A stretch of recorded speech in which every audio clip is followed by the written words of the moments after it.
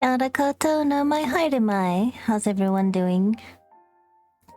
Be having a good Monday or Tuesday if you're in New Zealand. Kia ora, Myth. How's it going? I do have a new buff today. I wasn't sure if I was gonna be able to make it in time, but Kia ora, Duck. But I did have the script mostly written. I just finished it last night and then recorded it. And Bakawater kindly edited it right away. Just barely Tuesday here. Should probably be going to bed, yeah. Take good care of yourself. I know my streams are very late for people in Europe. Which also, sorry, this week I'm going to be doing my usual earlier stream that I do on US time Saturdays. It's going to be a couple hours later, so my normal start time. Just because with the stress of preparing to move, I didn't want to force myself to get up at 6 a.m. I usually like to give myself 2 hours before stream so I can eat, clean myself up and take care of things, try to get my migraines under control. But yeah, that means that if I'm starting stream at 8 a.m. I have to get up at 6 a.m.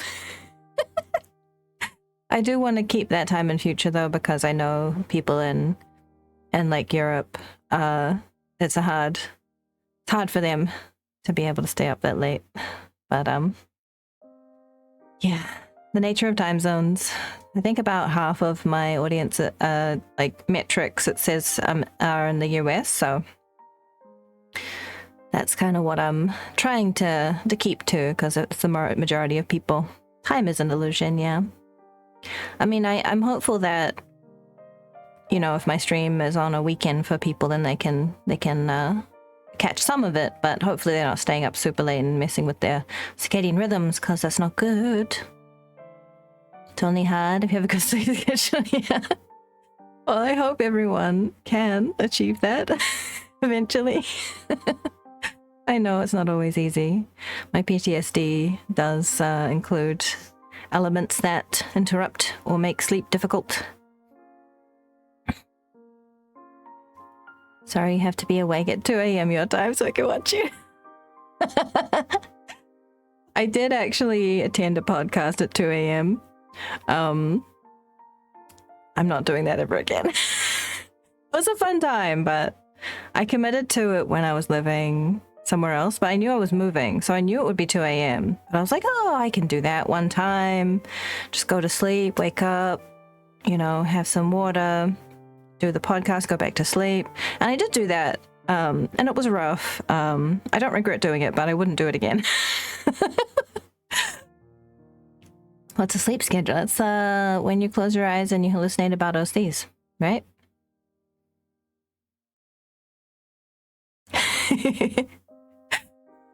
I kind of feel like I have been slacking in my discussion of how hype I am for the Valguard Dragon Age. I don't know how many Dragon Age fans there are in chat, but I just gave some references to an artist to draw my who will be my Valguard OC. I've written her before. She's a lesbian, of course. She's a redheaded lesbian again. She's actually the same character as the character I made for Cyberpunk. I've written her for a long time, like around 10 years. So I'm getting to use her again now that I'm not writing that story, because I used to write with my ex. So, obviously, like, there's his characters in that story, so I can't really continue that story. I need to reformulate these characters into different places, which is fine. They're all very worthy of being transplanted. But the news coverage of the game will go down by a lot because Game Informer is closing down. Oh, that's not great. And can anyone beat a redheaded lesbian? Right. It's the best in every aspect. I mean, if you look at my banner, it's also my offline screen.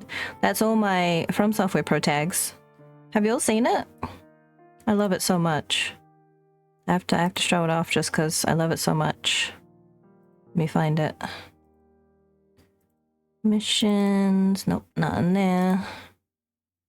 Oh boy, do I not have it? I'm pretty sure I have it saved. Do I have it in my other?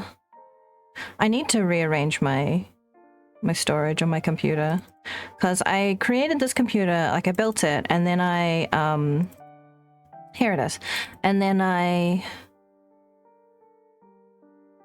brain not work.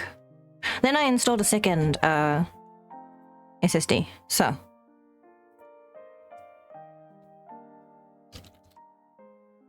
let me show you. Here's the one that's smaller. Low res, there we go. Okay. This is my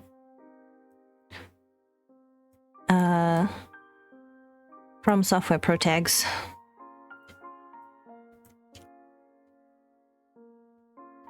I don't know if you can see it very well. Let me make it a bit bigger. I'll move over more. So we got left to right, we've got Bianca the First from Dark Souls 1, Bianca the Second from Dark Souls 2, Bianca the Third from Dark Souls 3. Yes, they're all Bianca. Got Blizzard from Elden Ring, Blanche from Bloodborne, and Blanca from Demon Souls. Hey, Nisago! I was just showing off my redheaded lesbians from Software games. It's my banner on my offline screen, so people have probably seen it endlessly, but I just love it so much, so I wanted to show it again. How was your stream? Thank you for the raid. Just in time. We haven't watched the buff yet. Not yet. If you don't know Nisago, you should. He's amazing. Makes very sexy art. It is. It's so good.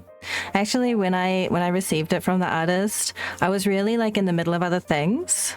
So they like said, here you go, here it is, and let me know where to, if you're happy with it, I'll send the full resolution, and just let me know what email to send it to. And I just kind of responded quickly with the email because I was in the middle of other things, and they were like, is it okay? And I was like, yes, I love it so much. They were like, oh good, I thought you didn't like it. But yeah, they understood after. Yeah, I was just like, oh my god. I just was doing a million things, so I just quickly like responded with the email because I wanted the high res so I could Google. I don't know, so I could stare at it. My brain is half melted. I do have chronic migraine, and today is not an exception to that. Oh boy. Stress has been a lot lately, and I don't think the stress is going to really go down significantly until I'm moved and unpacked. And once I move on the 15th, I'm going to have to reckon with what kind of internet access I'm going to have. I'm going to have Wi-Fi, but streaming on Wi-Fi, I don't know if you've tried it. Not really ideal. So I am in negotiation with the leasing office, like the management company that manages the property, to contact the owner to get permission to install, the copper wire so I can get fiber. So we'll see how that goes. But that can take up to a couple of months, I think. Control while watching every beautiful detail. Absolutely. Oggle's probably the word you were looking for. Yeah, probably. Migraine, brain fog plus dyslexia means I spoonify things a lot, so I just kind of mash up words and stuff. So like punk and drublet kind of thing. Not ideal. I streamed with Wi-Fi for a while and had 2-minute delay. Oof. Yeah, that wouldn't be great for gaming. And I don't know if the amount of things I would be displaying would make it even worse. Like if I'm using my model and playing a game, would that make it even worse because, I'm sending so much data to be uploaded. So maybe if the Wi-Fi isn't manageable, we can just do some chatting streams instead. But yeah, hopefully it's usable. If not, I'll be having to take a little bit of a hiatus, which I'll use that time to focus on my writing and get my Patreon launched. Yeah. It's fine for art though, yeah. From when I thought Spoonify was like spooning but upgraded. No, spoonification is like when you swap the first letters of two words. Like instead of saying butter toast, you say tada boast. That's spoonification. Thank you, Average, for a 5-stream streak. I'm sure that's not accurate. I'm sure there's more. I hope they get the stream streak to be a bit more reliable. Be able to support the major any decision. Thank you. Yeah, well, we'll get there. We'll figure it out. I do really want to get into my writing more, but just the stress levels have been dampening my creativity. That's why I've been struggling even to write buffs. So doing my best to navigate all this. But yeah, I am very relieved that I have a house to move to because my dad's selling his house at the end of the month. So at one point I was like, well, I don't want to be homeless. So, but there was like nowhere I could find that was a 1-bedroom. I found a couple and I messaged about them and the management company said, oh, this one's already gone, but we'll check on this other one. And turned out they had a viewing the very next night. So I went and I looked and it looked fine. You know, it's a small place. It's a 1-bedroom. So it's not like a studio, but it's a 1-bedroom. Basically, it's the bottom floor of a house. So yeah, it's got a bedroom, living room, kitchen. It's like kind of, you know, open plan sort of thing. There's like, you know, maybe like a breakfast bar kind of thing between the kitchen and the living room. And there's a bathroom, you know, with like full bathroom with shower and toilet and everything. So everything I could need except the internet. So we'll see how that goes. But apparently it's very common here for rentals to only have Wi-Fi. Because I think a lot of landlords aren't willing to shell out for the connection. So I've said to the landlord, I am fine with paying for if there's an installation fee, because this is important to me. So if I have to cover that cost, that's okay. I just really want to have wired internet. And hopefully they can get me a port and a place that's going to be convenient. If not, I'll just run a wire, you know. It'll be fine. Have a good walk. Thank you, Nisego. Thank you for the raid. And if you came in with Nisego, hello, welcome. Kia ora koutou, no mai haere mai. I'm Mage Vivica. I'm a life mage. You may have seen him drawing me because he draws me a lot. But today we're going to talk about compulsive apologizing, and then we're going to play some Cyberpunk. I have a little 2-minute video for you that I make on Mondays for the weekly buff, and we have a chat about it after we watch it. So I think we should go do that now.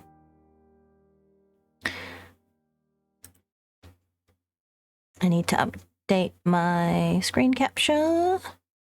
One moment.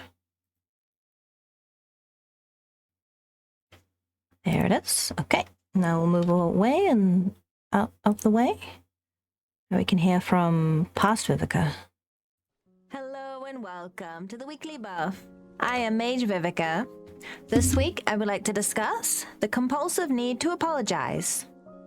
There are many reasons why we might feel compelled to apologize for everything, from having the audacity to have needs and boundaries to merely existing in the general vicinity of others. We can reflect and consider what the root causes are, and that is a valuable effort to make. But for now, I want to talk about an insight that I had about this urge. For a while now, I have tried my best to show gratitude instead of apologizing. I thank people for their patience instead of apologizing for making them wait, for example.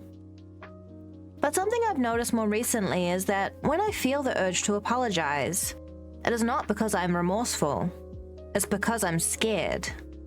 I fear that I have inconvenienced or upset someone, so that urge to apologize is actually a request for reassurance. I have even had moments where I apologized for something inappropriately and felt offended when the apology was accepted. It's silly when I reflect on it. So what I try to do now is to say what I actually mean. I share with trusted people when I feel anxious or in a low mood. I ask for affirmations or reassurance. I may even simply admit that I feel the urge to apologize, despite not having anything to be remorseful for. This is a very common habit to struggle with. And we're not bad or wrong for having developed this coping mechanism from our difficult life experiences or trauma. But as adults, we do have to learn to communicate clearly, to navigate the world and our relationships effectively. I believe we can change our habits for the better with time and effort. See you next week. Thank you for this moment. Take care. Okay, we have been buffed. Let's chat about it. So this is one that I feel like is really, really common. I have people apologize to me, and when I ask them what they're sorry about, they often don't have a response. I did make a buff previously about how to apologize properly. You know, so it's actually a meaningful apology. And one of the criteria that I listed in that is acknowledge the reason that you're apologizing. Because often if we don't have a reason, well, we might not actually be feeling remorse about something we've done. It might be more that we regret having needs, that we regret, you know, or we fear having made someone feel a certain way, but we're not actually sure if we did. So having a reason that you're apologizing, having something that you are actually remorseful for, that you're acknowledging, I didn't do this in a way that I feel proud of, or I failed to do this, or whatever it is. That's a good starting point to understand. Is this something that I'm actually sorry about? Is this something I feel remorse over? Is this something that I need to make amends about? Or do I just feel self-conscious? Do I just want someone to reassure me that I'm not being too much, that I'm not asking too much, that I'm not being annoying, you know, whatever it is. There's definitely been moments where I've apologized for apologizing, yeah. I feel like that one comes up relatively a lot. Like, it's pretty common. People would be like, sorry, and then someone's like, stop saying sorry, and they're like, sorry, I can't help it. sorry, I'm sorry. It's like you get stuck. I apologize a lot, but I don't consider it compulsive. I grew up being taught to own up to your mistakes. If I'm wrong, I know I should own up to it. Sometimes also apologizing is the best way to resolve conflicts. Like if I actually get offended when people admonish me for apologizing. Yeah, okay, there's two sides to this. So there's the people that apologize for nothing. They apologize for existing. They apologize for, you know, perceived, like they perceive that someone is annoyed with them. They perceive that someone is angry with them. They perceive that they've said something offensive when they have no real full acknowledgement of that. They just suspect, they just fear it. And then there's apologizing in a way that you're taking accountability for something. That's very clear because you state what you did. Like, hey, sorry for my tone yesterday. It's not an excuse. I was really tired, but I don't feel proud of that moment. I wish I had been gentler with you. I hope that you can forgive me. But I understand if you need some space. You know, like that's a meaningful apology, but just like, sorry, I suck. Like, that's not a meaningful apology. That's just, actually, it's pretty manipulative to make it about, like, putting yourself down rather than acknowledging the other person's feelings. So, and that, like, sorry, I suck is probably more coming from, I need reassurance. So, in that case, I would say to the person, hey, I was really struggling yesterday. I know I said some things in a tone that could have come across as kind of angry. I'm sorry. I hope I didn't hurt your feelings. Please let me know if I did, and I'll work on that, because it's important to me that I communicate with you in a gentle way, and I don't want you to be upset with me or to feel uncomfortable just because I'm in pain. Like, I don't want to spread the pain around, you know what I mean? Like, that's more of a mature way of handling that, emotionally mature way of handling it. I always try to mean everything I say, yeah.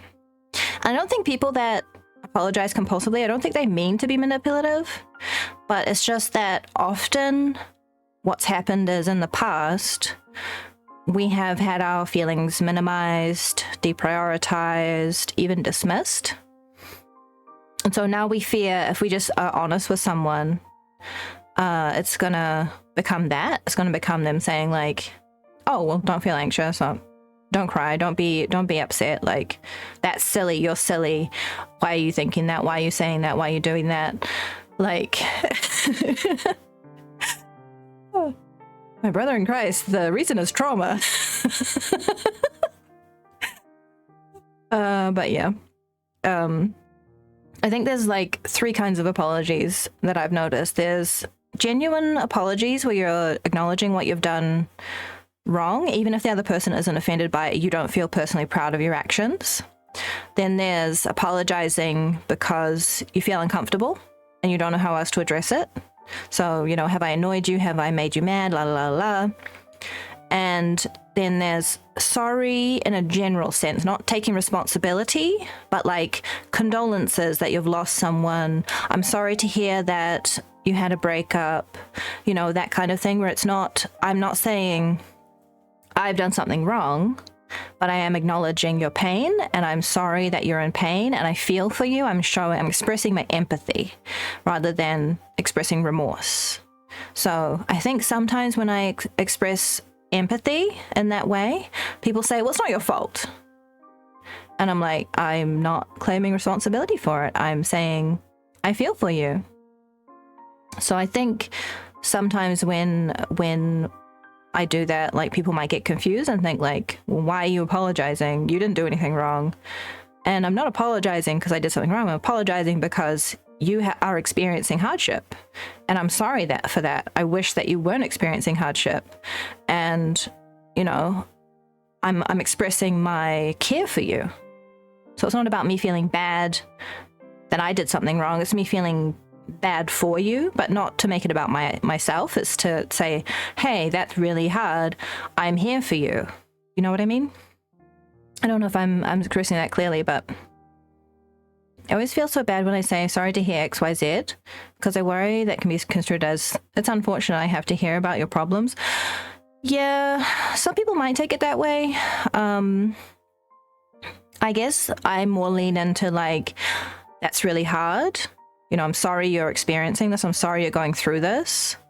I'm sorry they treated you that way. I'm sorry, you know, because like then it's focusing on what I'm sorry about, not like I'm sorry to hear it. Like I don't regret listening to you.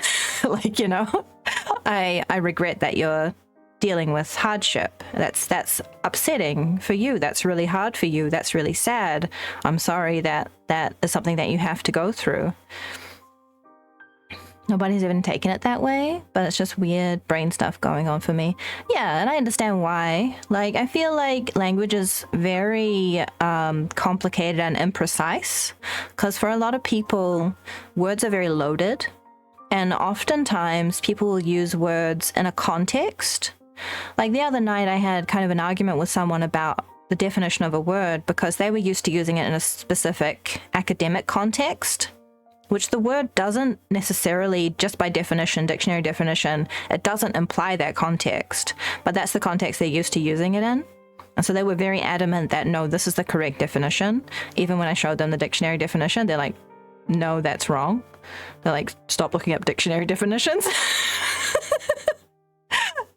But that whole conversation was not a good time to be having a conversation with that person. They were not in a state to really have those kinds of critical conversations about definition of language and things like that. They were really struggling, so it was probably better to just have left the conversation earlier, but you know, now I know better. Hey OP, how you doing? Yeah, I understand that, but also sometimes I apologize because I want to help people, but I'm unable to. Like when I hear people talk about their troubles or struggles and I want to help them, but most of the time I'm unable to, and it feels like a personal failing on my part, which I apologize for. That's something I need to work on. Yeah, definitely. Yeah, I think for me, the way that I deal with that is that I acknowledge that even just listening to them and validating their experience, that can be so valuable for people, especially for people who have shared their traumatic experiences and they haven't been believed, or they've been dismissed, or they've been told, oh, it's not a big deal, or that couldn't have happened, or why are you making this up? Why are you telling me? Like, I don't want to hear this. So just to be someone to be like, wow, that sucked. They should not have done that to you. That's horrible. Or that should not have happened. That's terrible. I'm so sorry that you had to go through that. You know, thank you for sharing with me. That must have been really hard, and I appreciate that you trust me with that. I'm here for you. Like, that's all that can, like, that seems really simple. It sounds really simple, but I cannot emphasize enough how much people saying that has helped me, giving me that vibe of like, wow, that's incredibly shitty that you went through that.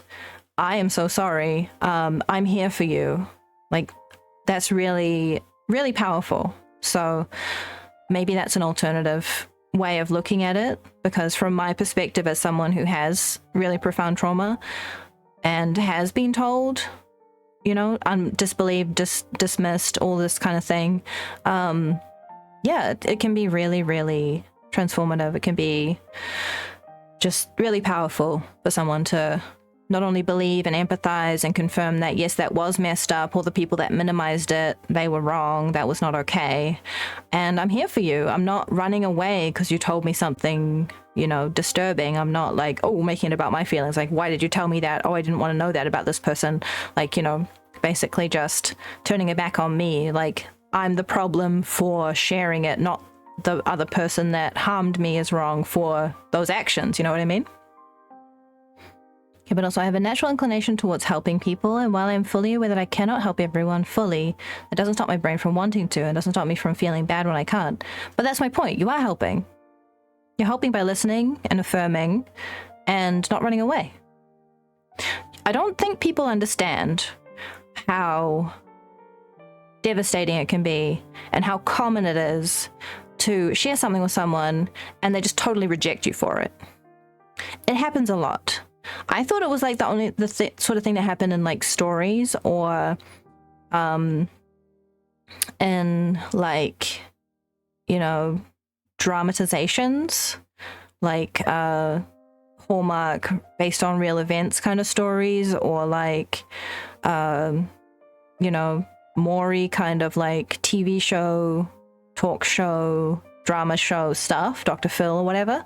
But no, it happens in real life. Yeah, it does actually happen a lot. There are a lot of people that don't have the emotional capacity to actually acknowledge really difficult things, especially if it's with people that they care about.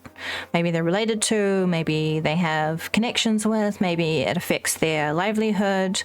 They have a vested interest in protecting the perpetrator, and so they will just blame the victim. It's actually disturbingly common. Yeah, it's just something I still have to come to terms with emotionally. I can't fix everyone's problems. Yeah, and I don't want this to sound too harsh, but I think that urge might come from a feeling in you of needing to be affirmed that you are doing something good. So just like reaffirming that, just listening to someone, affirming them, being there for them, that is so powerful and so good, and you're doing amazing if you do any of those things. I often try to avoid apologizing when I empathize. I made an effort to just, that sucks, man. Do you need anything? Is there something I can do to help? Yeah, that's really helpful. I find when you tell people things and they don't just like I've told people things and they're just like, Jesus Christ. I'm like, did you not want me to tell you? And some of them are like, yes, I didn't want to hear that. Others are like, that's just a lot. But it's still kind of a messed up. Like, I understand hearing something shocking and, you know, not knowing how to respond. Maybe your immediate respond is just kind of being shocked. But at least after the fact, I would hope that you would say like, oh yeah, sorry, I was just kind of in a state of shock here, but wow, that's really horrible. I'm so sorry you experienced that. You know, I'm here for you. And And if they're not in a mind space to listen to any more about it, it's perfectly valid to say, I support you, I'm here for you, but right now I'm not in a headspace to hear any more information about, any more detail about this.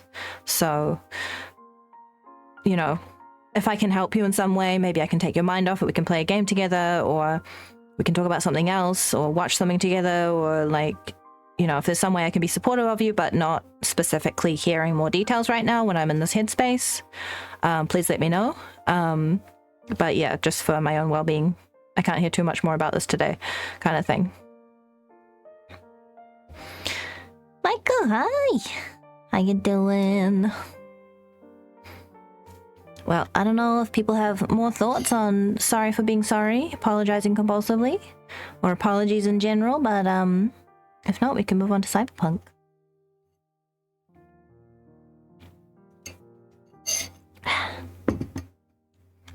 Sometimes I feel like the conversation gets to a lull, and then I go to change to the game, and then someone else types something in chat they were already working on, so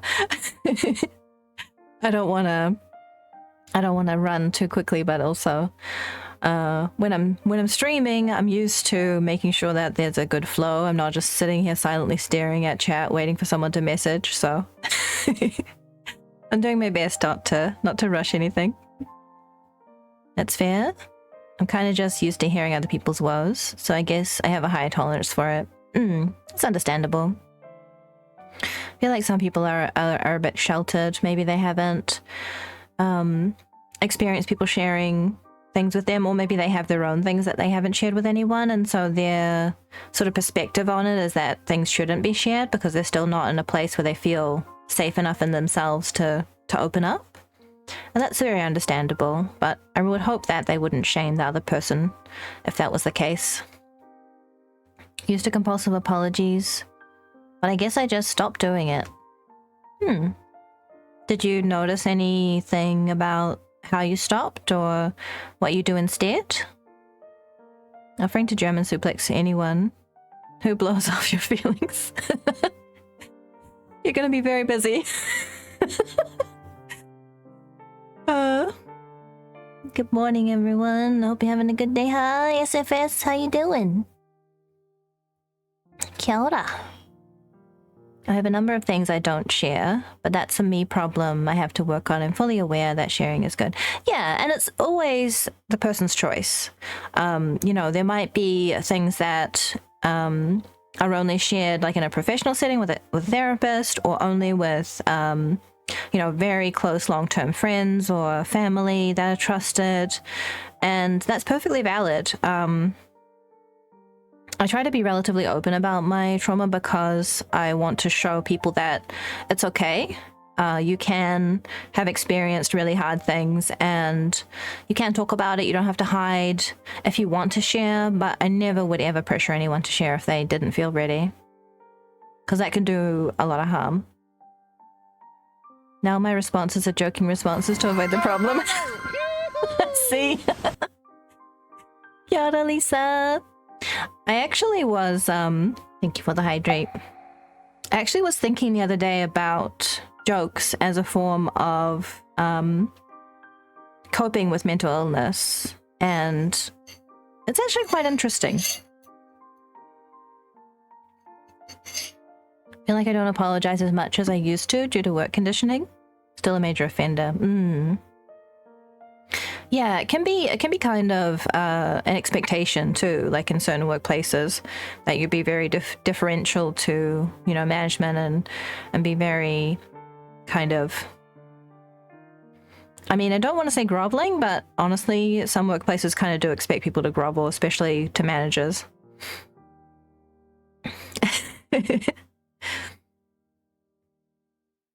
I've had problems with therapists because I've been so good at hiding and masking. There was basically nothing the therapist could do.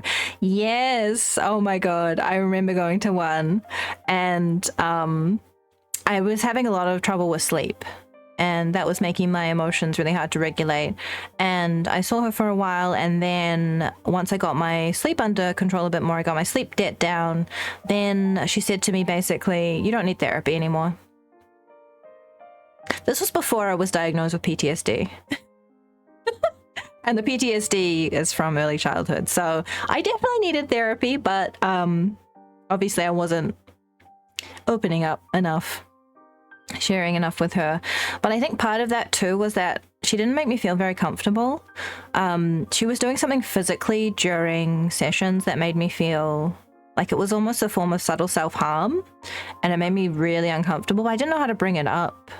She was pushing her skin by her nails, like her cuticles, pushing it back compulsively with her nails, and they looked really red and inflamed, and it just made me so uncomfortable. I couldn't focus because I just was staring at her doing that. So maybe that was part of it, that distress and distraction was not allowing me to really fully be present. But yeah, therapists are just people. They get things wrong sometimes. I actually went through half a dozen therapists before my PTSD diagnosis, and I got a therapist that could actually help. So therapy is a mixed bag. Therapists can be re-traumatizing. I think if you're thinking about therapy and you're afraid that you might get a therapist that's not right for you, just keep in mind when you're interviewing a therapist, when you're going to them for the first time, they're working for you. You don't have to defer to them. You don't have to be afraid that you're going to say the wrong thing. If they make you feel uncomfortable and you address it and they don't immediately say, thank you so much for telling me that, I will take that a note into account for my future treatment with you, then get out of there. If they say, if they don't make you feel like you can address anything that comes up that they make you feel uncomfortable about, or if you do address it and they don't give you a reassuring response, get out. Not worth it. I had a therapist once say, you're really strong. And for me personally, I hate hearing you're really strong in response to my trauma, because to me what that says is, you can handle this. You don't need any help. You're strong. You can handle it on your own. You can be alone. You can handle it on your own. Which is what my experience was growing up. My experience was emotionally, I was alone. There was no one healthy to help me learn how to regulate my emotions, to navigate everything I was going through. And so it just takes me back to feeling alone and isolated and abandoned and all that kind of thing. So I told my therapist that the next session, and she said, thank you for telling me. I will make a note of that, and I will make sure that that's not something that I say again. And I felt really good about that. I felt like, wow, okay, she actually respected my feelings, listened to me, and, changed her approach. So that's the kind of therapy that you should be looking for. The kind of therapy where you can go in, like with her, I went in, I immediately said, these are the things that I've tried in therapy before and they don't work for me. And she's like, thank you. I'm going to take that into account for how we approach therapy. And yeah, so go in expecting that they are working for you. You are paying them to help you to figure out your mind and your emotions and regulate yourself and work through things. It's not the other way around. You're not the student and they're the teacher that dictates to you how to think, how to feel, what to do, assigns you homework. If you don't want to have homework in therapy, be upfront about that. If your therapist is like, okay, I'm going to give you these CBT worksheets, I'm going to give you all this journaling and stuff to do, and you just say, I'm not in a place to handle that right now, I don't want to try. They should respect that. They should say, okay, we'll work on what we can in the session, and outside of the session, just do what you need to do. I might suggest some tools that you can use if you feel up to it. We can just practice the tools in session. Maybe that will help you to eventually feel like there's something you can reach for when you do need them, but not try to push you or shame you or anything about not completing out of therapy work, because it's hard. It's really hard sometimes. Sometimes it's impossible. I often apologize. I don't need to feel safe because I'm very shy. Yeah. So you're asking for reassurance. So I don't know if you managed to see the buff, chemist, but that one might be helpful for you, because I talk about how when I'm apologizing, sometimes it's just because I want reassurance. So I want to make sure that the person isn't upset with me. So what I really do now is I just say, hey, I'm feeling insecure. I'm feeling like you might be upset with me. I'm feeling like your response when I shared this thing, it kind of hit me wrong, and now I feel bad for sharing it. Like, should I not have told you? Do not want me to talk about things like that? And just being upfront about it. I know that can be really hard, but with trusted people, I think it's really important. Big boy opinion I have is that everyone needs therapy. Even if you're fine in life, getting to openly talk with someone cannot be bad. Yes, with a caveat. So I agree that therapy can be helpful for everyone. Unfortunately, not everyone can access it, and not everyone can find the right fit for them. I feel like a lot of therapists have very ancient opinions about psychology from, decades ago, and they haven't kept up with new research, new training. A lot of them aren't trauma informed. So there are therapists that can re-traumatize people. I fully acknowledge that. Therapy can cause harm. It can also save your life. So it's really important going into it that you're able, and maybe if you have someone that can advocate for you, if you're not in a mental state to be able to do it yourself, but to have really looking at the therapist as, okay, is this the right fit for me? Because some therapists might be great, they might be amazing, but they're just not a good fit for me. So like they might be great for dealing with people with like straightforward trauma, like they've been in a car accident and it was really traumatic, and they had a normal healthy childhood before that, and they're in a safe environment after the car crash. It's just that they're suffering from nightmares and they have some lingering issues going on with it. So they might be great, this therapist might be perfect for them. They go through some CBT, they go through whatever, and then they feel much better. They feel like they can cope again. And they feel like, they're not back to normal 100%, but they're not struggling in the way that they were from that trauma. But for someone with complex trauma, long-term trauma, who was, actively in an unhealthy situation, not that I realized it at the time, I really needed someone trauma-informed. Because anyone else, the six before her, they made it worse. To be perfectly honest and perfectly clear, they made it worse. Our interactions were mostly me walking into the room, them asking, how are you feeling? Me saying, I'm feeling all right. And them just not being able to do anything because I'm not giving them anything to work with. That's the thing about therapy. It requires a lot of effort on both sides. Yeah, and I feel like if that therapist maybe had some training with people who mask their feelings well, they might have been able to help you work on, okay, like, what do you feel in your body? Do you feel any discomfort right now? Do you have any muscle tension? Are you clenching your jaw? Is there tension in your shoulders? Do you have tension in your stomach or your thighs? Do you have any pain anywhere? Joint pain? Because some feelings can manifest physically.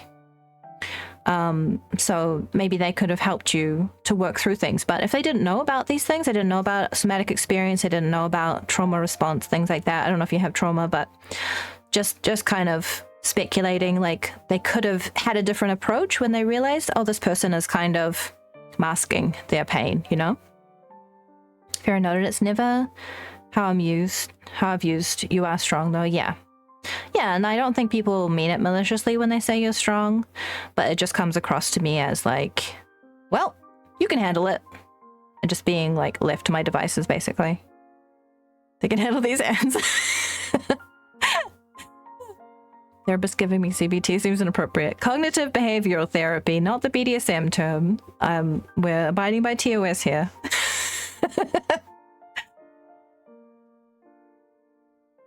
Therapy is like medication. You got to find what works for you. Yeah. I think it could have helped because I was intentional hiding stuff because I didn't want to be bothered. Ah, okay. Yeah. Yeah. I mean, maybe you just weren't ready for therapy. So, you have to be ready to be able to try, to be able to. It's hard. Therapy is hard. I'm not going to lie. Therapy can be really painful. And that's why sometimes I worry that people will put up with re-traumatizing things in therapy because they think, oh, therapy is meant to be hard. It's meant to be painful. But you should never leave a therapy session feeling like horrible, like unsafe. you should, at minimum, even if you're doing something that's kind of triggering, maybe like EMDR, which is eye movement and desensitization reprocessing therapy, the therapist should have safety tools to help you to bring yourself down from a heightened emotional state. They should be able to help you to regulate in the session. If they leave you on, a high, like a, not a high point, like a highly emotional state when you leave the therapy session, that's inappropriate. That's irresponsible. Definitely wasn't thinking that joke every single time. I had to sort myself out because before I could even start therapy. Yeah. And I think that's true for a lot of people. I think for a lot of people, especially if people think, well, it's too scary, or no, I suffered these things, but I turned out fine. I'm functional. I can work. I can have, relationships outside of work. I have functional friendships. I have functional romantic relationships. Then what that usually is, if they do have issues that they're not addressing, that's usually denial. And denial is very destructive, but it's also protective. It's protective for people who are not ready to face difficult things, or maybe they're not in a situation that's safe for them to face difficult things. Maybe they're still actively in an abusive situation, whether it's their job, their family, their friends. Maybe they are in an unsafe emotional environment. So they really can't afford to step out of denial, because denial is protecting them. It's keeping them safe. It's holding them together, right? This protective shell of denial is holding in the uncooked egg, and if you break the shell of denial, it's all just going to leak out, So I wouldn't ever tell someone who didn't feel ready for therapy to just go to therapy. I would say, if you don't feel ready for therapy, that's okay. There are some things you can do on your own. And I would give them, caveats, like if you're going to do any mindfulness, if you have any issues with splitting from reality, so not knowing what's real and what's not, if you have any kinds of auditory or visual hallucinations, or you have very intrusive thoughts, things that just feel like paranoia, like you feel like you're being followed, you feel like people are constantly judging you, then I would say don't try mindfulness. For some people, cognitive behavioral therapy absolutely doesn't help. Because cognitive behavioral therapy is talking about your perspective, your lens through which you view the world is warping your opinion of things, your view of things. They call it cognitive distortions. I'm not a super big fan of that phrasing, but that's the phrasing that cognitive behavioral therapy uses. And for me, I didn't have any of those. If I text someone and they don't text me back for 5 days, I just assume, okay, maybe they saw the text and they thought I'll respond later, but then there's no notification anymore, so they forget. Maybe, they thought they responded, like they thought out the response in their head and they just forgot to type it out, and then they moved on mentally. They were like, oh yeah, I responded to that. But whereas, I've actually been in group therapy when we did a cognitive behavioral therapy worksheet, and this was one of the examples, your friend doesn't get back to you for several days after you text them, and everyone's going, oh, she must hate me, maybe she died, and I'm like, she's probably busy or forgot or thought she responded. I'll just text her and be like, hey, I hope you're good. So I really don't have cognitive distortions. But I do have trauma. And another thing that a lot of people with trauma have is shame. I don't have any shame. I have guilt, which is very different from shame. Shame is, I am wrong, I am bad, there's something wrong with me. Guilt is, for me, the way it manifests is no one around me can be responsible for themselves or each other, or they can't function emotionally. They don't have capacity for me, so I have to be responsible for everything. And that's not shame. I don't feel like I'm bad or wrong. I just feel like the world and other people are not capable. So it's not shame. So talking about toxic shame doesn't help me. Talking about being control freak, like is my thing. Like I have to be in control. I can't accept help from people because I can't rely on people. You know, it seems like a small distinction, but it's really a huge distinction for me. Had to sort myself out. Yeah. Wait, those are not normal things. To think that your friend hates you or that they died because they didn't text you back? No, that's jumping to a very wild conclusion. Two scenarios do happen to me sometimes. I forget to text back, or thought maybe I did. It's really common, especially if you have ADHD or any kind of cognitive issue, like anything that causes brain fog, anything that causes deep fatigue. Yeah, it's a thing that happens. It's really common. Thanks for saying that. I was always scared when I online friend message back. I fear they don't like me. Yeah, and that's really common. That is really, really common, especially if you have anxiety as to, okay, you message someone and then you think, okay, they didn't get back to me. Did I say something wrong? Are they hurt? You know, do I need to do something? Do I need to apologize? Do I need to check on them? Do I need to text like a mutual friend to see if they're okay? Like it can become sort of you're pressuring yourself to get the reassurance out of the person. It's kind of like wringing reassurance out of someone, you know, like wringing a cloth. Like you're desperate to confirm, like, is everything okay? Because you don't feel like everything is okay. But actually, what I had to learn to do is say, okay, if something's wrong, I need people to tell me.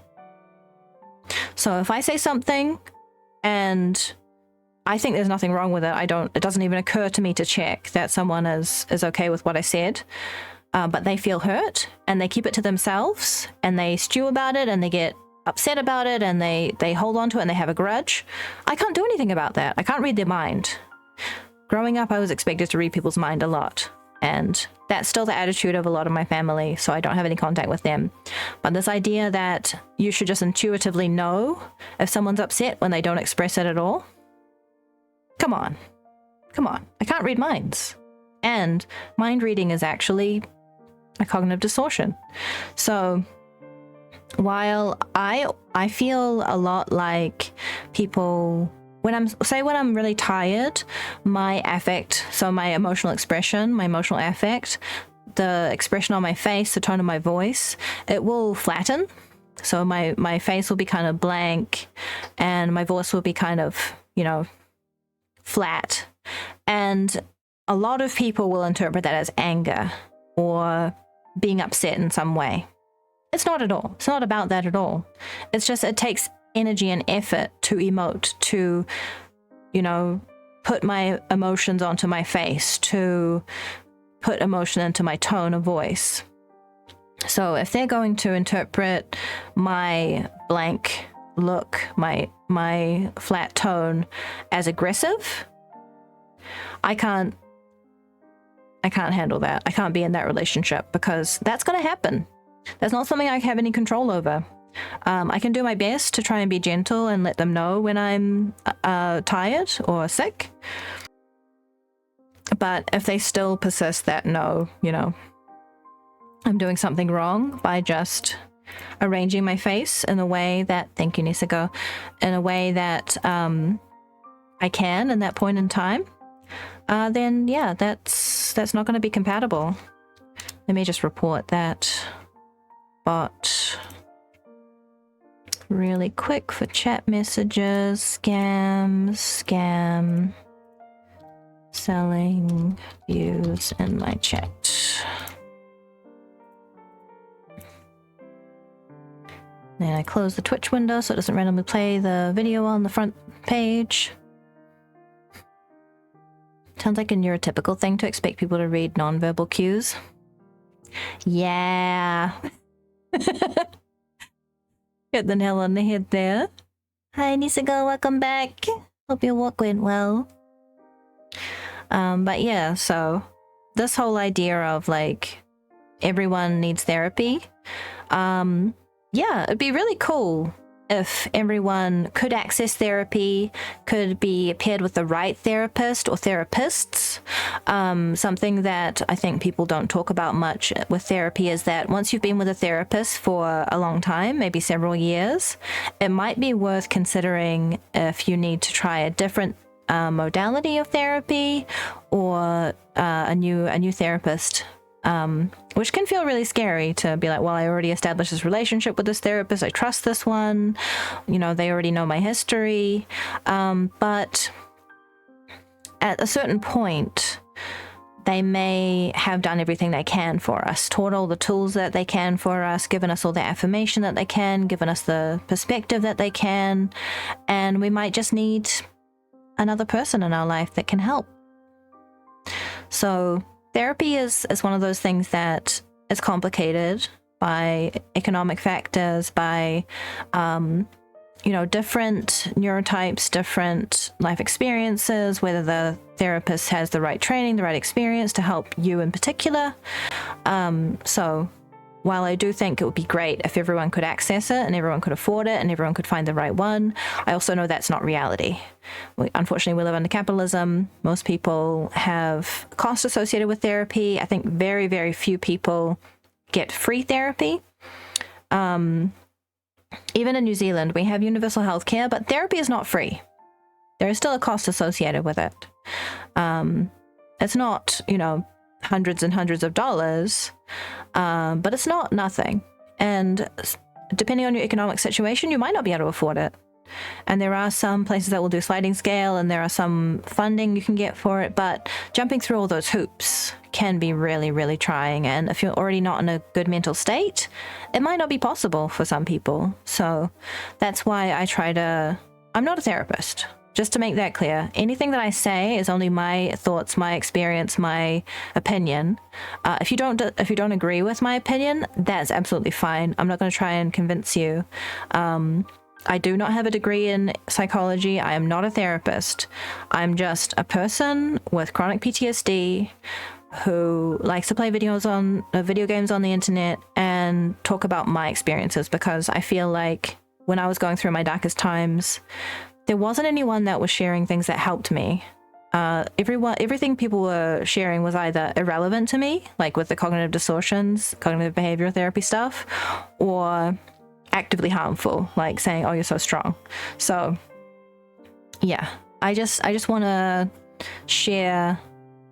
I want to live it as though it's normal to talk about these things and it's not taboo, and it's encouraged to consider different points of view about things, and we can just have conversations as mature adults. And especially for young people, I feel like there's a lot of minimizing pain and a lot of, well, just get on with it, or, oh, kids these days are too sensitive. No, not at all. Not at all.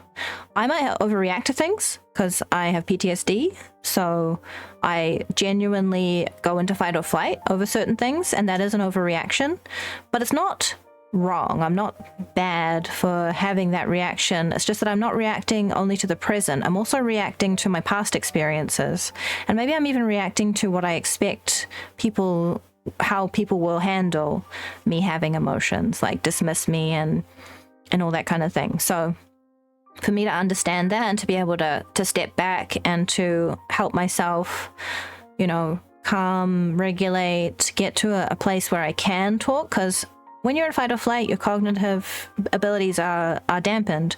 Your frontal cortex goes offline. That's your communication center. So if I'm panicking or in a low state, like a hypoarousal, like super depressive state, like, the feeling of you being physically weighed down and you just want to lie in bed and you can't handle anything, everything is too much, too overwhelming, that kind of thing. That's also a fight or flight activation, can be like freeze or faint kind of thing. So I can work on getting myself into a state where I do feel safe and I can communicate. Even if it's scary, even if it's hard, I have managed to get back to a place of feeling inner safety, which can allow me to explore how much people around me can be safe externally. But if I'm not feeling safe inside, I'm not going to trust anyone outside of myself. That's just how it is for me. So, but yeah, it's a whole thing I could probably go on for hours about, but I feel like people sometimes kind of get this idea that, well, like, okay, you're sick, just go to the doctor. Oh, you're having mental health struggles, just go to the therapist. And it would be cool. It would be so cool if it was that simple. It would be so nice if you could just like get a Star Trek style body scan and they're like, okay, this is exactly what's wrong with you. We're going to give you this pill and it's fixed. Same thing with going to a therapist. They just like look at a brain scan and they're like, okay, I see this and that. And then this is how we're going to fix you.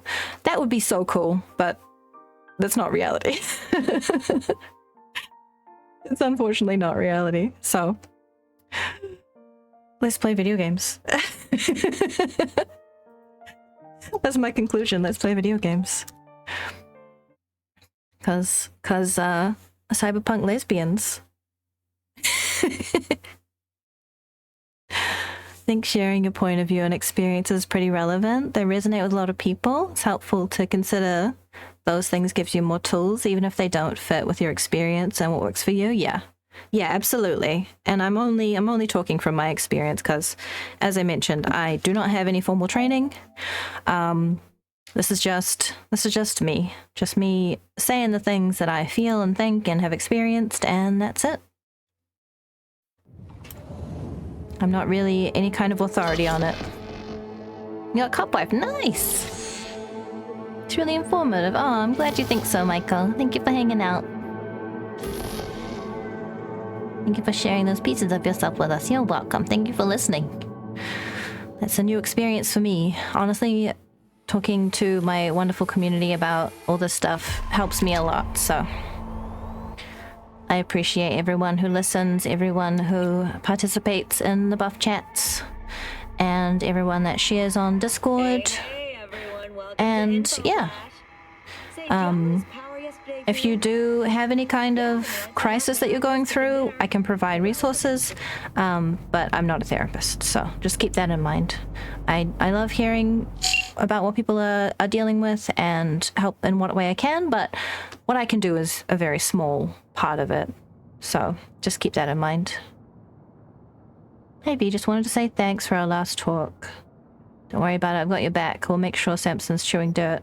Still sure you want to off Samson? Let's get him. Thanks, V. Nervous about the race? Thanks for opening yourself up to me. I appreciate it. Thanks for listening to me.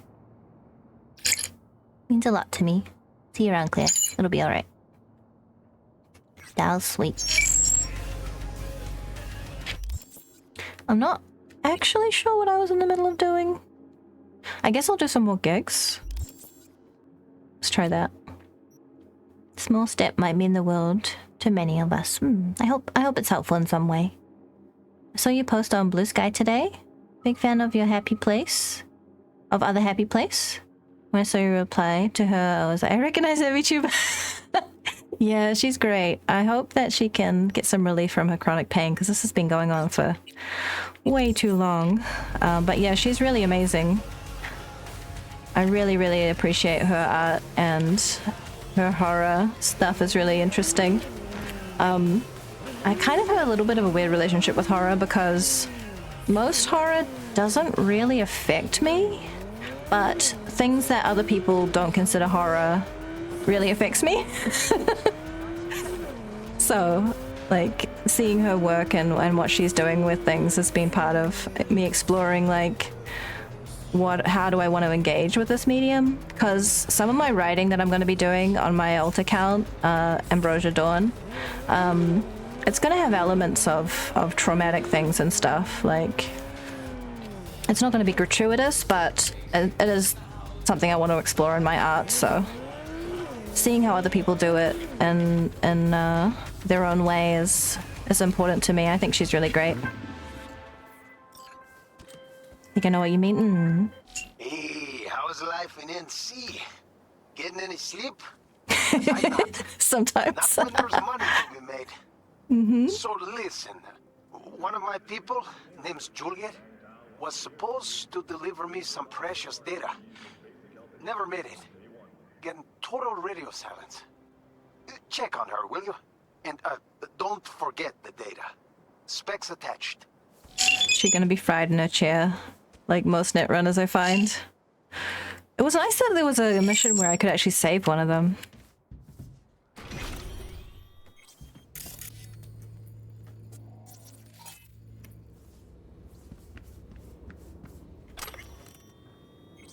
I'm sorry, we've got a compulsive apologizer. Jules, please forgive me for how I'm doing this. I'm nowhere near as tough as you, and I can't pretend to be anymore. I hate to say it, but there's no helping Rose anymore. So at least help yourself before it's too late. If you change your mind, I'll be waiting for you at Sunset Motel. Think on it again, please. Yours, Sai.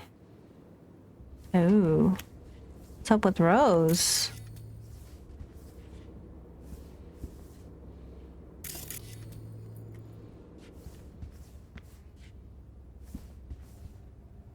There's a basement, apparently. Test results. Rose Horrigan. PLT and TSH slightly exceeded. No medical consultation is needed. However, regarding the patient's worsening state of mind, psychological consultation is advised. Trying to find the right treatment for that can be very tricky, as we just discussed. Truth about cyberpsychosis. I've had enough of the senseless shootings that claim hundreds of innocents every day. I'm sick of the satire on empty, dead-end, implant restriction dialogue. I'm tired of ignoring the cyberpsychosis problem. In American society today, there are still a lot of common myths and misconceptions about so-called technology-related personality disorders.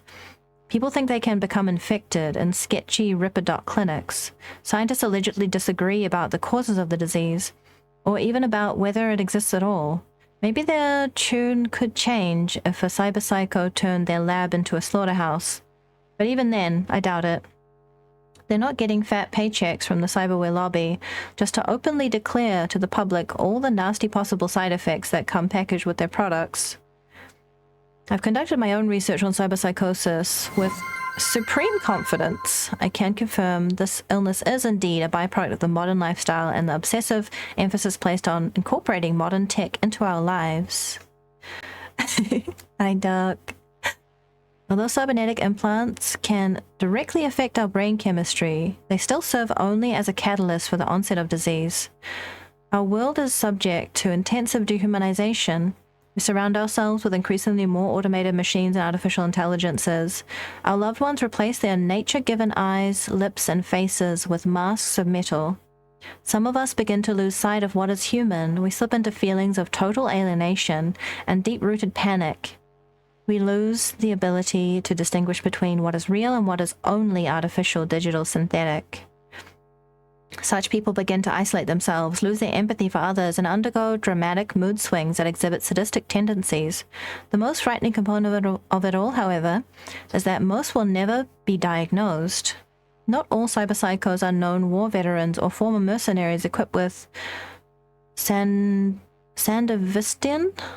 I'm never really sure how to pronounce that. Reflex tech. Not all will go out in a blaze of gunfire with max tech. Many cyberpsychos in our world possess only a single implant, a knee, a liver. They are unseen, unnoticed. They lock themselves up and shut out their friends, colleagues, and loved ones. The world outside the net and their delusions has disappeared from conscious thought. They are sick and alone, and no one is doing a thing about it. There is no eloquent summary to be made here. Let the value of this manifesto be measured by the fact that I was expelled from Zetatech Cybernetics research team for having written it. That's really important, I think. The previous comic was a mermaid gay romance called The Sea in You. It's not horror, but there's some interesting spooky moments, deep sea body horror stuff. Yeah, I'm actually planning to buy that. I'm just trying to figure out where to buy it from in New Zealand. one of my partners, Bucklewater, actually gifted me the funds on my throne for buying it, so I plan to. I think I might have to order off Amazon. I don't think it's available in stores here. But yeah, I really want to see it. And she's recently started doing some work on a romance with a vampire and a priest. And I don't know, maybe it's parasocial delusion to think that my vampire TTRPG character may have inspired her a little. But what a mess. Reeks too. I don't know. Usual hallmarks of a merc's room stop there. Fuck. Oh shit. Someone took a nasty hit on this. Signs of a struggle? To put it mildly. Almost completely used up. Not something you'd keep in your medicine cabinet.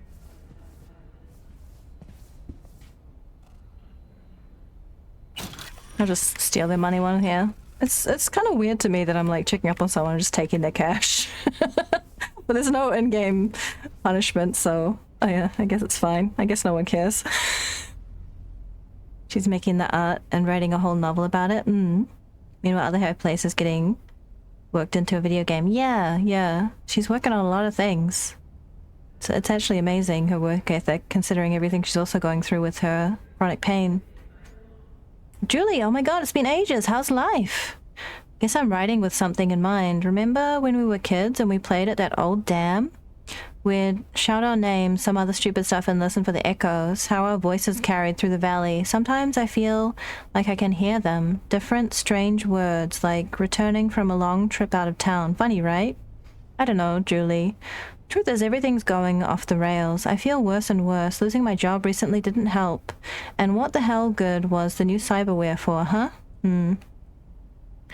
Well, I hope I'm not scaring you or asking too much, but I was just thinking how nice it'd be to hear your voice. Not just some echo of it. Maybe that's what I need to get right again? Rose. Rosie, of course. I remember the dam. Even the time we tried to kick that gonk Benny Dillard and his drone off it. And yeah, I did hear about your job. I'm really sorry. That sucks so hard. But listen, I've been talking to Sai and we agree. You should stay with us for a while, at least until you feel better. Come on, just like old times. Aw, trying to help out a friend. I need to know the name of that vampire priest romance for research purposes. I mean, she's posting about it on her Twitter. Let me get it for you.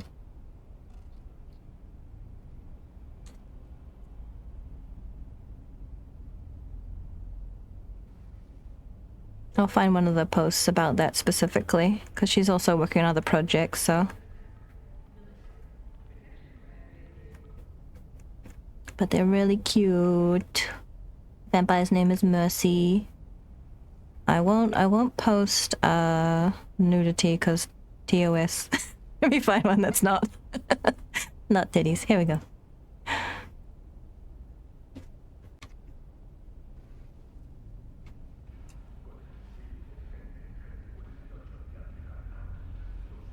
Tax auditor in this game would be hilarious, like in Witcher 3. A tax auditor? The corporations even pay tax at all in this setting? It's a reminder of your upcoming appointment at Clean Cut. Message generated automatically. It's a reminder of your upcoming appointment at Clean Cut. A lot of appointments at Clean Cut. So August, September 23. Okay, so they go to Clean Cut a lot. Rosie Horrigan's journal. Respect my privacy. And it soars into me like, to the parade, my friend, let's fly. Kiss my forehead, let me up, touch the sky. After all, we can miss it. Can we, little sister? Rosie is BSO thankful. My beloved baby sister fucking whore won't understand it. No, you only listen to Julie. And echo, echo, echo, echo, echo, echo, echo. It says, you have to see the parade in Japantown. Without us, the party burns. To the parade, my friend, let's fly! Kiss my forehead, lift me up! Uppies! She needs uppies. Okay, I can give her uppies. I have the arms installed. But yeah, the whole cyberpsychosis thing to me is really commentary on how capitalism chews people up and spits people out and how it destroys our mental health. We're seen as just how much money we can make, how valuable we can be at work, our position, you know, our job title, how much stuff we can buy, how stylish we can look. But none of that is actually important on a human level. Better look around. It's really Impressive devaluing. Pharmacy. Didn't even know this stuff was still on the black market. All these pills are downers. They're what you get if you can afford better. Hell of a lot for one person here. Maybe all 3 people that were living here were using them. I mean, they're out in the open. I know when you're a guest of someone, you're sleeping on their couch, you don't necessarily have the luxury of your own space.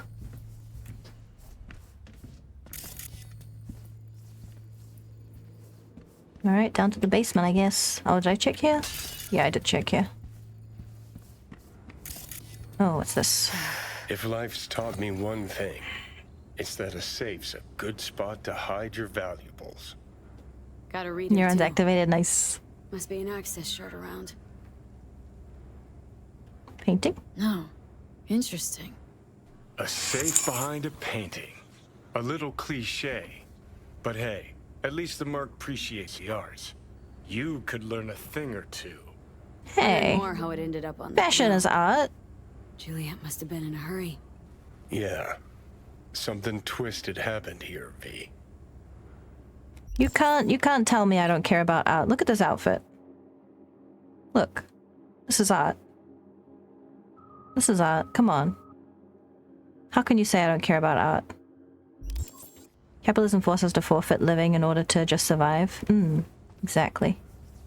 Exactly. We just become cogs in the economic machine, which is very dehumanizing. Is that the outside? It's outside, okay. Guess we're gonna go in the basement.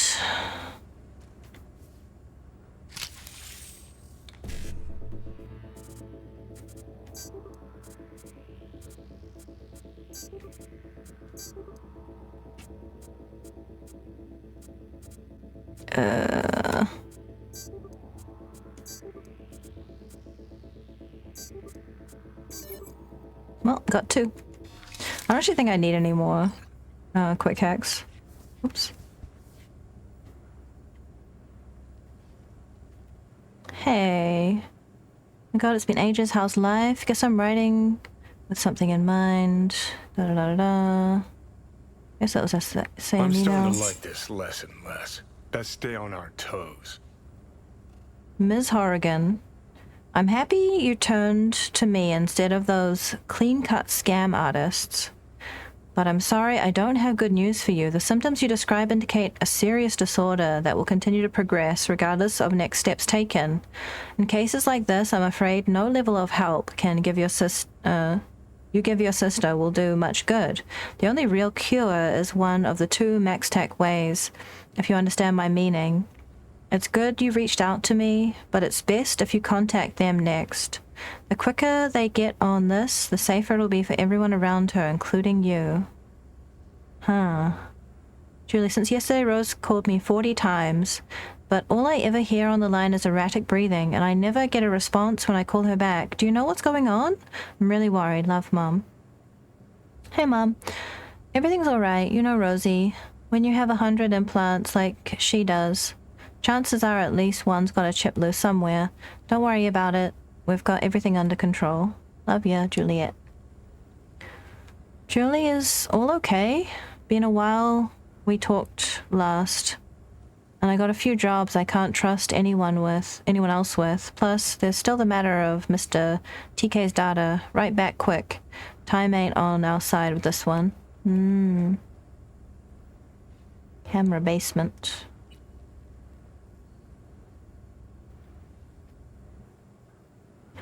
Can I Yeah, I guess I want it to be off.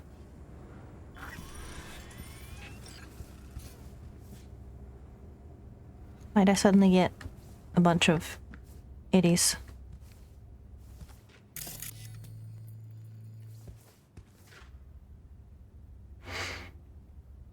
Deadass is definitely art. Thank you.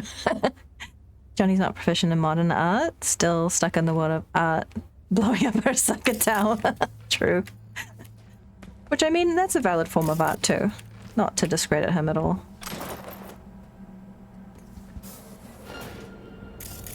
Oh, Cyber Psycho. Does system collapse actually kill them? Or just makes them unconscious? Does anyone know? What's Victor? 5k from a hack? Should it run more? It wasn't even a hack, I just used it. Just makes them unconscious? Okay, let's use that then. That's Juliet. Okay, so the other one's Rosie then.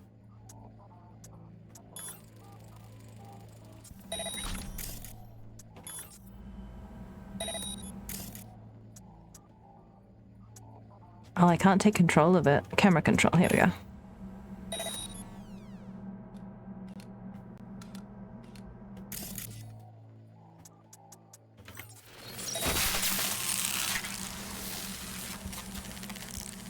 That's initiated combat, but she's unconscious, right?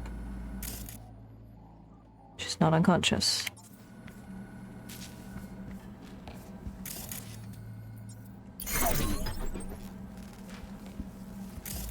That did not work.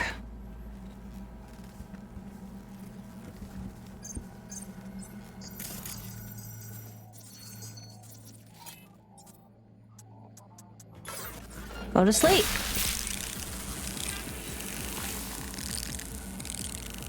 She won't go to sleep. Okay. It's a boss, yeah. Okay, it's time for Skippy.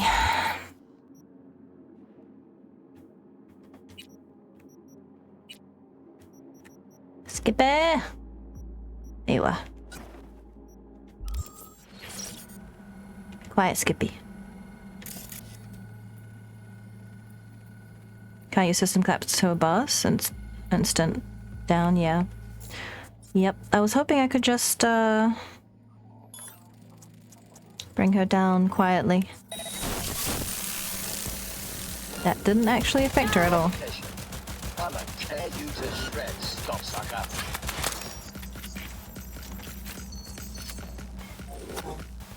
Oh, she won't leave the basement?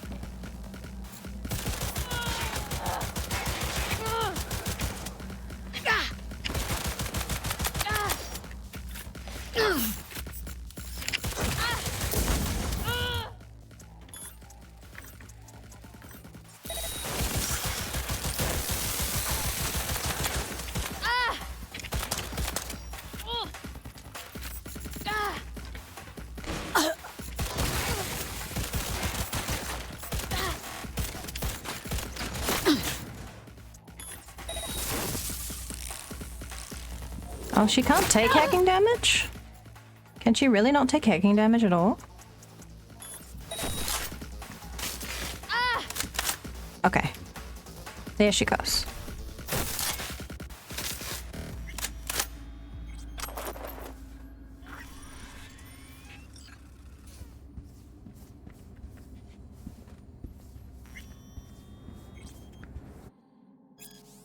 Rose, hey, you there? I saw the lights on in your house. I know you're not sleeping. Bernard Ackerman. Who is this? Rose. I live facing you. You have to help me. Now. They want to kill me. Bernard, hold on. What's going on? Who wants to kill you? Julie and her husband. They work for the corpse. They're trying to poison me with poison gas capsules in my bedroom. Please, you have to help me. Have you been drinking? Taking anything? You don't get it. They're the ones doing this to me. They took my holo, so I couldn't call anyone. Cool. Cool your tits, lady, okay? People are trying to sleep here. The police is also in on it. I'm begging you, please. You have been blocked. Oof. That's rough.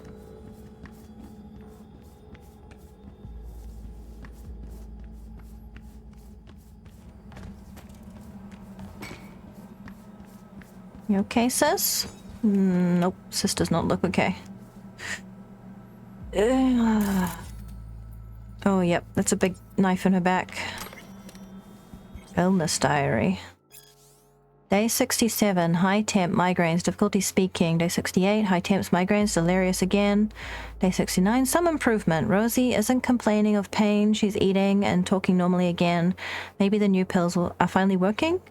Day 71, an attack. Acts like nothing happened. Sai's arm is broken in 2 places. Gave her a triple dose. Calmed after an hour. Day 72, as always, she doesn't remember a thing. Sai, that saint of a man, lied and said he was hit and it was a hit and run. She's back to normal, no more pain. She even made us breakfast. Made us breakfast for us. Christ. Day 80, even though these pills are draining our bank account dry, they're at least doing the job. Just need to maintain a higher dose. Rosie is back to herself, and only once did I think I heard her talking in an empty room. As long as she's not hurting anyone. Day 91, another attack. I had to give her 4 times normal dose. Why do I bother? I can't do this anymore. Got the key to the safe.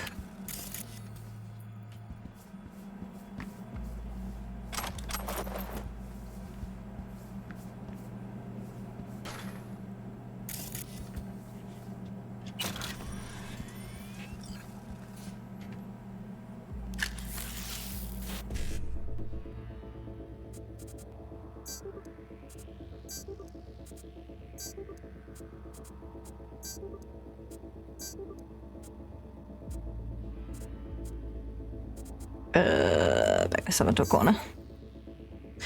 Oops.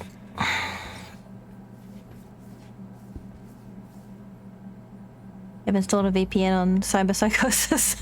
If only they could.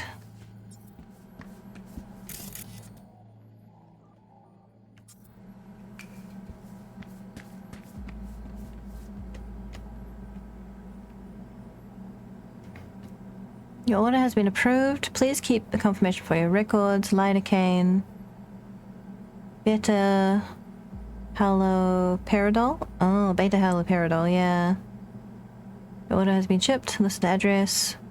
You can just buy that? Wow, that's a lot. Make a medicine lottery.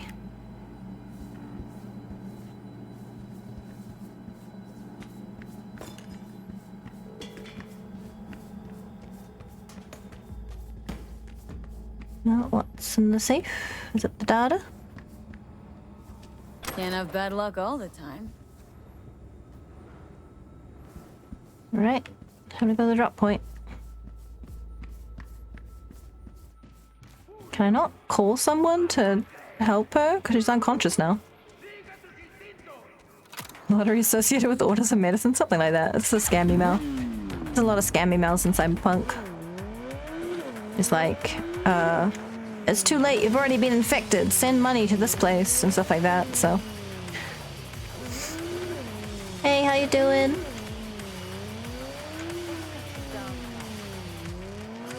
Extra dystopian. I thought it was dystopian to live in the States when I did, and how there was like drug commercials all the time. And the majority of the commercial was just all of the side effects and stuff, like disclosures. Like, literally the person talking it, like, blah, blah, blah, blah, blah, blah, could cause blah, blah, blah, blah, blah, blah. Like, to get through the whole script in time for the ad to finish. Playing over people, like, happily, like, playing catch and stuff. No, pause it. There we go. Wait, what? I thought it just does it for you when you deposit. There we go. Okay. It got stuck on the wrong thing. What happened to Juliet V? Fuck.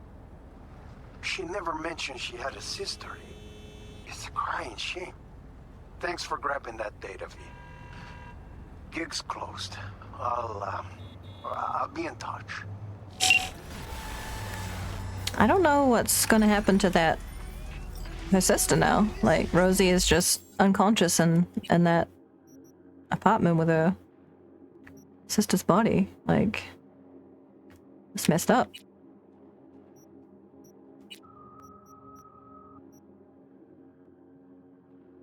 Next level is at 15. Catch up a little, why not?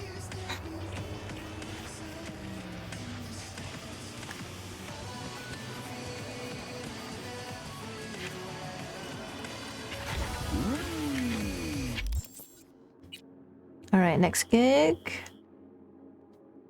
many have I done from him? 5 out of 11. Making good progress.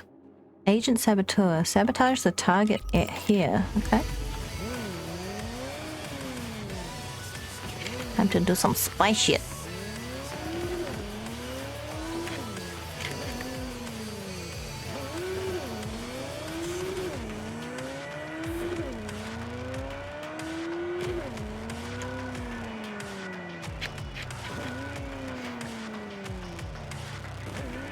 Every bear commercial ends with a flash of disclosure. 0.1 seconds, drinking can be harmful. Yeah, this is like a huge long list of side effects, like can cause liver damage, can cause permanent peripheral neuropathy, la la la la. Like, the actual ad is about 30 seconds, and then there's 2 minutes of disclosures. Is this one way? Am I going the wrong way? Oh yeah, I'm going the wrong way. Roads are so confusing here. I'm definitely going up and off ramp. Oh, I tried to brake, but I was too late. Oh, I actually got over that. I got over. That's amazing. Well, safe landing. Problem solved. I'm back on the area I need to be. Motorbike, come back. See, it's fine. Every cyberpsychosis victim you deal with without killing is taken by Officer Regina Jones. But this wasn't a Regina mission to study them and how they might reverse psychosis as a whole. This wasn't a Regina mission. This was a Muammar, El Capitán, fixer. So, can I call Regina and be like, hey, can you pick this up? Pick this person up? Yeah, it'd be so tough. Hey, hey. Can I get another invite to your place? You have to ask? Swing by my mega building apartment. 1000% let's chill on North Side. You, me, Japantown now. Call your cab and meet me in the Glen. Shall I visit her in a different apartment? I've hung out with her in Glen. Hey, Regina, you missed one. Yeah, exactly. Let's do Japantown. This is a relatively nice apartment. Which means I have to go to Japantown now. I know she'll wait, but I don't care. Where is my Japantown apartment?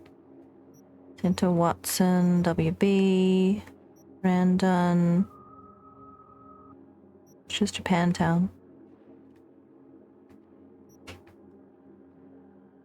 Japantown WB? I don't know. I don't know.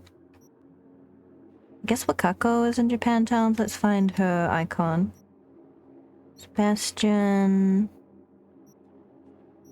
I've done all the quests actually, so she might not be... She might not show on the map anymore. Ugh.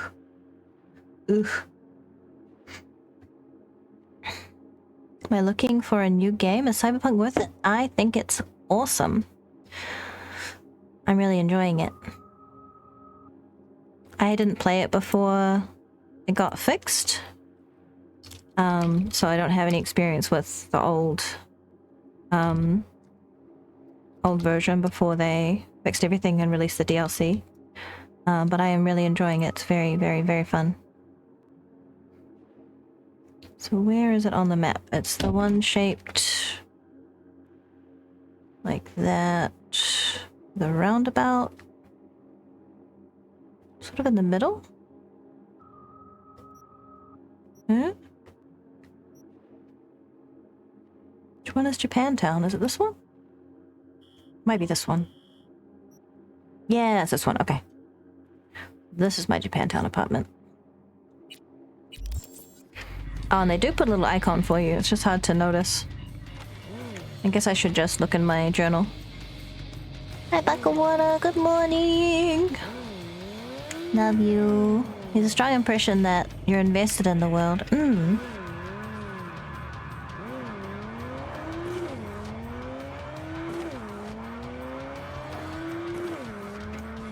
Bakawater is cute. I love you both. Love you, Niseko. I love you, Bakawater. Love you, love you, love you.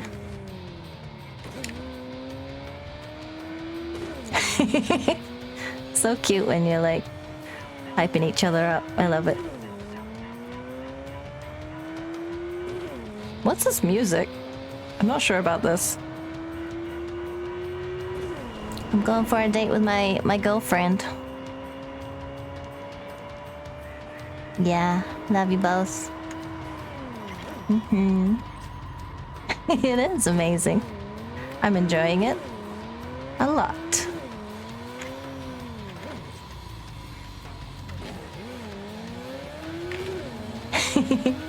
He's so sweet. Just woke up? Need to pretty up for a bit. Do your morning stuff so you can feel comfy. Hope you're feeling better. Getting proper sleep now that you can breathe again.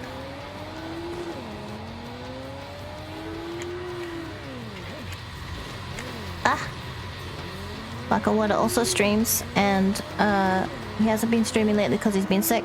But you should totally follow him so you can see one of his streams soon when he streams again, because he's hilarious. I'm not just saying that because he's my boyfriend. Oh, I thought he was hilarious before he was my boyfriend. So hilarious that I can't drive straight. Charming water, exactly. Exactly.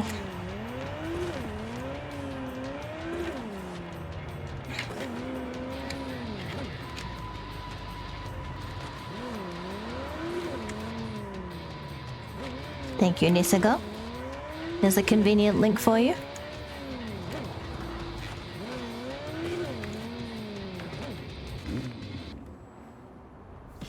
This looks familiar. Oh, there it is. Oh yeah, this one where I accidentally killed the the guy at the lobby because there was a shard here and he got mad that I took it, so I had to kill him. Oops. It's fine. Everything's fine.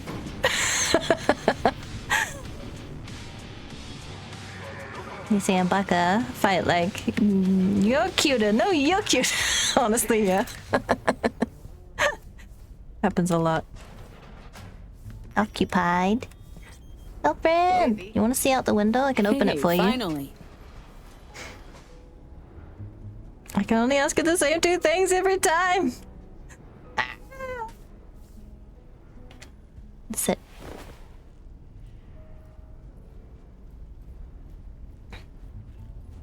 Hi. How's virtue tuning going? I'm gonna have the same Scroll conversations anything with preem you lately? because I love Depends what you'd call preem. Does smut count? you. Cuddle. Come here. Now for some fun. Girlfriend time. It's so cute. Oh my god. If I wasn't always on the move, you and I could spend more time together. Enjoy life. Quality Right over there. quantity. Just focus on tying up all your loose ends. Then you and I are leaving this city once and for all. Her hair is doing something funny right now. I must be blowing on it or something. Yes. Try to. Helps to keep it at the back of my mind. Guarantee it does. People already say I've got a bounce in my Can't step. wait to have the same conversations every day. Keeping the window open while you cuddle, eh? Yeah, why not? Smooch. The neighbors don't like lesbians? They shouldn't look in my window.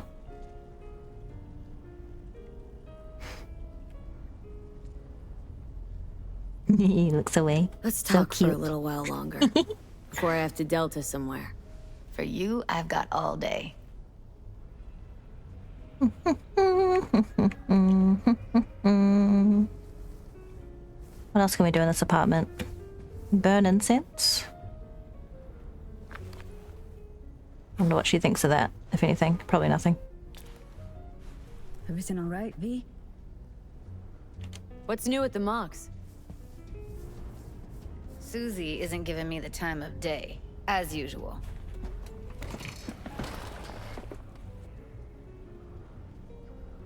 How'd you hook up with the Mox in the first place?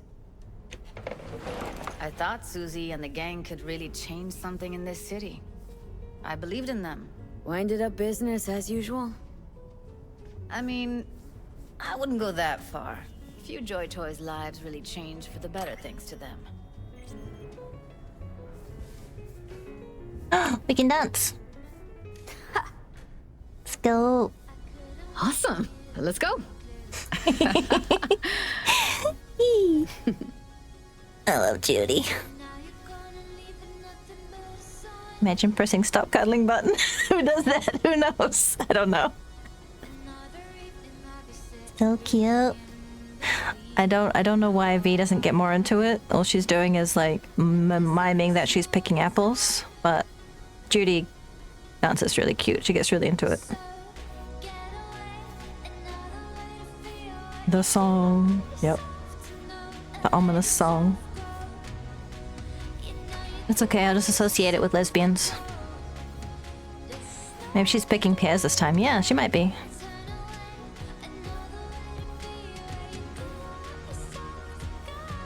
Maybe next time she'll pick oranges.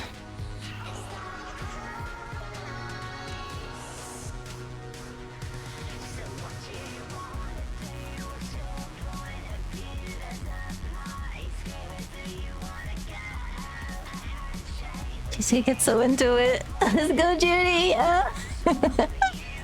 Song is pretty gay.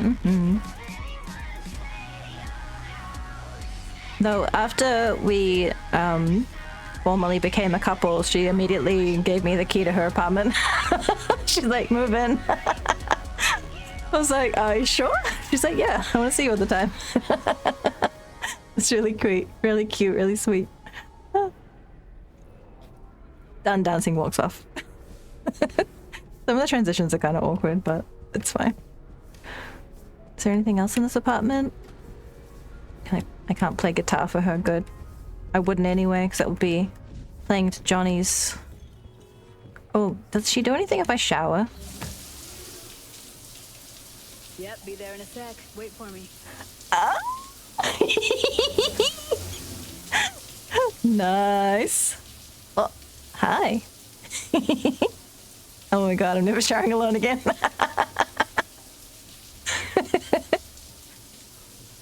Oh, so cute. Let's go.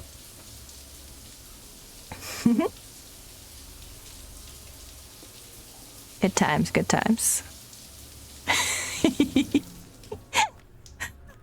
That was awesome. Okay, now we take a nap. Oh, she's in PJs. Yay! Let's go nap. Putting up the game right now. Did you not know about that, Doc? It's late.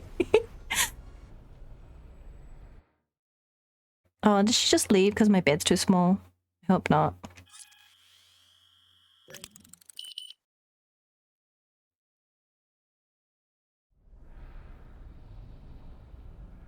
She doesn't leave, yay! Oh my gosh, because the bed's so small and so close. Keith.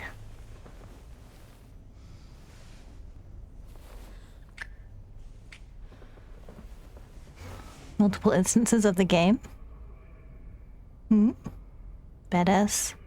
Merc and tough beady artists hanging out for kisses and head pats and dancing. Like they're in a rave. Okay, this is the rest of the stream. We're just gonna lie here next to Judy.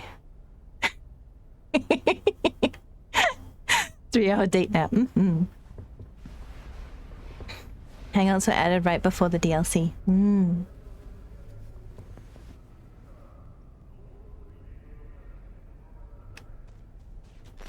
Leave the area to end the date. Why would I want to do that?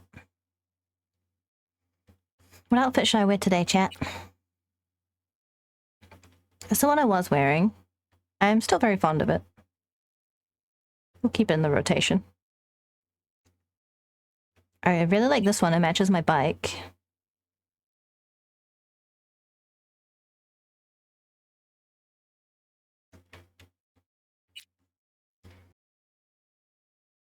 This outfit is no outfit. I'm still not 100% sure on this one. I feel like it could use some work, but it's pretty good still. I really like the top. Basically, I built that outfit around that top. This is my one that I'm like, how could she drive a motorbike in this? But still pretty good. And we gotta have the Valentino's golden cowgirl. And then also the bodysuit one. I wish I had some gold boots to go with the gold lapels. But this is the closest I could get.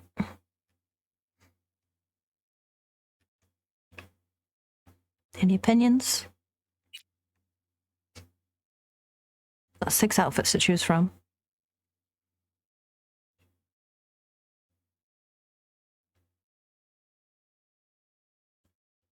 That was John Cyberpunk jacket. Which one? This one?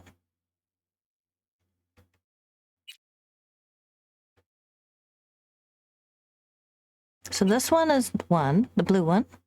Should we do that then? I really like this one. It goes so well with my bike.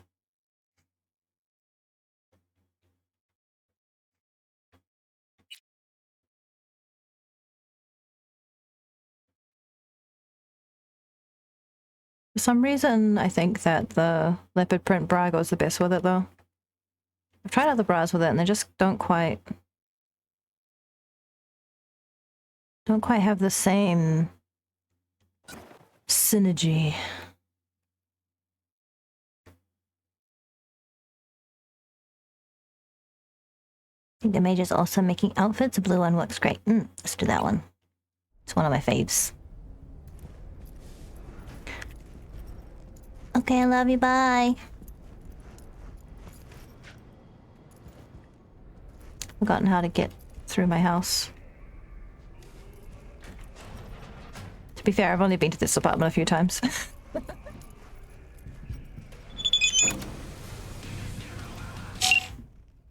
Hey, last race is going down on the highway. Whole city will be watching.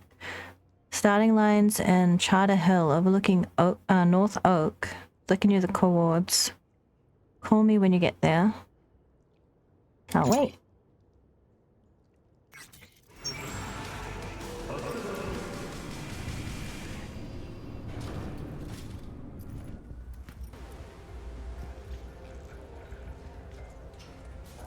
The hangout mods people make for this game really give you free roam fluid gameplay like GTA. It has a nice little addition. Wish there was variety though. Yeah.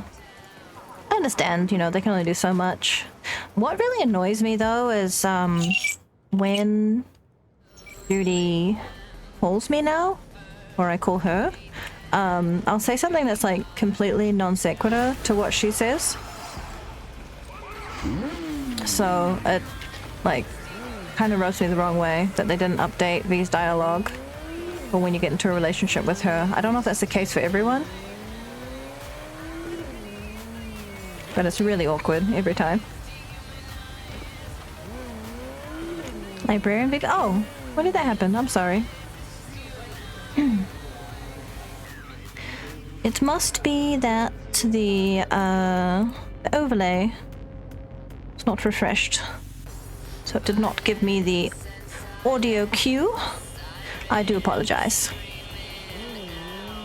It's the same with Pan Am. I suppose it was an oversight for all of the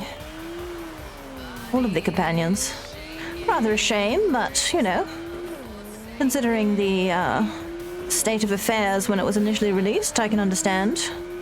Perhaps things were prioritized to make the game actually function, rather than other issues. The outfit does not allow me to fix that. Here we are. One moment.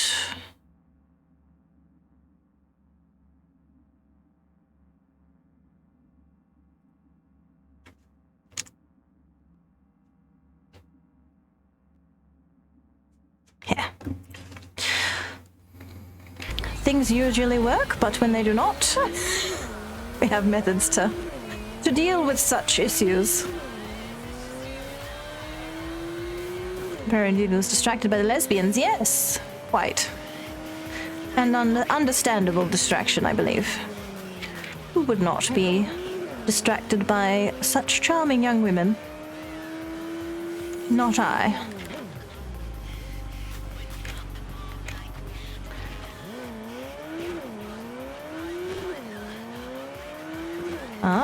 We're meeting at this very fancy location. I see. Tempted to play PS4 version 1.0.0 on base PS4. What would that, what difference would that be? White mage with glasses, yes. Librarian White Mage. Days here. Sure is. Want to meet up? I'm already here. Yep, but listen, this will be highway driving, so we'll want a machine that runs on lightning. Your choice. Your rig or my beast? Oh. Well, I suppose the beast is most, equipped, but... My concern is that if I choose one of my very fast vehicles, it will not be as, how do you say? It will have less mass. It will be pushed around by the other drivers quite easily and likely destroyed before the end of the race, so I suppose I should go with her vehicle. Legally distinct white mage, yes, well, do you want to see the full outfit? I can zoom out for you. It's based upon the FF Tactics outfit of the white mage there. But yes, it does have my Ankh, because I am a life mage still, even though I'm dressed as a white mage. But yes, I am very fond of it. My model mother did wonderful work. Beast's my choice. What do you say? We won't be sorry. We meeting at the Cyberpunk starting is line? notoriously difficult That's right. on Wait for me release on the PS4. Oh. Difficult because it did not run well? Ah, Big Dave, thank you for the follow. I am doing an accent right now, so do be aware I don't normally sound this deranged. I sound deranged in a different manner, but you're very welcome here. Claire, hello. Who are we conversating with? Get away from me, Oh, you this is whack. the murder of her No husband, remorse? yes. Not a bit? None whatsoever. I could just shoot him right now if you'd like. Claire, drop it. Leave the corporal rat alone. Think you'll leave her alive, asswipe? Claire! This your new driver? I'd get out while I could if I were you. Claire can't seem to keep her partners alive for long. You motherfucker! Truth is, Dean was as shit a husband as he was a driver. Head swelled lots larger than he could manage, and he paid for it. This gentleman is Face asking the for it. facts. I didn't kill him. His ego did. You're a waste of organic matter, Samson. Claire, stop it! We got a race coming up, damn it! You're done! Fuck off. Claire, come on. Save some steam for later. Very cool to see you love it. It's literally bricking PlayStations when that game was released, I see. Oh dear, oh dear. Stay there. Bring some friends. I shall do my We'll best. celebrate. If you win today, we gonna take you straight to paradise. Oh, let me, save. No, I cannot save. Alright. Hopefully it will save for me so I don't have to go through this whole rigmarole yet again. Why, Epic, are you giving me pop-ups when I'm trying to read my chat? Epic is overexcited, I think. Here we are. Right behind Mr. Sampson. Sharp fence coming. Hold on! It was too. Well, I was not paying close enough attention to the road. I was paying too much attention to the... My goodness. To the opponent. Now it's break time. Well, we shall attempt the race on low blood sugar. And then we shall have a snack. Oh my goodness. Why were you driving the wrong way, sir? By goodness. By goodness. I'm trying to drive straight, but it's making me drive sideways. Oh, great.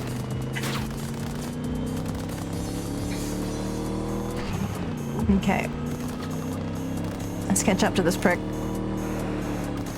Keep your formation!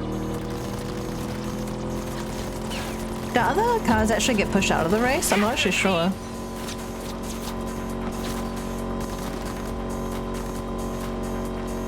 So we're actually just trying to kill this guy. We're not trying to win.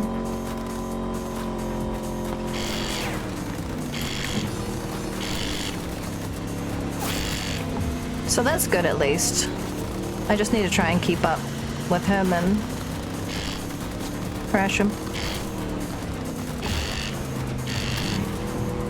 Oh, I was trying to crash into him, but swerved too hard. Sammy, my boy! Continuing to paste. Come back here, you little rat. Whoa! We blew someone up. Get on his butt. I'm trying. I'm trying. Don't know if my vehicle's gonna explode before I can actually end him.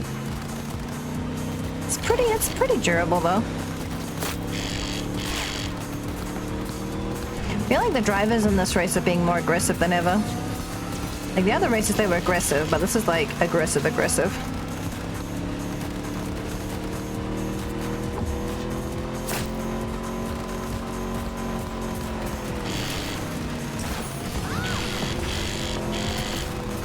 The cars are just randomly swerving into us from across 3 lanes.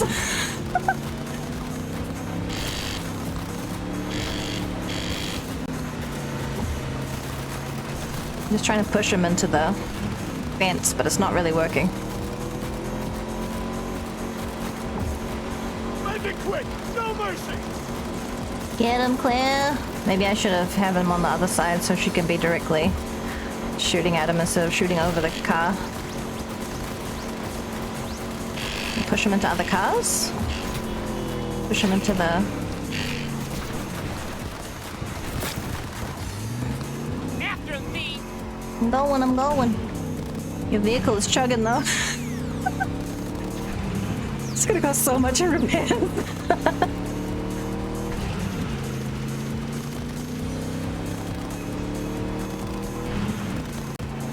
Get him, Claire, get him! Paste this gonk.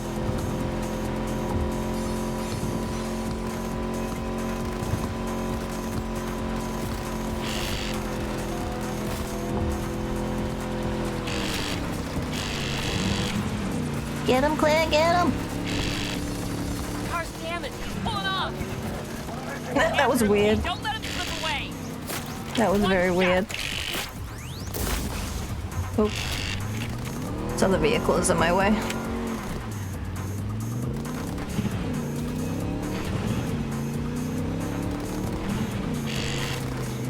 It's going off road. Let's take the wind out of his sails. It's going off the pass.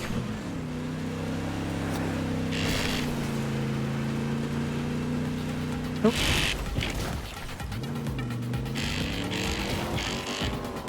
Fuck! Catch up to him, quick! I'm doing my best. Oh, he's dead.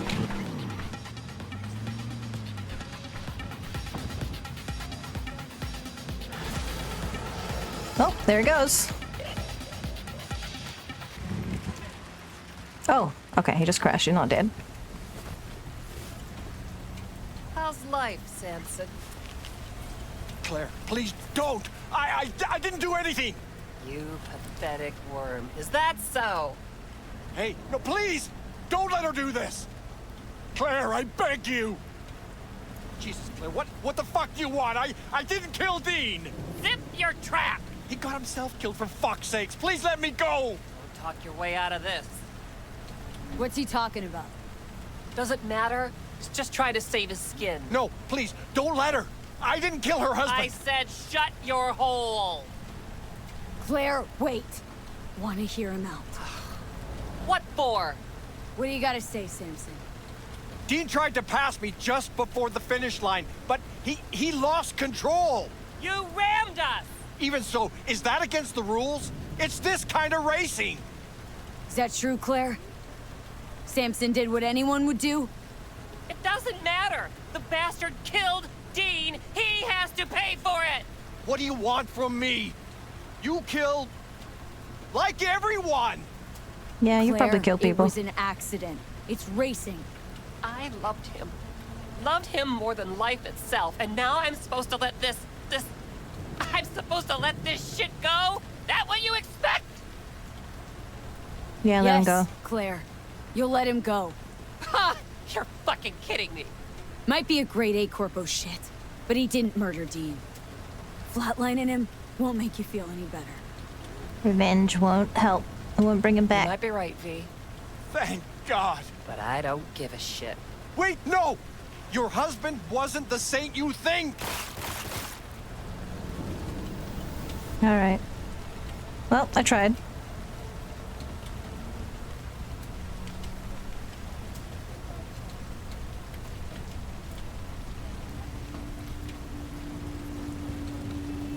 Let's get out of here, V, please. Yeah.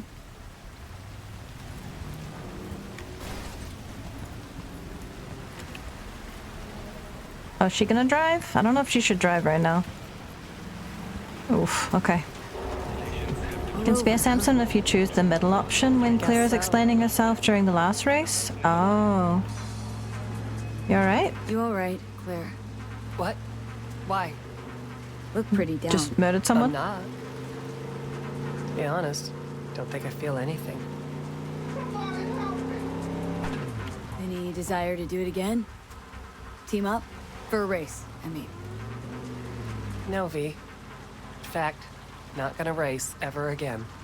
Ever? Ever. That was something we had. Something Dean and I shared. I just needed you to get Samson.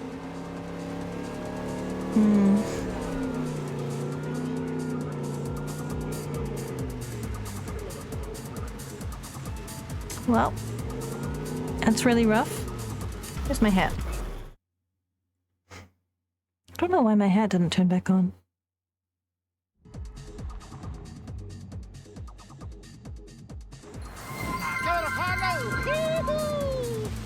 Yara needs to go.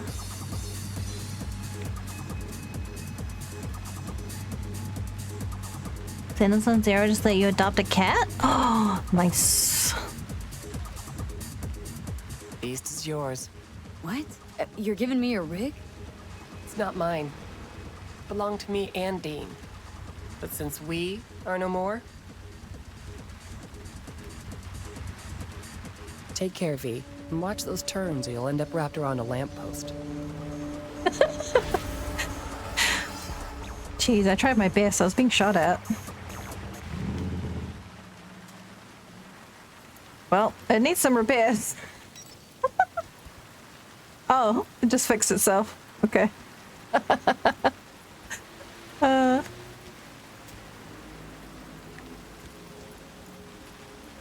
I can open the back?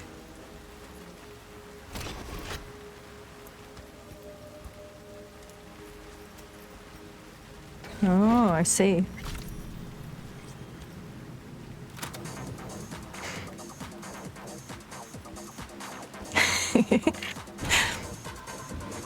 That'll buff out, yeah. It did, apparently. Yeah, it really did. How does this thing handle when I'm not trying to kill others? Well, I don't know if I messed that up by not telling her to have more restraint in the previous conversation, but it's too late to redo anything now. I'd have to go way, way back. I don't even know how far I'd have to go back, like several days, several streams, so, It's unfortunate. I don't think that's gonna bring her any closure, but... well, it's done. What is it sending me to? Of course it's sending me to Takemoto, okay. So let's do Grig. Oh, I'm right next to it anyway.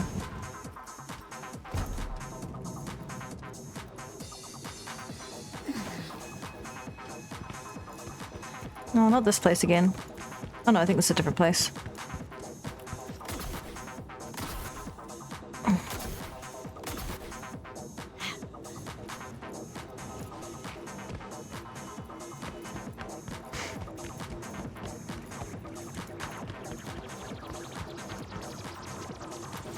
Yep. That's my version of events would be. It would actually be impossible to undo at this point, so fine with that. Not everything's gonna come out perfect. You only get another car out of it, you'll be fine. Oh. Like you get 2 cars if you spare Samson, because Samson gives you his car or something.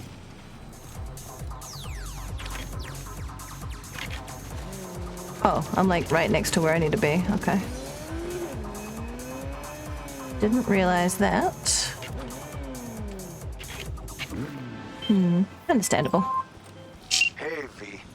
Got a serious gig, which means I'll be needing a serious merc. Want you to hop to 6th Street turf and graft a virus onto their tech. Okay. Counting on you, champ. Oh, and one last thing. There's this techie, Lucius Thorin. I wouldn't mind if he got a piece of lead to the skull. You dig?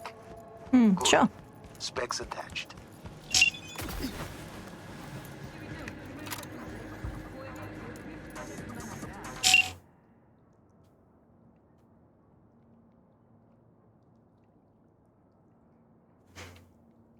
Jumped on Militech transport in my hood without me knowing about it. They think they can crack corpo weapons, tip the balance of power in the city in their favor. It's time they got Rude Awakening. Snappy location, 6th Street hideout, and the door code. Job simple. Find a way in, look for comp. They use to jailbreak corpo tech, upload the virus, I'll supply you, and voila. Voila! Their fancy new weapon melts into a sparkly new slag heap. One more thing, if you happen to find Lucius Thorin, do me a favor and make his ass disappear. Will ya? Thorin's a techie, came up with this gonk plan, which makes him a real thorn in my ass. Pun intended. Stay safe and have fun. Why? Oh! Do I have fade out on my hat? Is that why? Why my hat keeps disappearing? Let me check.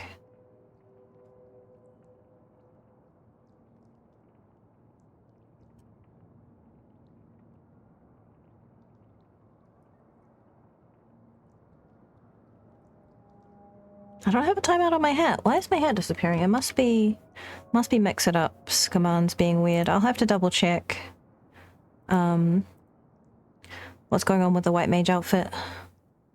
They could have spared him. V has to convince her there's power in her choice. Bring her the clarity she needs. Yeah, it's too late for that. It was a previous conversation that was about, I don't know, 3 days ago in game. Several streams ago, many hours ago.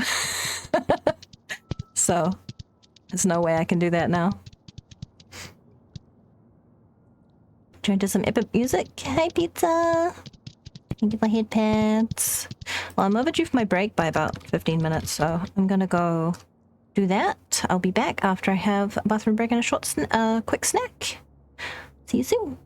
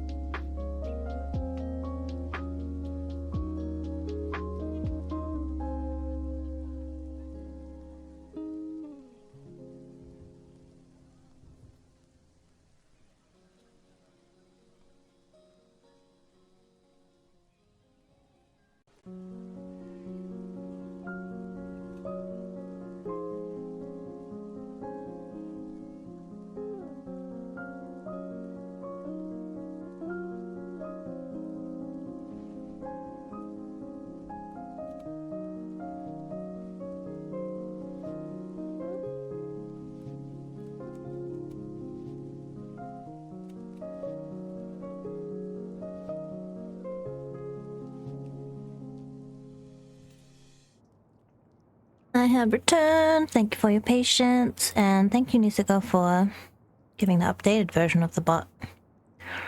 I will paste that in now. I forgore. I gotta really have a checklist, don't I? When I'm scheduling the buff. So I can make sure that I catch everything. Thank you, thank you. Okay.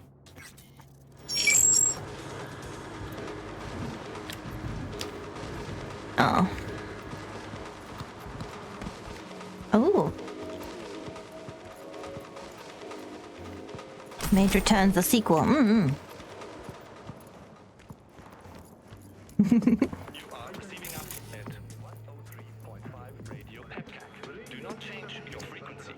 Do not change my frequency. What if I want to?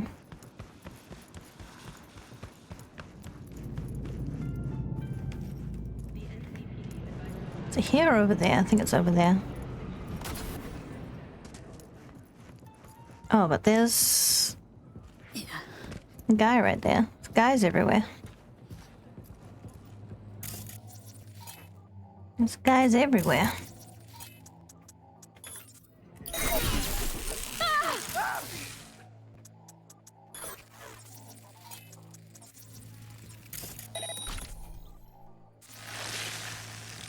People, get out of the way.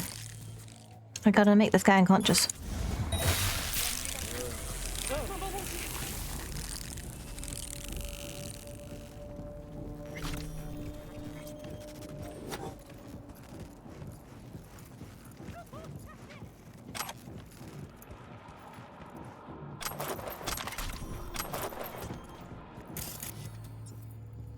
There's only one gun between the three of them?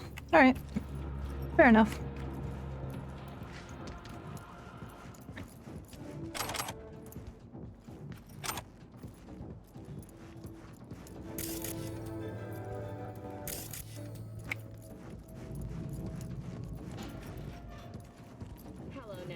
This is Jillian Jordan with an N54 news campaign update.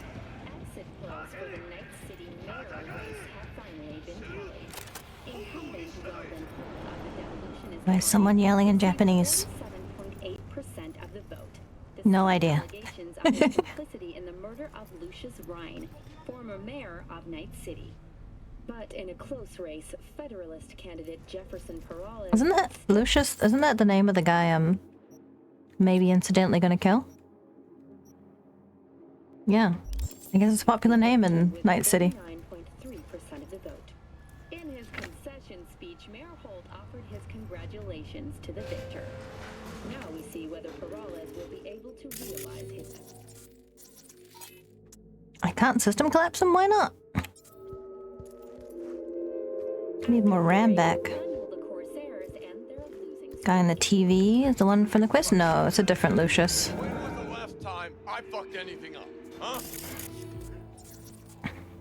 Where do you want me to go?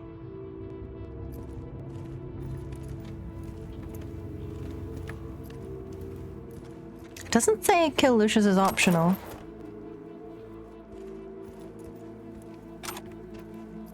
Stress ball. Yeah, the one on the TV is the former mayor.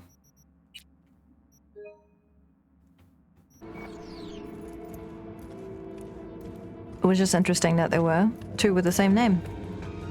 Two characters in the game with the same name. Same first name, different last name.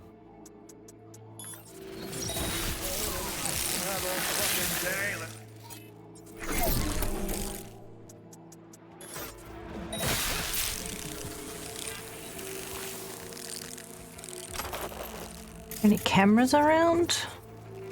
No? Okay.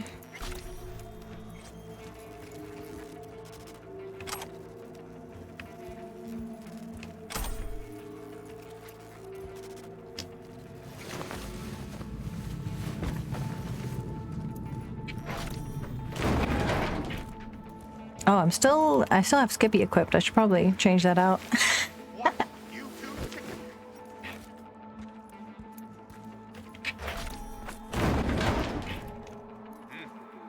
Let me change my gun.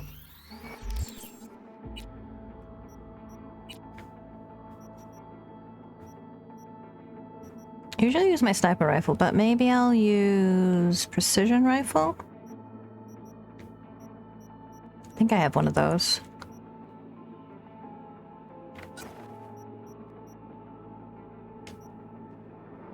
Oh, it matches my outfit. Dump lethal. Is there a non-lethal dump? I think it's just noting that they will die if you throw them in the trash. I don't think there's a non-lethal, but there might be. There's other containers you can put them in that aren't dumpsters, so maybe those are non-lethal. The snack was, it was kind of like pizza. It was crackers with salmon pate and sliced cucumber, thinly sliced cucumber.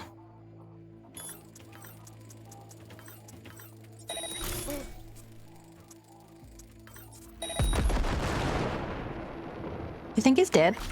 I think he might be dead.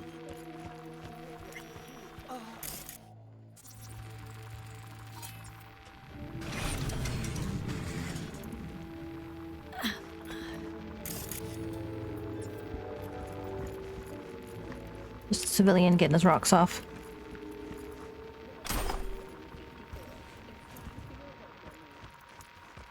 Come on, I'll make it quick. Me too.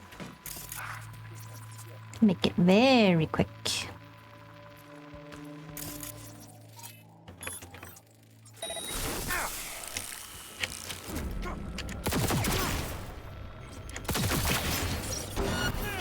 That was pretty nice. Oh, maybe I do need my sniper rifle. She's hiding like a little bitch. No, I'm just taking cover. Like an actual smart person. Hi.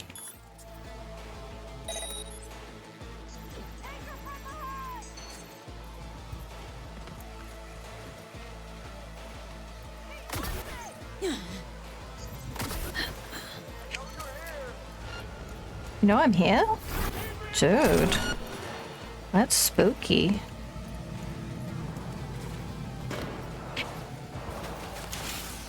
Are they gonna attack me while I'm hacking, or is that not a thing? I hope it's not a thing.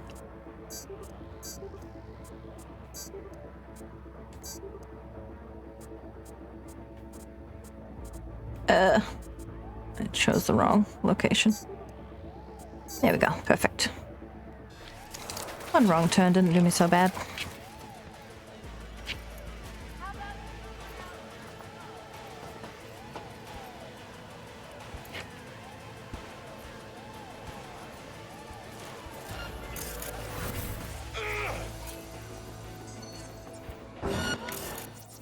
Where are people spotting me? I don't even see these people. Camera. Oh, camera.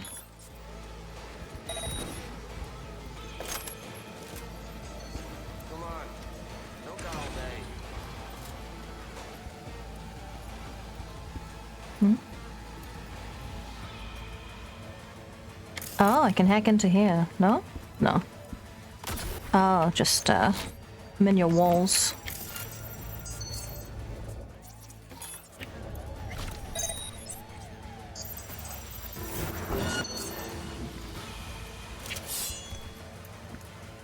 Wait, what? Did that not work?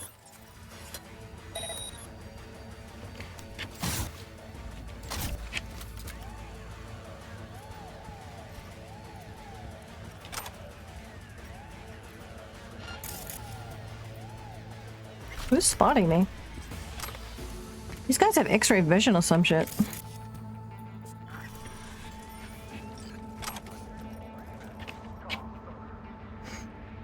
It's amusing when Skippy starts singing to indicate he's pressing. Yeah. It's pretty funny. Alright, the NCPD just announced that your street has been put on red alert. There's some kind of shootout. Pack whatever you can. Can't live without and come to mine before the 6th Street pays you a visit. If things get really dicey, I can call you a Delamain. Let me know. Stay sharp.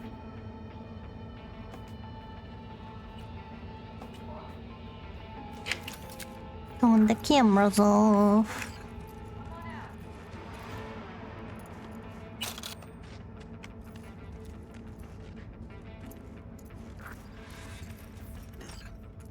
Can't force the door open.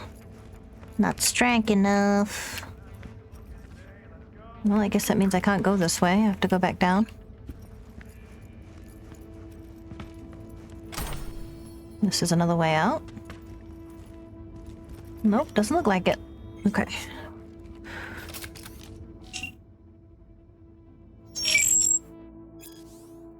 I'll be honest, I didn't want to write this book, but they paid me, so here it is.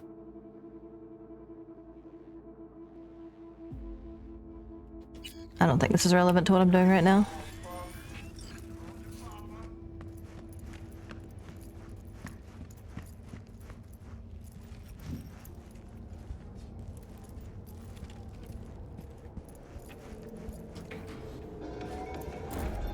You better not jump at me.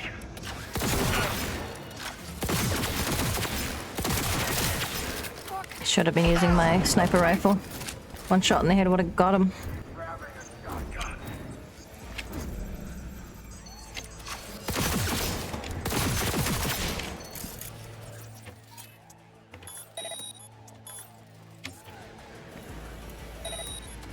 Good luck.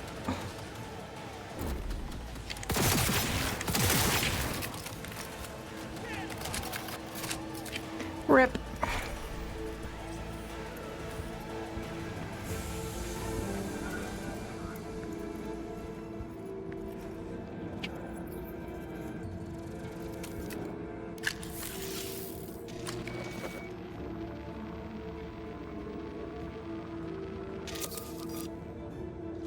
Okay, I don't think I found Lucius. Or did I? Yeah, that is gone, so I must have.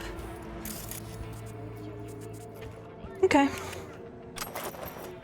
Grabbing a shotgun. You're grabbing a shotgun? Oh no.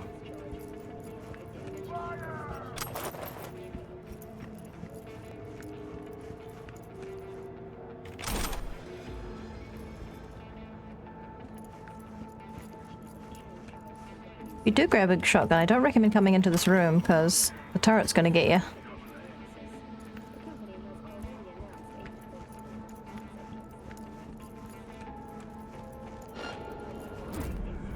Wait, I turned all the cameras off.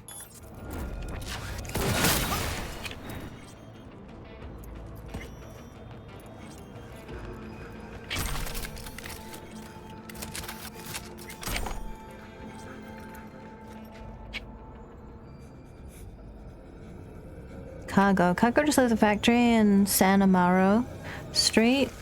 Send you precise coordinates right after we receive the rest of the payment. Bear in mind, the convoy is heavily guarded. But the drone city is ours now.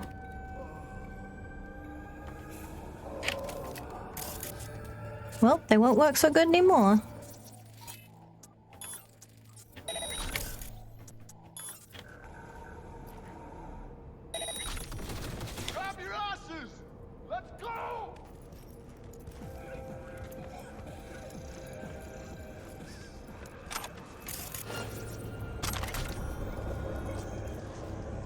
You spotted me.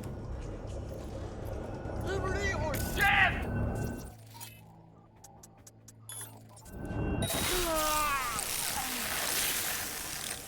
What are you doing?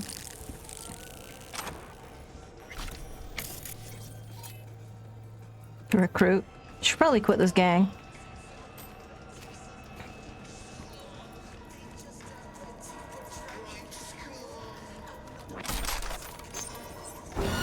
See, like this one. Oh, there's a camera here. The turret's getting him. Oh, she got up. Oops.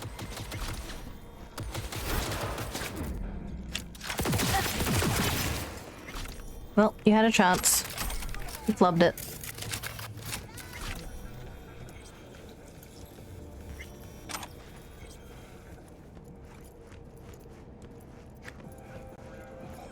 Trust me, it's more easy if you kill everyone. I'm gonna just test it out since someone was curious. Nope, that's also lethal. Okay. He's not getting up anytime soon. I'll be gone before he's up.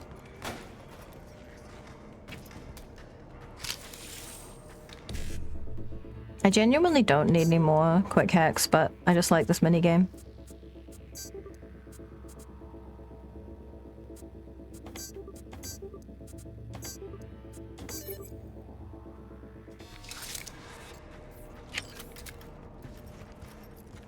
Another thing I can hack. Okay.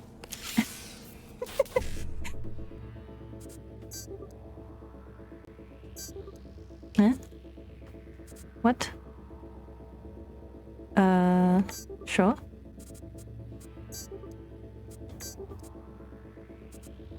Oh, don't have an FF. Oh well. Confused myself with that one. That's okay.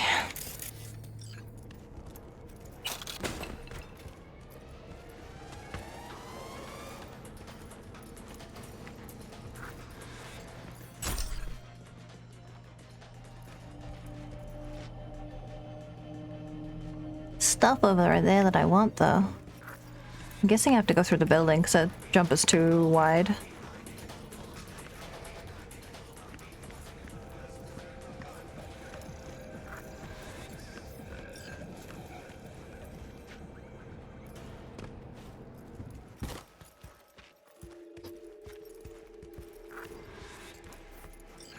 Ah, here we go. You. All done. I do have double jump, but I don't know if it would have made it. It was a pretty long jump.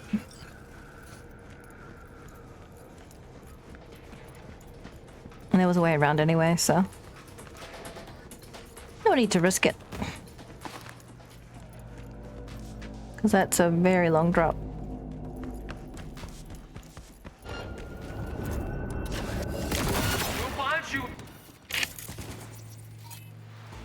Can you hack, please?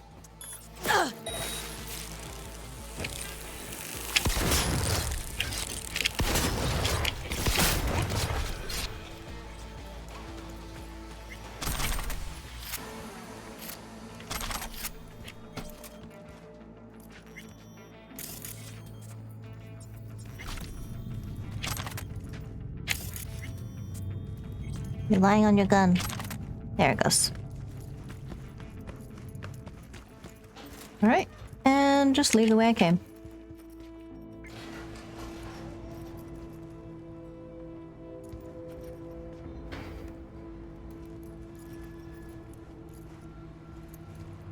Yeah, it wasn't too hard just to go around.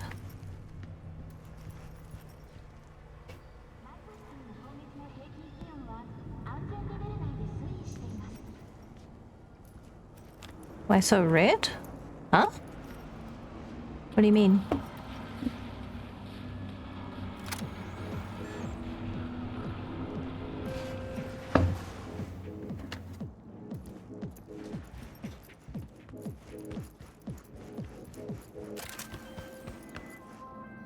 Profesh as ever, V. Sixers will think twice before sliding their Everything was red? asses anywhere near my turf It again. was probably in And that thing with Lucius Thoran? overclock. Cherry on top. Contract closed. I'm guessing you haven't played a Netrunner if you don't know about overclock. But this is overclock. Gives me extra RAM and stuff. But yeah, it takes a while to wear off. Makes the screen all glitchy. Little red dots.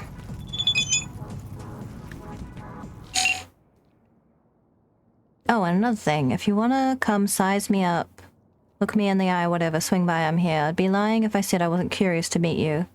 Smell that, V? The sweet, sweet smell of cold, hard eddies? You do good work. You get more work. Beautiful system we got going, ain't it? V, you crazy bitch. You're blazing through these gigs like a wildfire. Just wish everyone was like you. You know the name V doesn't just look like some pretentious nickname anymore. Oh, thanks. Starting to carry some serious weight. Nothing to lighten the load like a few more gigs. Don't worry, I saved the Primus ones just for you. Thanks, bro.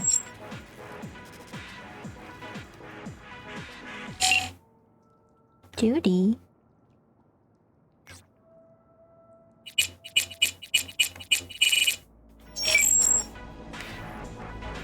Everything was red. There's a lot of RAM. Yeah. Yep, it's worth it. Worth it, definitely. For a little, redness. Okay, so I've done... How many of his? 6 out of 11. So I'm making my way through. The client wants you to steal something. Sure, let's try that.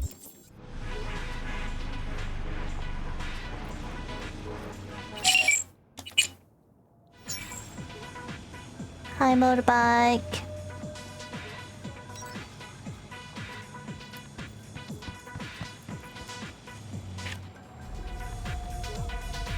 Oh, pedestrians. There we go. Whoa, what was that? What actually just happened there? It looked like a car fell from the sky. That was so weird. I did see a guy that was driving without a car a while ago. He was just seated as though he was in a vehicle, but he was just floating in the empty air. It was amazing. Cyberpunk, dude. Cyberbug, yeah. I don't know, it's kind of fun when stuff like that happens, because it's not doing it to a game-breaking degree, but yeah. It's very funny. I only cracked it a little bit, don't worry about it. That wall was made of flour and water, not concrete. Don't worry about it.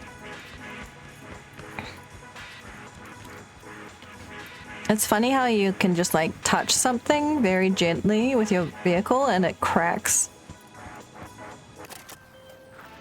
Job just came in, V. You're gonna break into the Cytech factory and steal some designs belonging to a certain Rihanna Kumar. Yeah. Surprise, surprise. Client's Kumar herself. Oh, you'll need interesting. To wrap your head around this one. Stealing her own So be stuff sure back. to scan the deeds.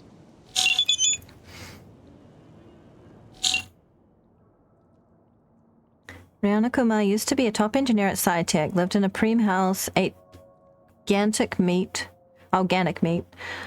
looked down on the poor, all the corpo basics. Then her little fairy tale took a twist. Cytech turned her world upside down. No more house, no more meat, but got new perspective on poverty from the other side of the fence.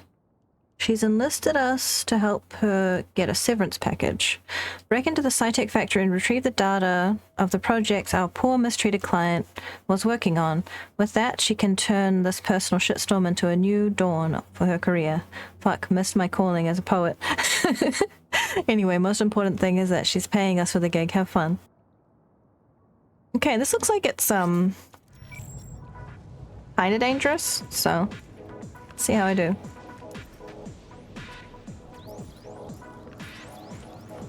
It's a lot of text. Too bad you cannot read it. I read it for you.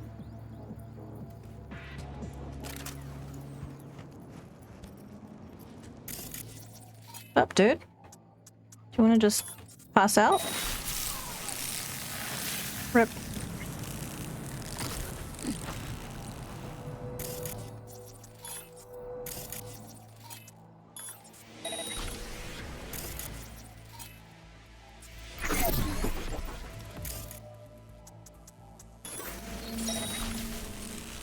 Oh, there's more dudes. Okay.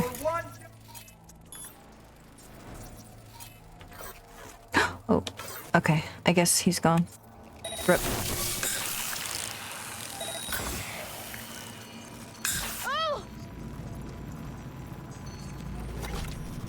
Think I'm gonna be traced any second now.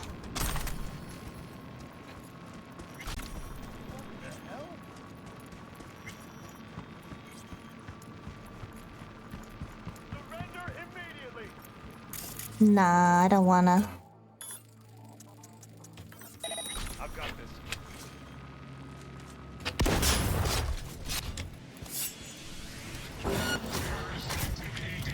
Oh. I made the robots mad.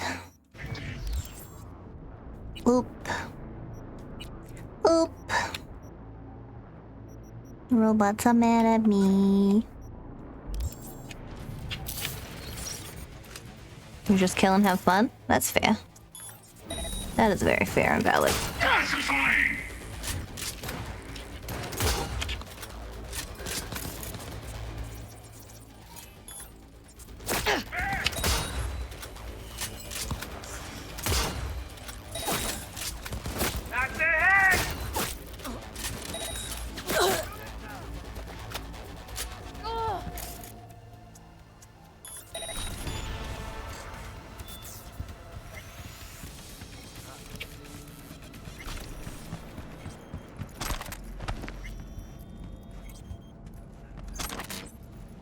Camera, hi.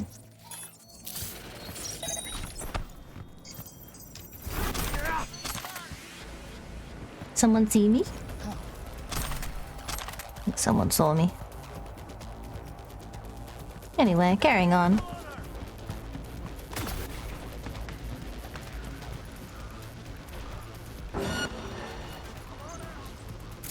Who's that? I'm not in trouble. I just killed a bunch of guys. I'm definitely in trouble. I am most definitely in trouble.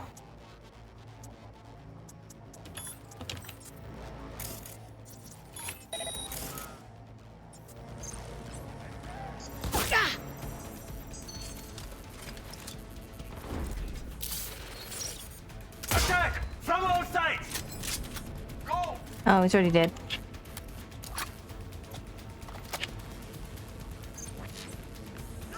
Camera? Who's camera? I heard camera. I heard camera. I did not see camera.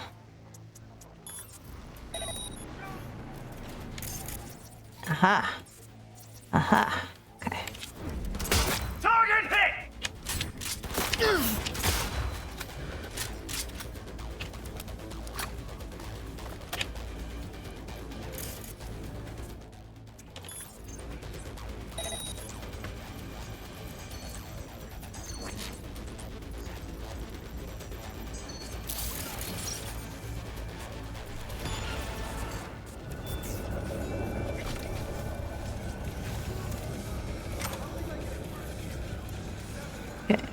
Oh, hi.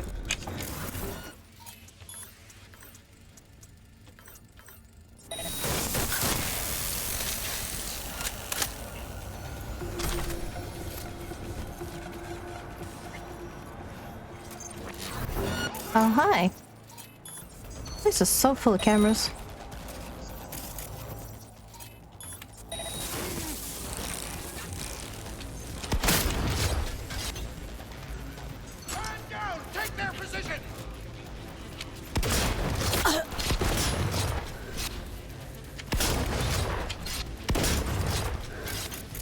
Okay.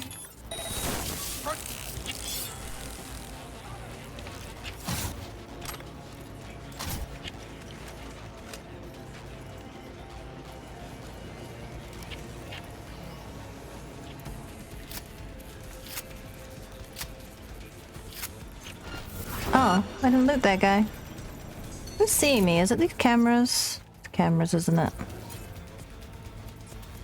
Actually, where?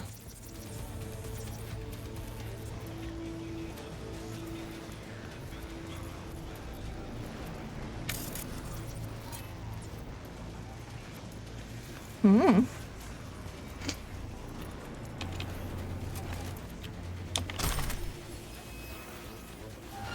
Oh, I'm carrying too much. It's a Militech building? I think so, yeah. Two big machines can easily kill you, yup.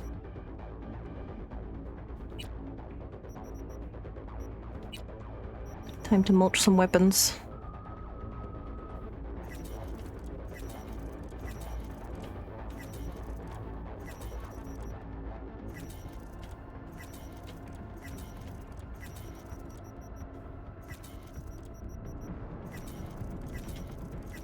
Should be enough.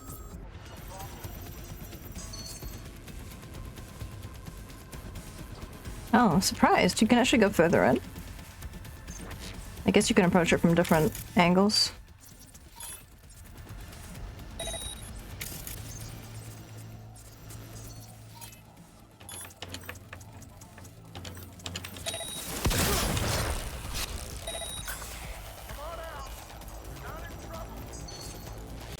You keep saying that. Keep using that word. I do not think it means what you think it means.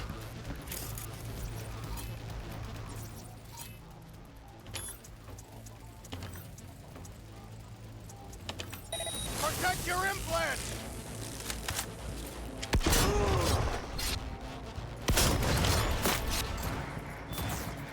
Robot. Gotta fight the robot. Oh boy. Hi, robot.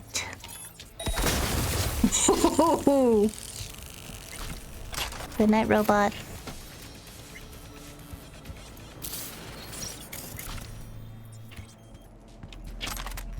Couldn't see the weapon on the ground, it was too dark. Wait, I still have to go in here? What for? Did I not finish? I thought I was done.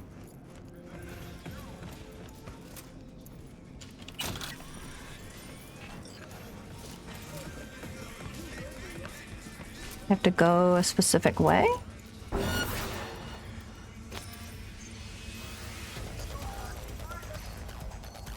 Camera? I don't know what spotted me there.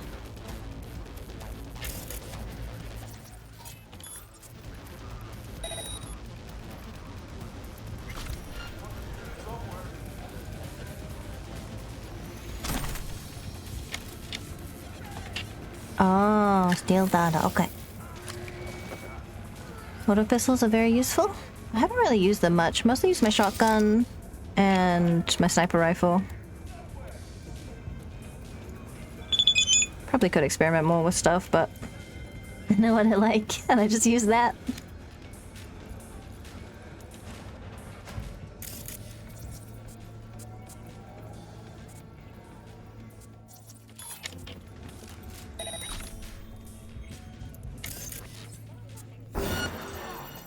Hmm? Oh, hi. Where are you going?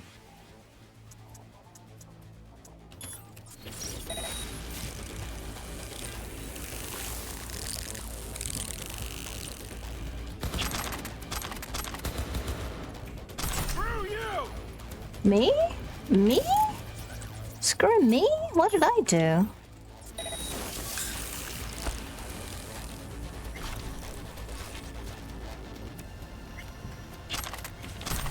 Okay, I guess you didn't want to talk it out. That's fair enough, you know.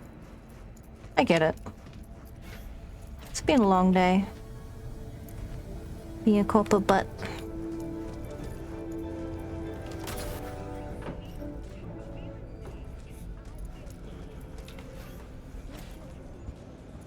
This place is huge. Alright, I should probably just leave. Because in most games, shotguns are built based on railgun.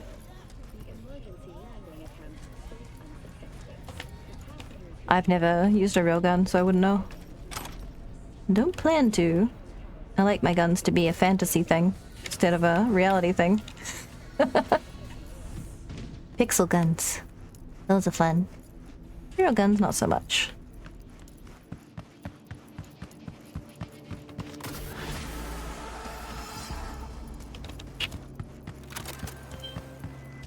You know, it's after gigs like this, I think to myself, shit, am I glad I got V. Keep up the prim work. Closing the gig. Me too. Me too. On games, if you use 20 plus M, it's trash. Shotguns are lethal at even 200 meters. Yeah, I mean, I have pretty good range on the shotgun.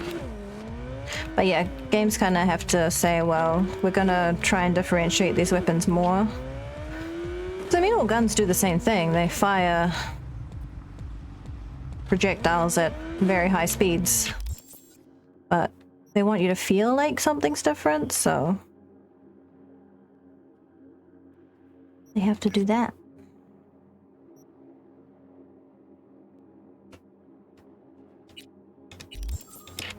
Wait, my car doesn't despawn, it just sits there forever?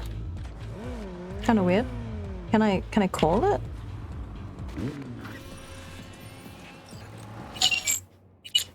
Yeah, I can. Okay.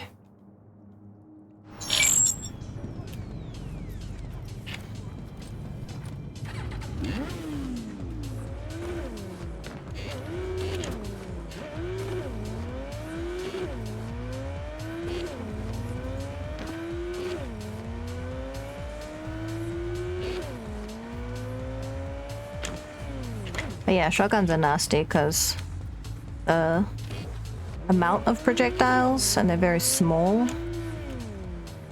Because it's basically like breaks apart. Spray of shrapnel, very nasty.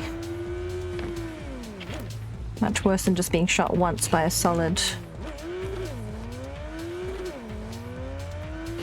pellet of metal. You get lots of little pointy bits dotting all over you. I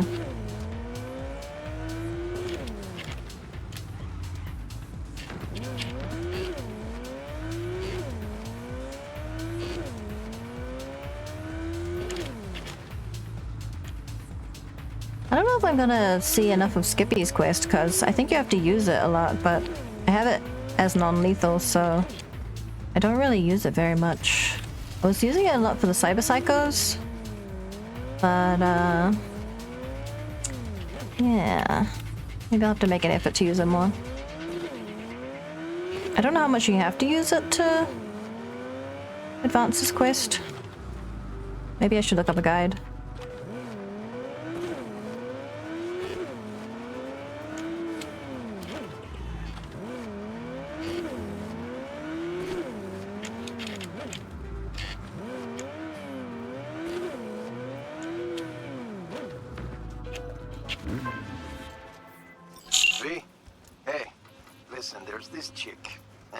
Badge. Uh-huh. Knew too much for her own good, so the top brass tossed her into the loony bin. I'm gonna need you to bust her out. All right. So you're American shining chrome? Specs attached. Be in touch. Sounds good. Shotguns are not made to kill, but to incapacity? You mean incapacitate? Yeah. That's about right. Not a fan of badges. They stick their nose in other people's biz, give ordinary people a hard time, do the corpse bidding. But sometimes it's worth getting into bed with your enemies, at least. They'll owe you something for later. There's this badge, Jasmine Dixon. She's been patrolling NC Street since '61. Reached the rank of sergeant. One day at the precinct she heard something she shouldn't have. Instead of keeping her mouth shut, she took it to her supervisor. The next day, they wheeled her off to the psych ward. The kind where they prescribe lobotomies and electrotherapy. Oof. I'm surprised lobotomies aren't still illegal in the US in Cyberpunk days, but I guess that kind of makes sense. Her husband will do anything to help her as far as payment goes. Anything. As good as it gets. As good as it gets. You'll get your standard rate, of course, so what do you say? Gonna help a couple in need, don't you think? Mm-hmm. Yeah, no worries. I've already completed all the Cyber Psycho quests, so...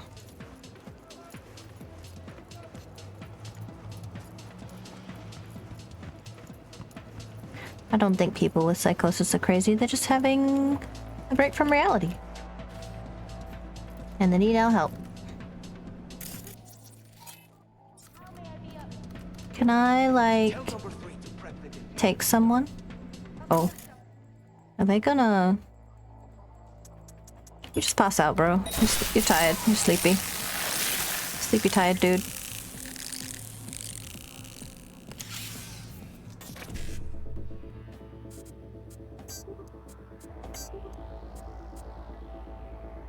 Let's see... FF... Nope. E9... Nope. Eek, run out of time. FF's up here. One more FF, there we go. Nice, I did it. Perfect.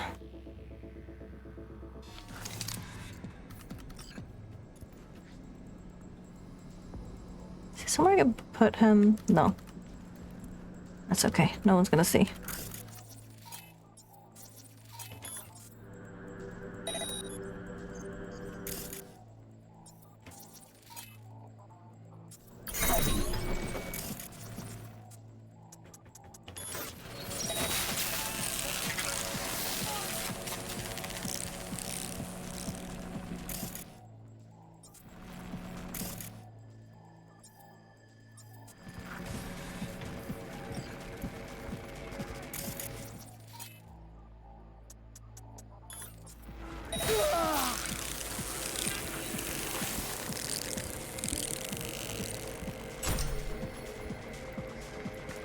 Hey. Welcome. What can I do for you? Is there a way to arrange a visit with one of the patients? I'm afraid that won't be possible. Contact with the outside world can impede our highly specialized treatment. Okay. How about over the hollow? I'm afraid our head doctor wouldn't permit.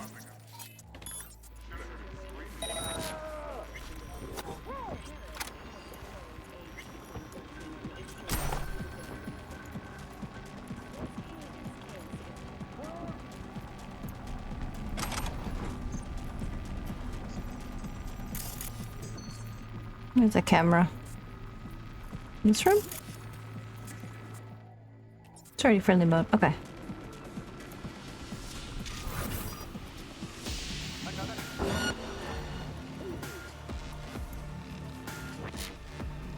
Ah, you.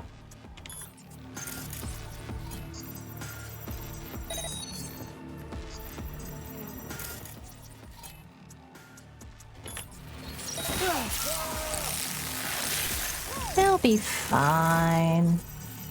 These guys won't though.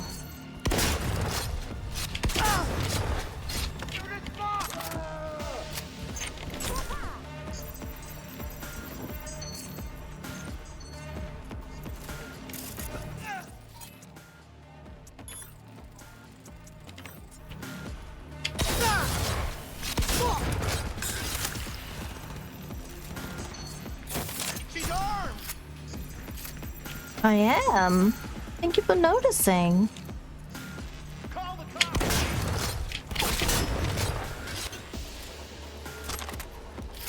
You hold people against their will. This is what you get, buddies. This is what you get, buddies.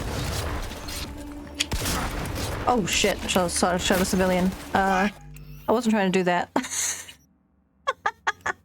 I'm not trying to shoot civilians here. How far back do I have to go? Oh, not too far, like 3 minutes. I should use my sniper rifle, that's why. No. Not shooting the civilians. It's tricky because this area is both civilian and corpo pigs. Do they actually aggro me if I just walk in? They don't actually aggro me if I just walk in. Okay. Welcome. What can I do for you? Is there a way to arrange a visit with one of the patients? I'm afraid that won't be possible. Contact with the outside world can impede our highly specialized. Oh shoot, they found him. Okay. How about over the hollow? I'm afraid our head doctor wouldn't permit. You won't get hurt. I've got this. Well. Guess I have to load further if I'm going to try and stealth it.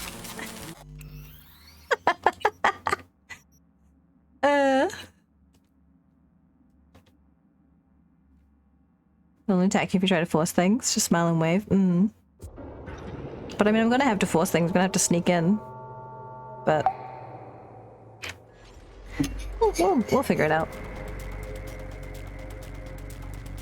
Thank you for the hydrate. Just most people, when they have the little yellow arrow above their head, if you approach them, they start to be like, "What are you looking at? Get out of here." And then they get aggro if you don't move away. So I wasn't sure if they would do that.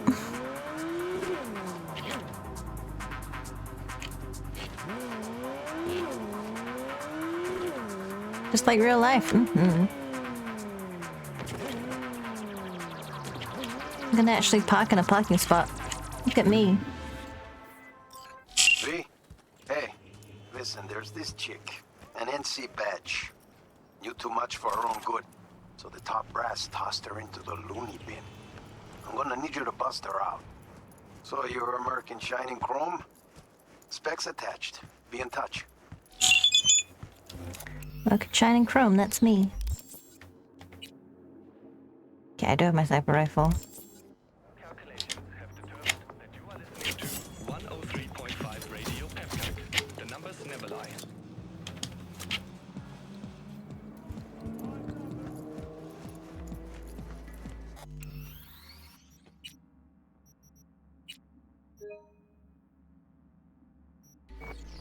Like any other girls in my life? They just smile and wave and they get angry? Oh. Good day, Dr. Robinson. It's unfortunate. Tell number 3 to prep the defibrillator. Right away. This looks messed up. Welcome. What can I do for you? Is there a way to arrange a visit with one of the Must patients? not like happy people? I'm afraid that won't be possible. Contact with the outside world can impede our highly specialized treatment. Okay. How about over the hollow? I'm afraid our head doctor wouldn't permit it. Alright. A friend of mine was here a week ago and left a briefcase. Hasn't come to my attention. Could we check the security feeds? Our security system is limited to the patient's level, restricted to employees only. Okay.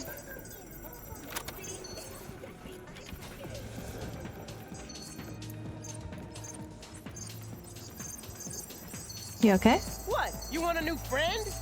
No, I just wonder if you're okay. Jeez.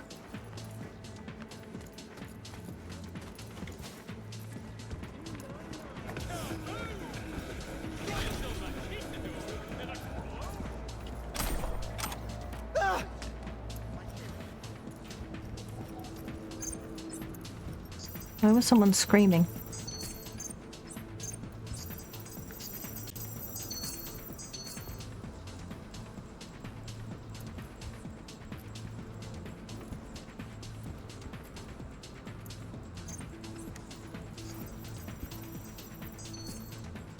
Shoot with a silencer? Yeah, I don't have a I think I might have a silencer, but... Okay, this is a dead end.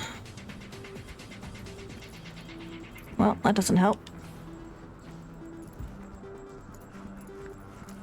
Oh, receptionist is gone.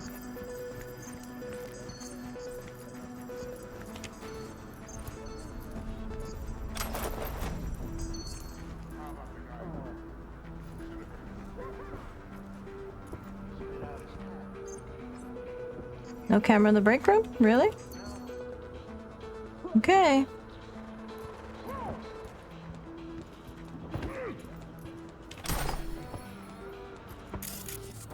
Sounds like someone's being beaten. That is not a good sign.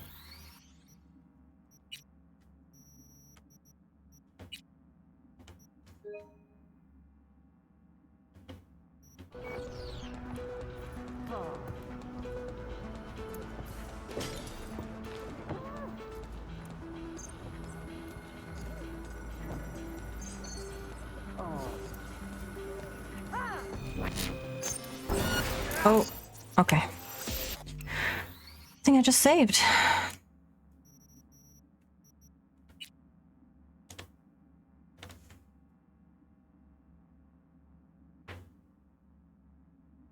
I don't want to shoot the girl in the wheelchair. Why would I do that? She's just minding her own business. She's probably also a victim of this terrible place.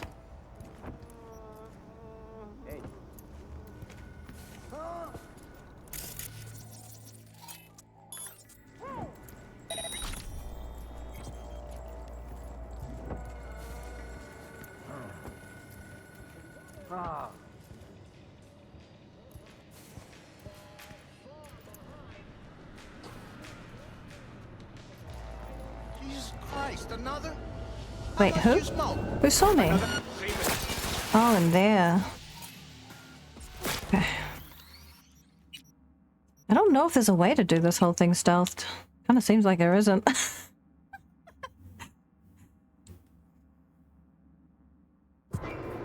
You can ping vending machines to find cameras? Yeah, I should do that. I'm just being lazy.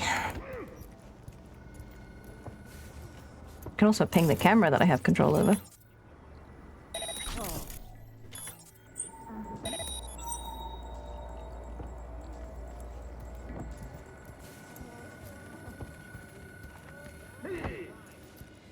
I'm not sure if I can actually hack those guys in there though.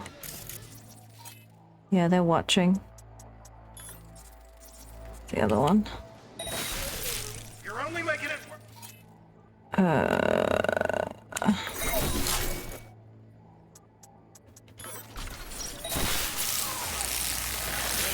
They're tracing me. Well, I gotta hurry.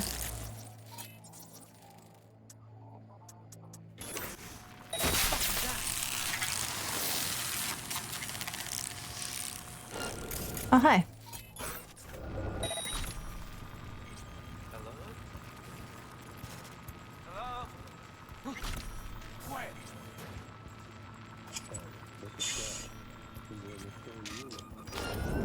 You recognize him? Opening fire.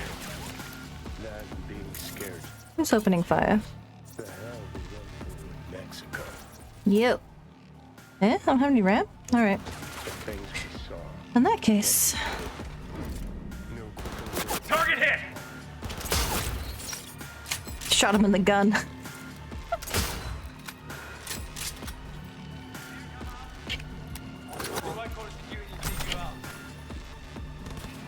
You're dead. Oh, God.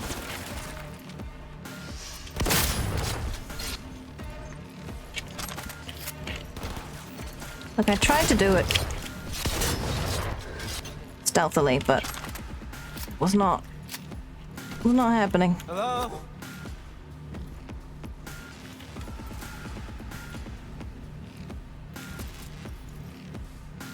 Hope the civilian goes away. I don't know if he's a civilian or just a torturer.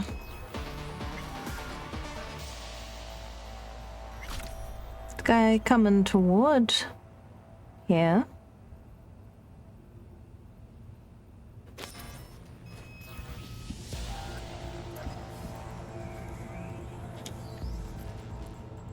You think you stand a chance? Huh?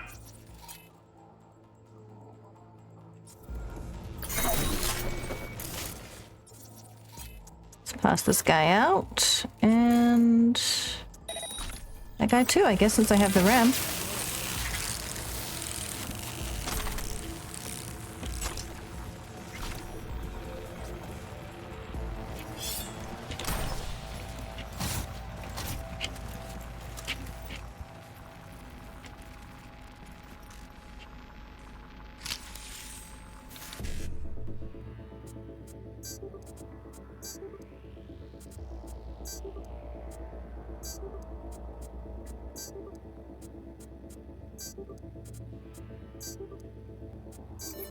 Perfect. Is that what I was meant to do in this room? It is directing me here.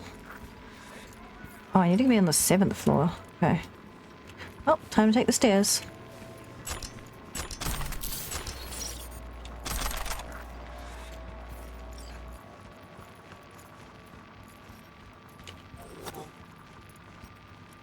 Jesus.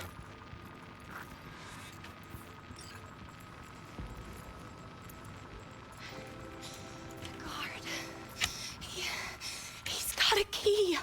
Dixon? Jasmine Dixon? That's me. But who sent you? You're getting out of here with me. Can you walk? I don't know. Walk to where? Hey, listen to me. Everything will be all right. You're getting out of here, okay? Yeah, I understand. We can go. Yay! I'm gonna save, because I don't trust her not to walk in front of me when I'm shooting.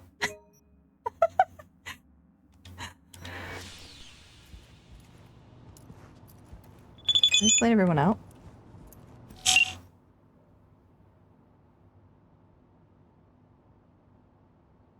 Sent you one of mine, he's rolling. Okay. Are you coming? Come on.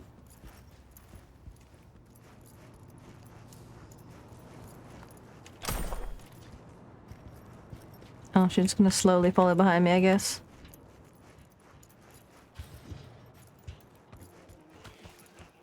Really think there's a way out on the roof? Oh, okay, there is.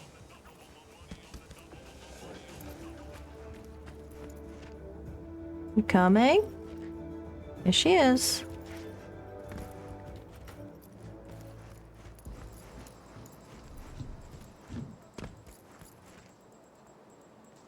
Come on.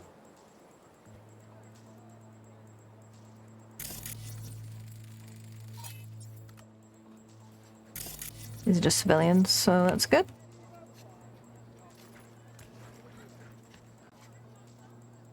Where's she gone? She ran out the front door? Are you kidding me? Okay, at least she was fine. Oh dear. Guess I got rid of everyone, so... Don't get run over, okay?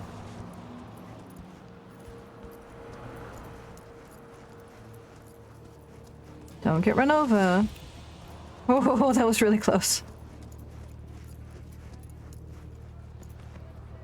There she goes, okay. Get in the car, honey. Get in the car, honey. In the car, honey. Get in. You're going home. To your husband. He's already waiting for you. Oh, oh God. I thought I'd never... that they'd... Oh, you don't know what they... how many times they... every day...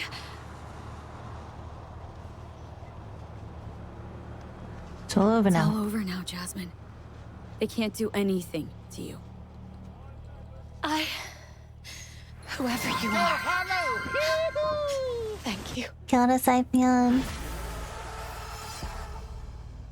Get in the car, please. Thank you. Solid work, V. Jasmine's on her way to her dearest husband. Good. And I get my dearest Eddies. Or should I say, our Eddies, huh? Job well done, V. Closing the gig. I mean, ACAB, but they don't deserve to be tortured. That's till next week, at least. All thanks to that blackout we had. 4 belts went down. Solid work, V. Jasmine's on her way to Dear's husband. Shit, I think I might even cry. Job well done, V. Closing the gig. Where's my bike? You sure?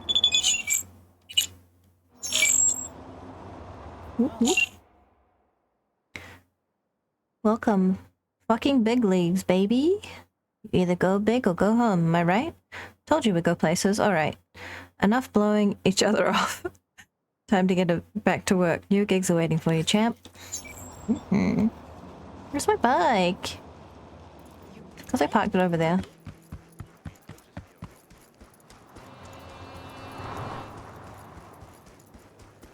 Another day, another money. I have so much money, I don't know what to do with it. I parked my bike right here. Where'd it go?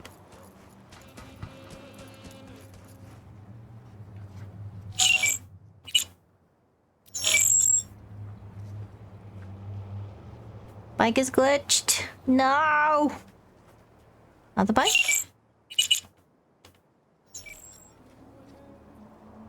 Nope. It's doing the glitch thing again. Alright, I'll have to save and reload, because when it does this, it won't let me summon a vehicle.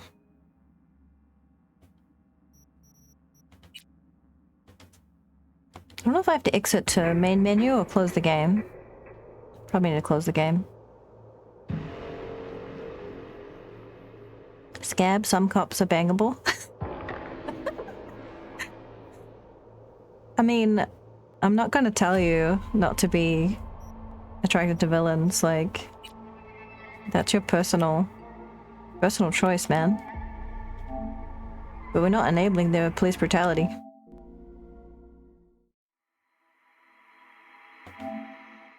Maybe 100 meters, you can call the bike, yeah. I think it usually works if I just reset.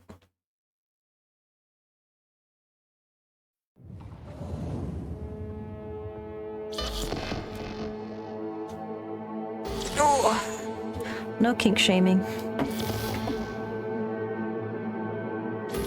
I personally couldn't be intimate with someone whose ethics don't align with mine, but each to their own. I am Demi, so I have to like and trust and respect people that I have those types of relationships with.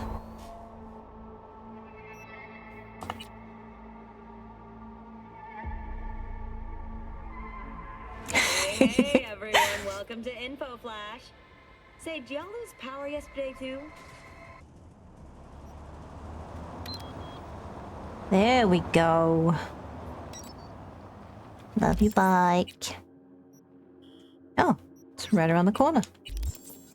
How's about that?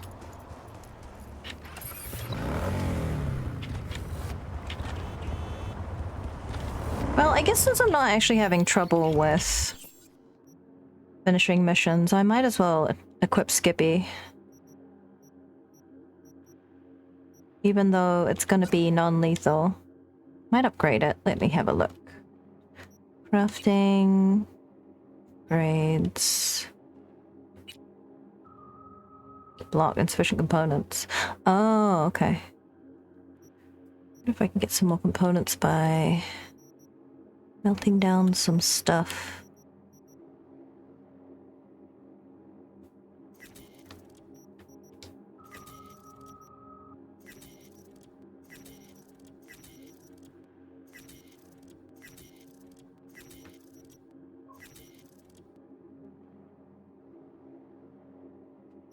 I already have a bunch of Ashura sniper rifles, but that one is ++, so maybe I'll keep it for now.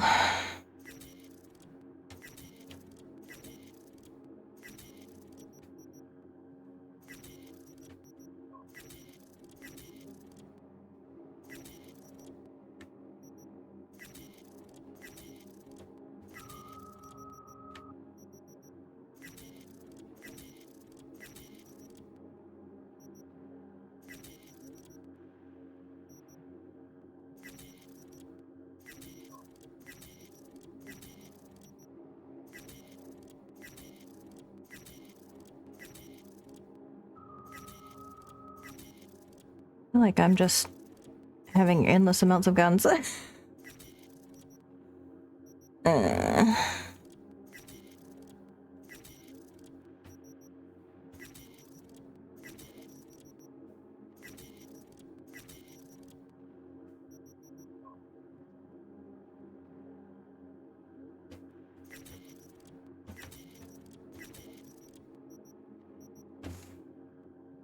That's my old favorite shotgun, but now I'm using the one that Judy gave me. Mox.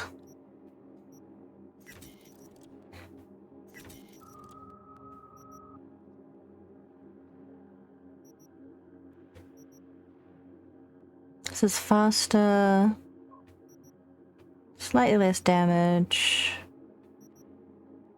Same reload speed. Bit better weapon handling, so slightly better. It's 2 empty mod slots. I'll leave it for now.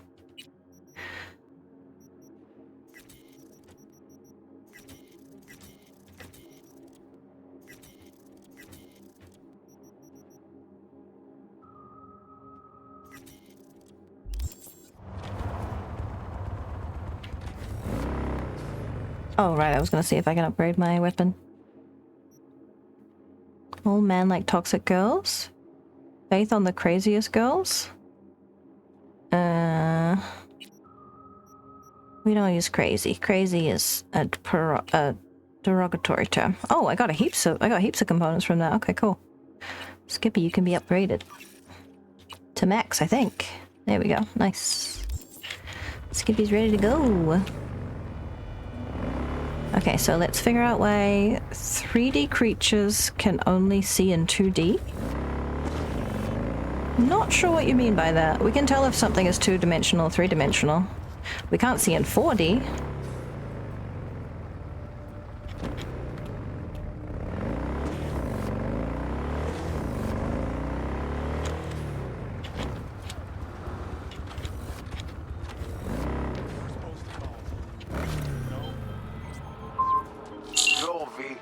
Hey. Got a guy looking to be extracted out of NC pronto, or else it's his funeral. Need me a decent driver who won't shit their pants when things get hairy. This person is being held up. What do you think? Check the spec.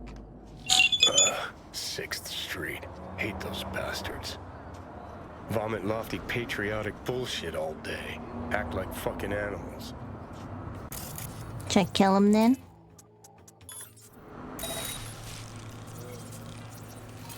Just made that guy pass out, so What? Trying to play?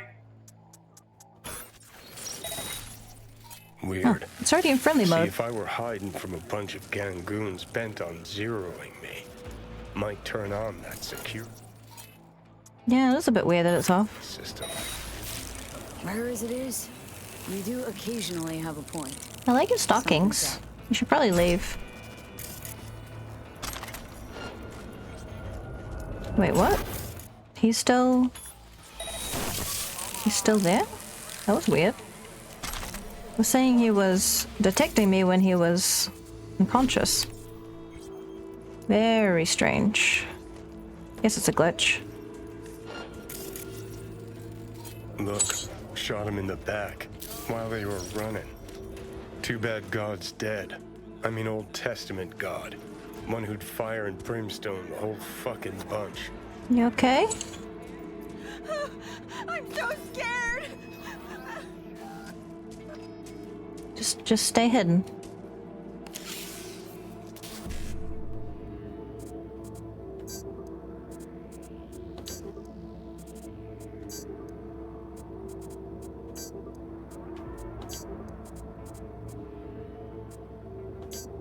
Oops. Misclicked. Oops. Oh well.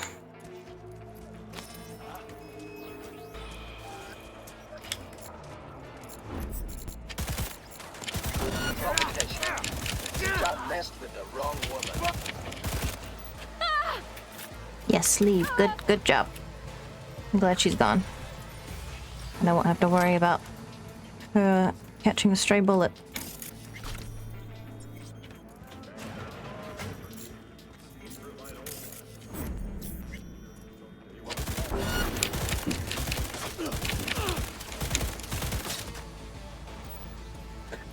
Controller was touching the edge of the table. It's making a funny noise. Sorry about that.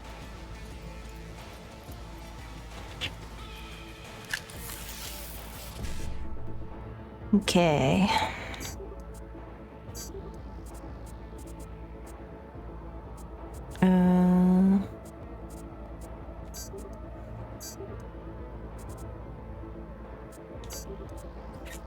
E9, FF. I don't have an FF. Where's an FF?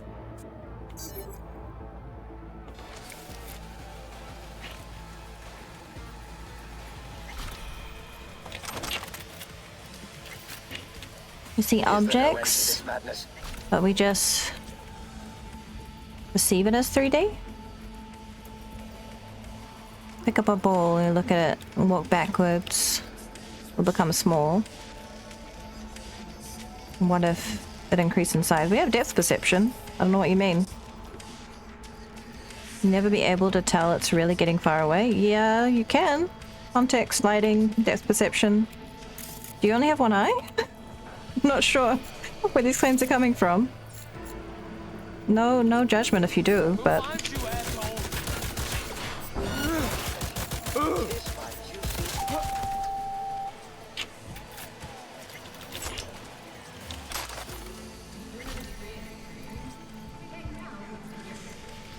Hey, it's been a while. Hey, how you doing? I might have kicked you from the Discord because you hadn't agreed to the rules, but you can rejoin, just so you know. I just kicked everyone that hadn't joined, that hadn't accepted the rules. You have to read the rules in access and then select the mageling role to show that you agreed, you read the rules and agreed. I just wanted to make sure that it wasn't like bots hanging around. So just everyone, I did ping people that hadn't agreed, but then anyone who hadn't done that by the deadline got kicked. Just to keep the Discord tidy of bots. But you're welcome to rejoin, just have to make sure you read the rules and agree to them. Don't think you joined? Okay, must have been a different username then. Just a vaguely similar naming convention.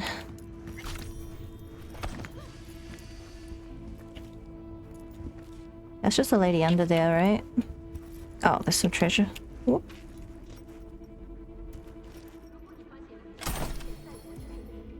I guess you're meant to sneak in and climb in underneath the house.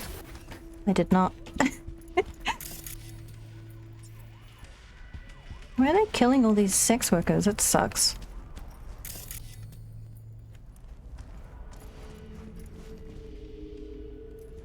Damn you, 6th Street.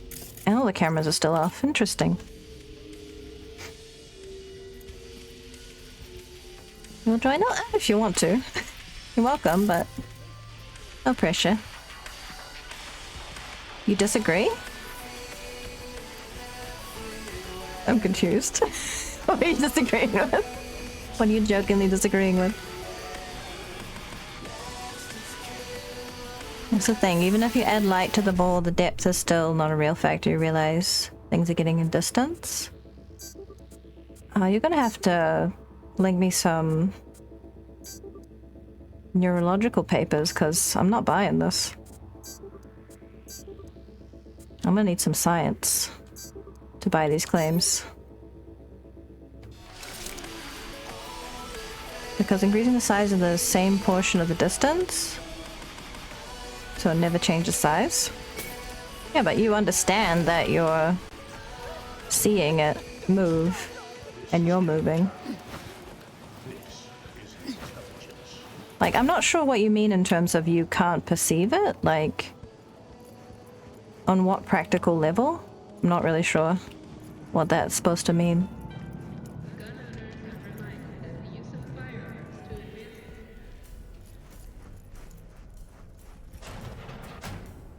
Oh, fuck. Just Goddamn bloodbath killing in here. everyone. What the hell? Why are they doing this? What's this? Hey, that's your tomb, isn't it? Think he's alive. Fuckers like that always land on their feet. Did he do this? Hey, you hear me?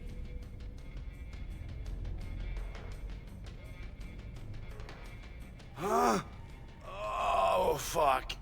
6th Street, they... I know. Flavio, right? That you? Yeah.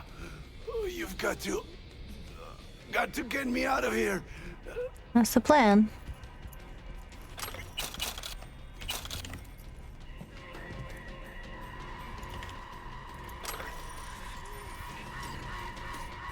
The hell happened? All you had to do was sit on your ass. Quiet. Gotta get going. The hell happened? All you had to do was sit on your ass. Quiet. Alone. Guess he got bored. Yeah, but just wanted to say goodbye to the city, you know? So I ordered in some girls, some boosters. Some What, you thought girls, nobody like a would dozen notice? girls? Calling half the hookers in the city, nobody'll bat an eye? Okay. I fucked up. I know. The fucks it matter now. We have to go. You don't say. Fine. We're out. Ow. Oh, I saw your new video today and I want to say thanks because I apologize way too much. Oh, you're welcome. I'm glad you found it helpful. Shinji, hi! How was your stream? Let me save quickly in case this escort mission goes awry. Reach my save limit. Alright, I'll have to save all that stuff. That took me a while. I've been pretty good about saving over things. It was good? Nice! What were you up to? Oh, you're doing art. Nice! Love to see people creating. It's awesome. I'm having some good times in Cyberpunk. I'm helping this guy that unfortunately drew a lot of attention to himself. Was not the smartest move, and he got a bunch of people killed. Was he got the attention of the gang?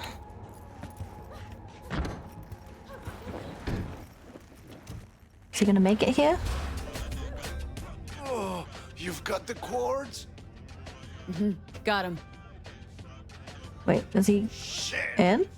Just wanted a little fun. Quick ripen. Oh, You're he's in the alive. back. Okay. Unlike the girls. I'm not running over anyone. Finish up a commission. Oh, nice! Good work. Thank you so much for the raid. If you need to go and take a break because you've been streaming for a long time, please do so. I'll be here doing Cyberpunk for probably another at least half an hour. I'd say. That'll be around 4 hours. Take good care of yourself. I'm not even taking him very far.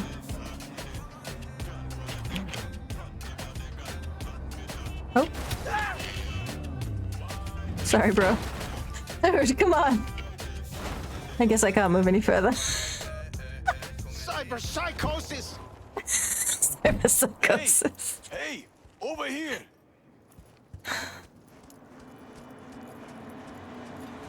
Where is the client? In the back? In the back, bleeding out. Shit! If he dies, I don't get paid. Not my Better problem. patch him up then. Did my part. Go patch him up.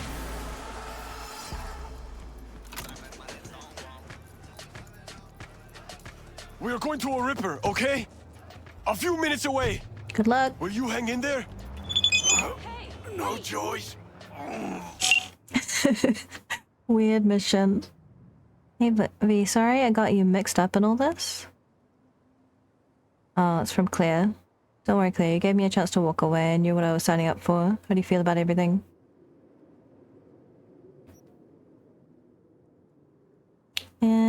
I'm okay. I don't know. Maybe I'm starting to feel guilty. It's dumb. Time to forget about the past and move on. I know, Dean would have wanted me to move on instead of just dwelling on the past. Again, thank you for everything, V. Take care, Claire. Couldn't get her to not ice the guy. Now that's what I call pro-merc work. Flavio's yapping my ears off, says he's never met anyone tougher than you. Bet it's gonna stay that way for a while. Rare breed, mercs like you. Contract's closed. I'll already flick the ads your way. Well, my other bike. Jackie's bike is nice and all, but it doesn't match my outfit. Not my current one. This bike, however, does match my outfit. Look at that. Let's see where we're going. Next gig? How are we doing? 9 out of 11. We're almost done with his gigs. Let's see what this one is. Oh, you're looking good, good. She's not just for show, but she makes a good show as well.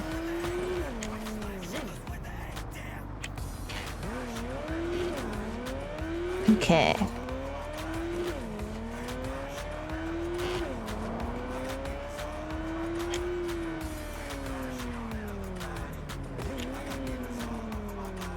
Like, neurological stuff is interesting, like the fact that human skin can't actually detect wetness. We can detect cold.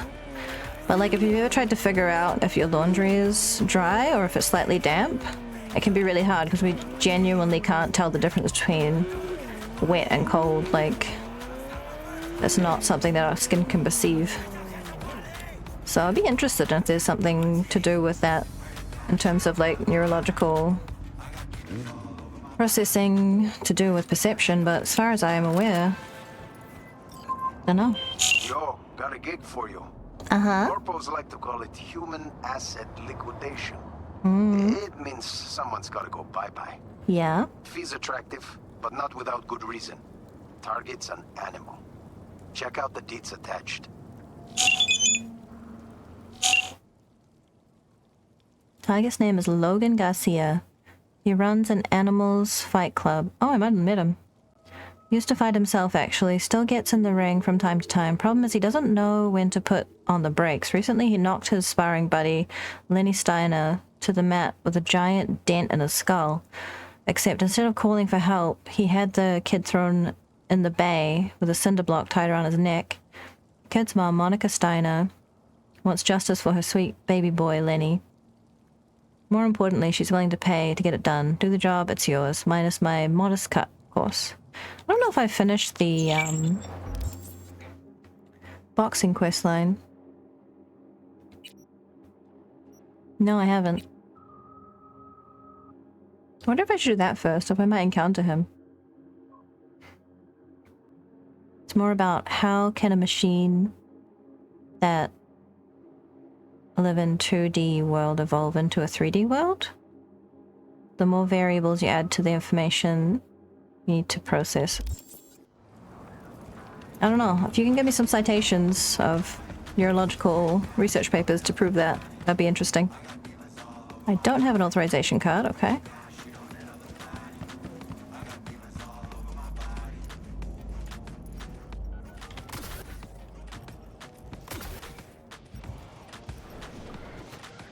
Because the human mind is much more complicated than people realize. We're not machines. There's no equivalent. Yeah, haven't I been in here?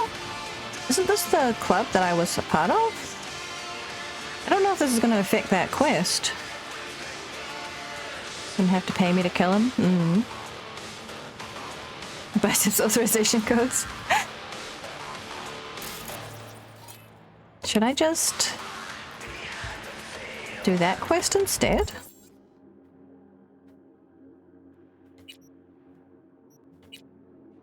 Take care of things until Fred calls you back. I don't think I can do that yet. Well, hopefully killing Logan doesn't affect that quest line. Maybe I should just hold off on this quest for now.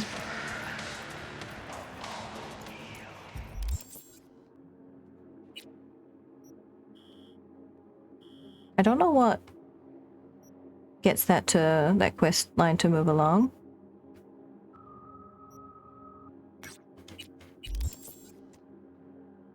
It says just wait until he calls you again, so I'm guessing it's just time, but it's been a while, so I don't know.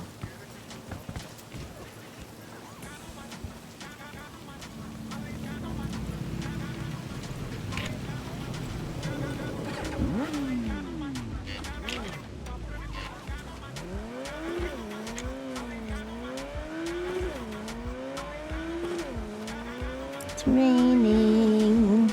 I love the rain.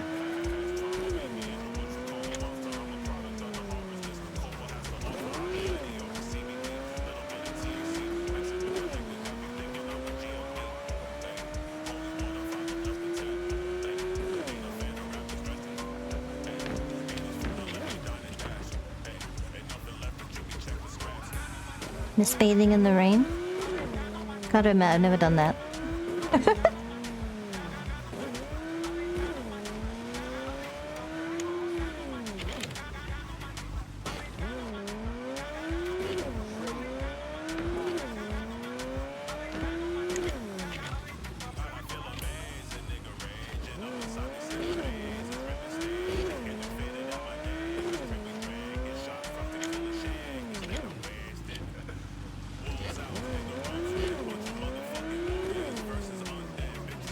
Warriors vs. Undead.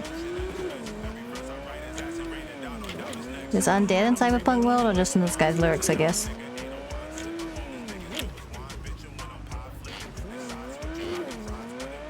I have had an idea in my head for a little while of doing a little scene crossover with Ariel, my Cyberpunk OC from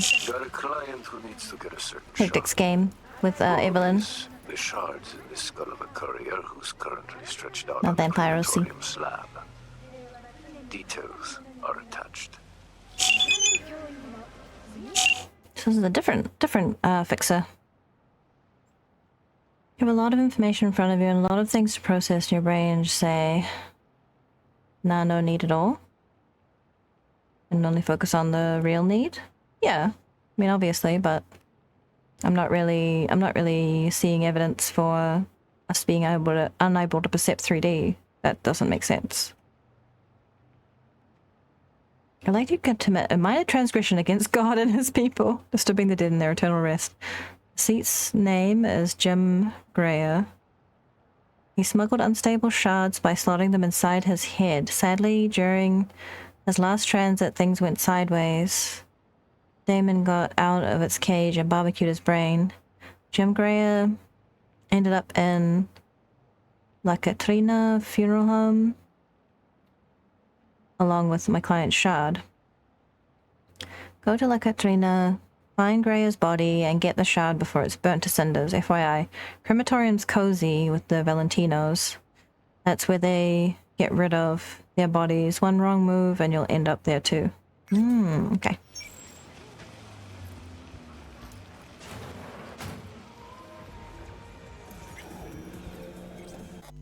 This is going to be one of the ones where I save a lot.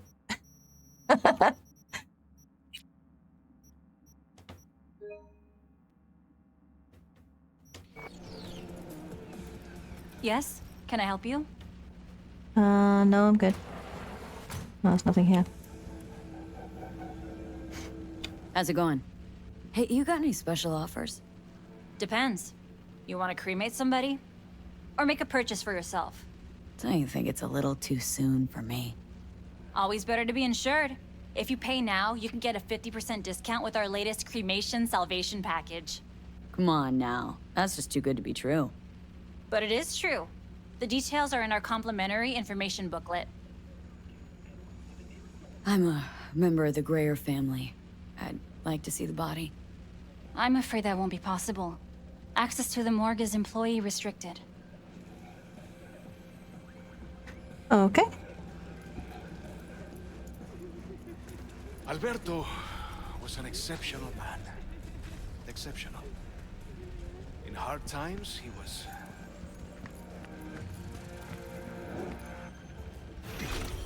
Padre nuestro que estás en los cielos.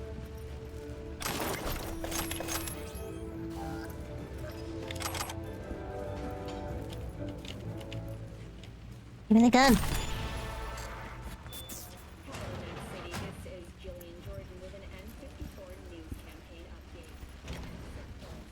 Okay, that's a dead end. No vents or anything. Nope. All right.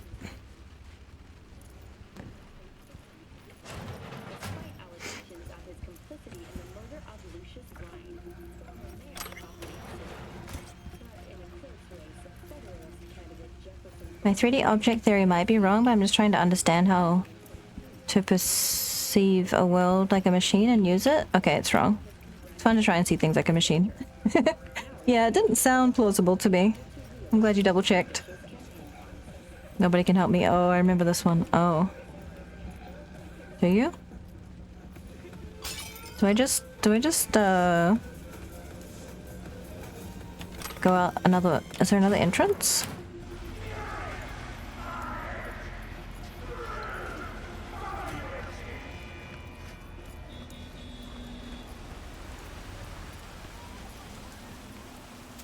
Doesn't really look like it.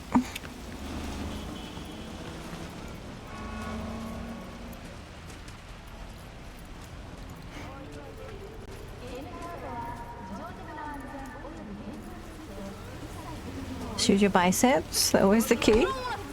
I don't have a lot of strength. I'm a brain build. Is this a car I can steal? It's ugly as fuck.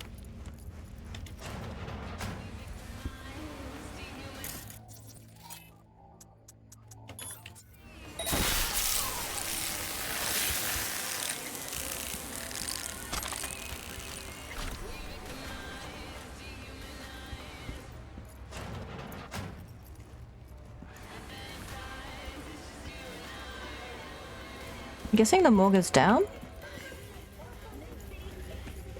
Can confirm I'm with biceps have the key to your heart.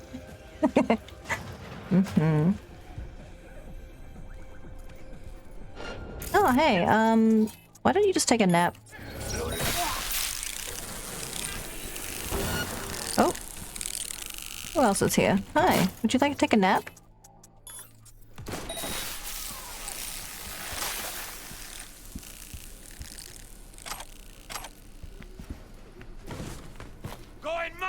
Oh, hey. Fun fact. The human body holds between 5 and 7 liters of blood. Yeah? Thanks, buddy. That was a great fun fact.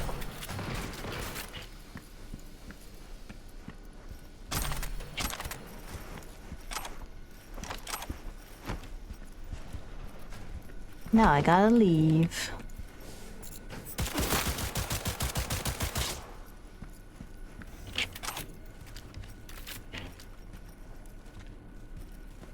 Can I take archive conversation?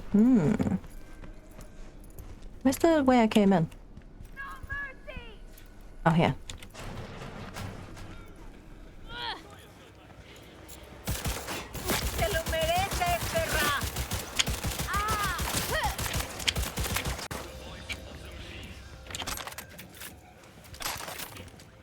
New magazine detected. Message to user. Thanks, Choom. You're welcome, Choom.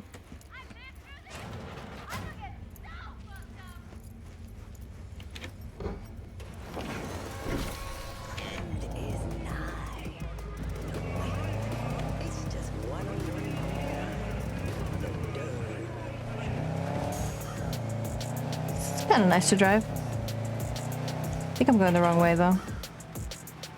Oh yeah, I'm driving one-way street.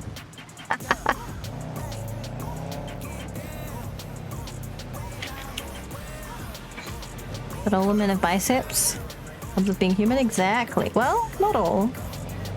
Some people are born without arms. Some people lose their arms.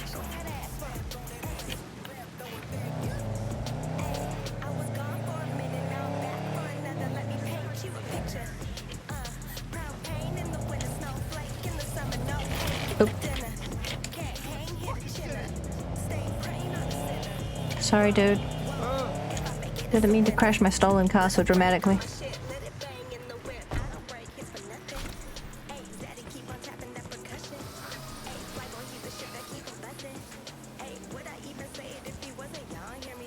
I got 208 eddies, really? You're an angel for all that? The demon-possessed shard's on its way to the client, just like your money's on its way to you. Closing the contract. You were going to say that. I was typing out a message, but it's in anyways. Yeah, you know me and my nuance. Can't escape it.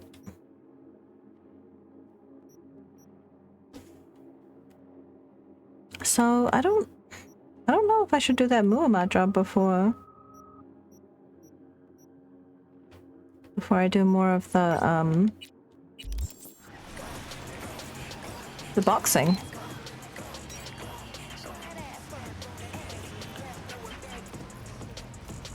And with big biceps fills a man's heart. That's for sure. All body types are awesome. Ladies are pretty. Come and see me in my little parish when you have a spare moment. We can sit and talk. Streets have their eyes on you, V. I have new clients and contracts for you. Keep up the work. Yay!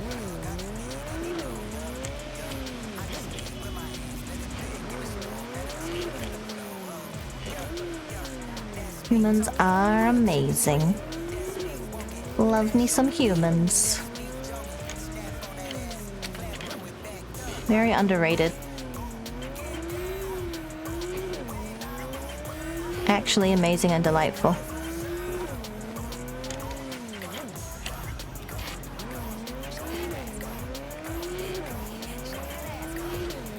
Show that ass. Oh. I just drove off the road. Okay. Oh. Nice billboard though.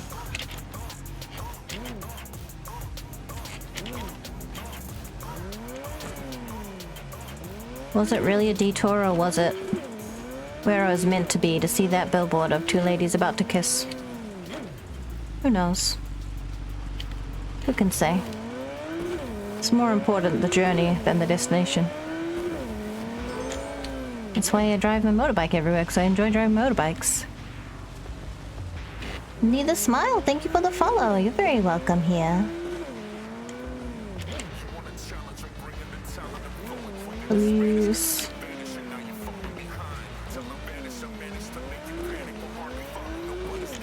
Oh, I'm going across here. Okay. This is a very messy intersection. Wow.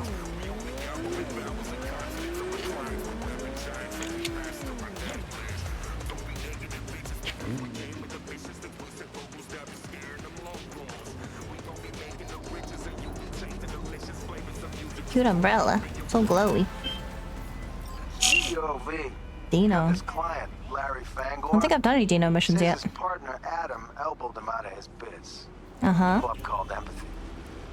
Larry wants back in. And hey, we're here to help, right? What can I Sure. say? Club industry's always been a meat grinder. Uh-huh. Attach the dates for you.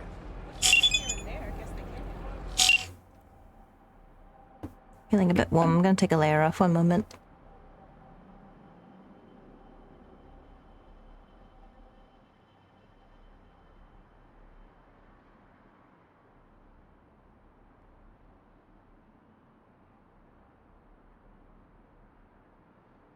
Okay. Meet Adam Abrahamovic and Larry Fanghorn. Adam's the bad guy and Larry's our client. I guess whoever's the enemy of our client is our bad guy. Once upon a time, two friends opened a club called Empathy. Things got off the ground pretty quickly. Idiots poured in, their popularity surged, they were surrounded by hordes of young ladies. And one question at the back of their minds, who's got their hand in whose pocket? Adam or Larry? The blame fell on our innocent, naive Larry. What does Adam do? He changes the club's access codes, made a few shady deals, and hired animals as bouncers. If you were Larry, wouldn't you be pissed? Here's what we're going to do. You'll break into Empathy, upload the attached virus to the net, and bring the club's operations to a standstill. Empathy won't budge an inch until Adam welcomes his old pal Larry back with open arms. Sounds like a breeze, right? Just keep things quiet, no witnesses, and everyone will be happy. I don't really feel like I'm wearing a club outfit. Can I change clothes at my bike? I don't know if I can. Nope, not get on. Not get on. Storage. No, I don't think I can.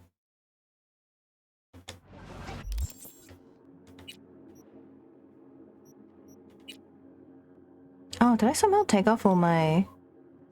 Why does my armor and stuff keep coming off? This is not good. This is not good at all.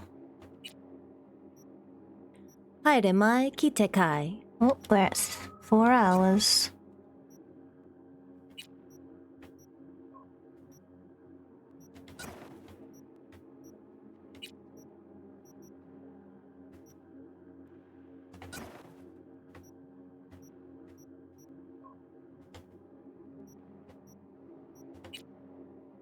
I don't think shoes have any stat ups. Nope.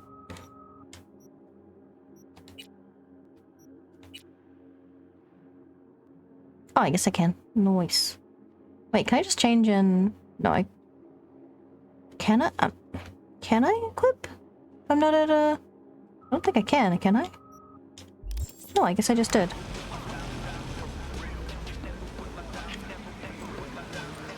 Oh, okay. Cool. You can.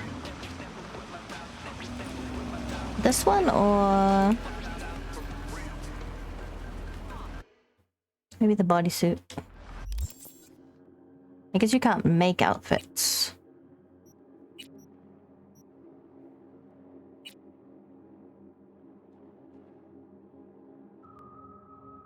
This one or the other one?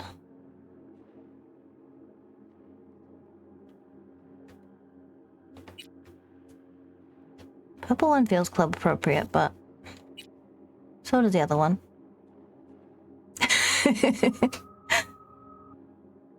Some of those are pretty good. Hmm.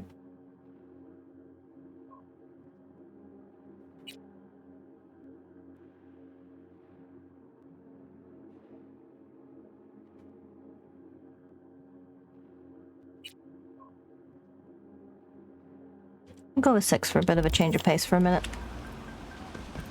What do you want, friend?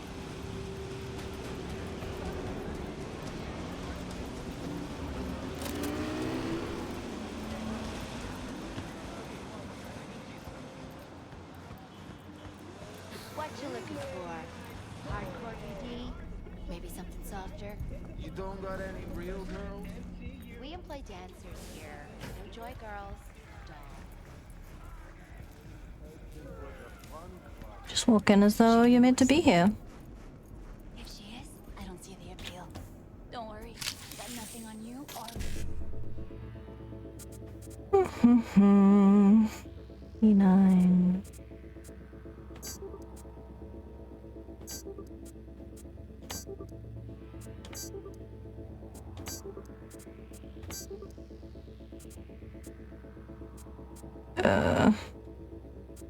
Damn. Not perfect, but still not bad.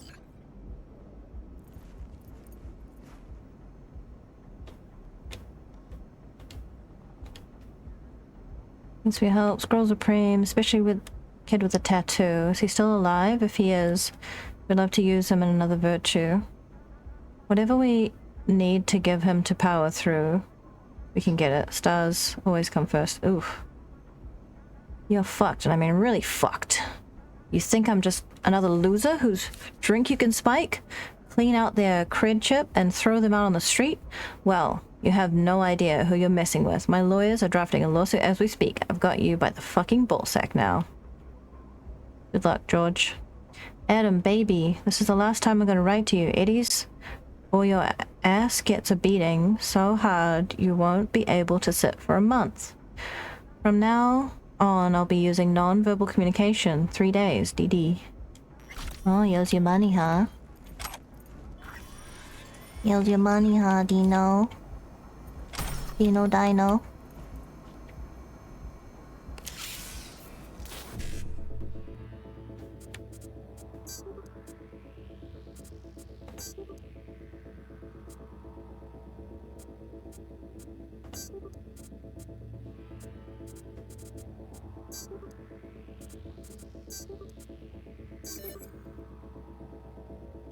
Close enough.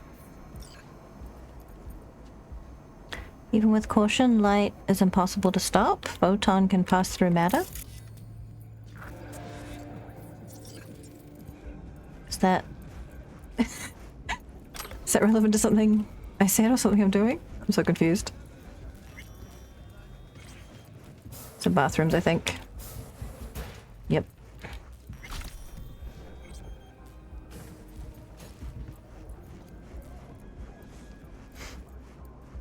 You can bend but not stop it. Just slow down the point.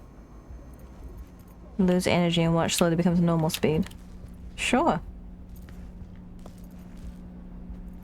Alright, we got a dude there, animal bouncer. And I'm trying to get upstairs anyway, so... I guess I'll just quietly take him out.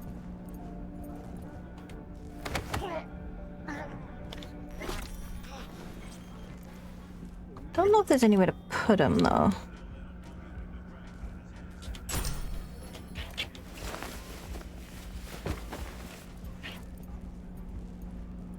Let's plop him in the corner, I guess.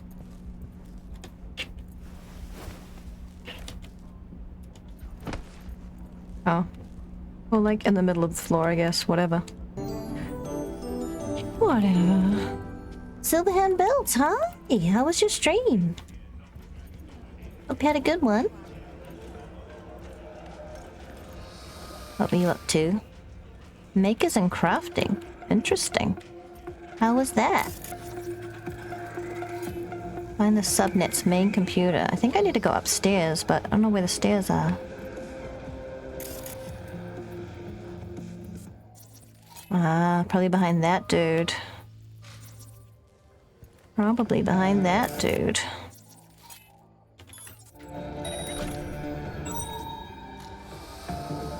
Yeah, there's quite a few dudes. Okay, this guy is not looking. So I can probably just... system collapse this one. Oops, nope.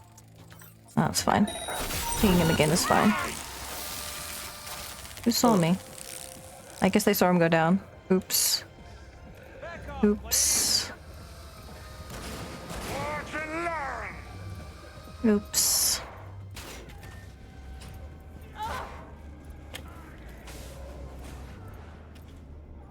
Wait, I've already been in here. Are you kidding me? I just went around in a circle. It's telling me to go upstairs. Man. That was lame. Up these stairs, maybe. Oh, hi.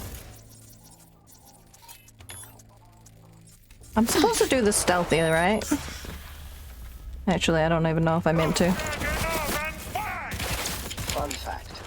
Bloodstains can be removed using one easy trick and vinegar.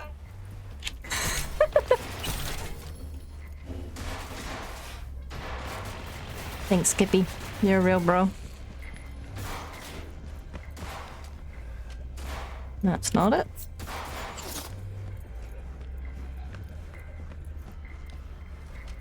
That's also not it. Yeah, that's what I'm talking about. Is it? Is it what you're talking about? Alright, good luck with that. I think maybe I'm not killing them unless Skippy is getting overexcited.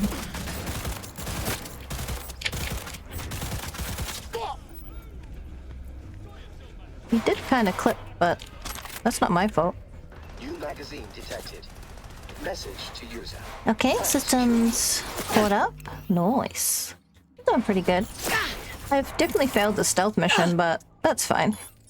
I mean, I actually don't think stealth was required. Didn't have it as one of the requirements, so I think it's fine.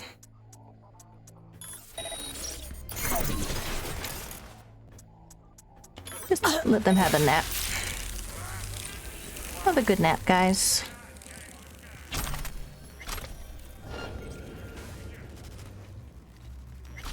It's like no cameras here, just a bunch of guys.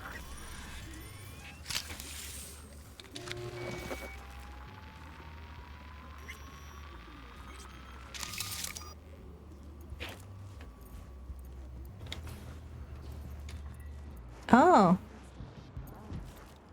Well, that's an easy way out.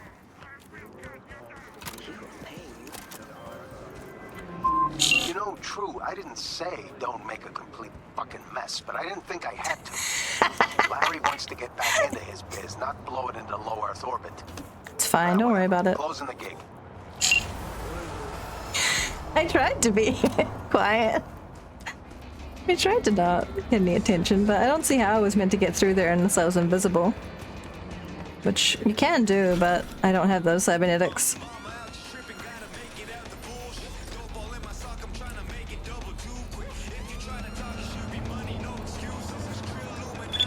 Loud and proud. Mm-hmm. Exactly.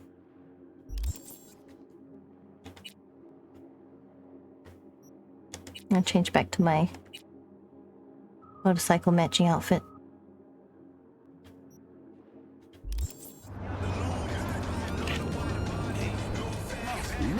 Success, fail mission. Time to go home. I didn't fail.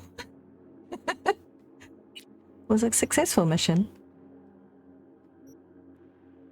Now Dino wants me to do a bunch of other stuff. I don't like Dino, but that's fine. What are these gigs for?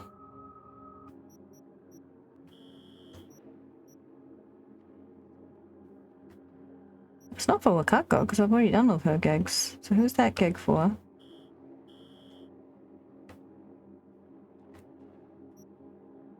Is that another Mooma? Maybe it is. Let's try that one.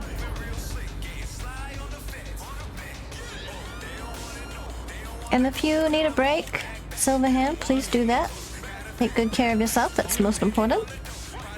I'll be here playing some Cyberpunk. Might not stream for too much longer. Oh, I should have looked away while I was driving. Because I haven't had lunch yet, and it's almost 3. So I should probably go and have a proper meal. Where did my bike go? Did it go into low Earth orbit? It's just gone. Oh, it went across the street. You know what? I'll just run down the street a bit and summon it so it gets fixed.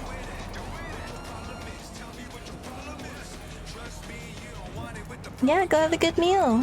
Thank you for the raid, I appreciate it. Why don't I park like a normal person? Where would I park? There's no parks. Pretty much nowhere is there any parking near where you're meant to go. And what about this screams normal person to you?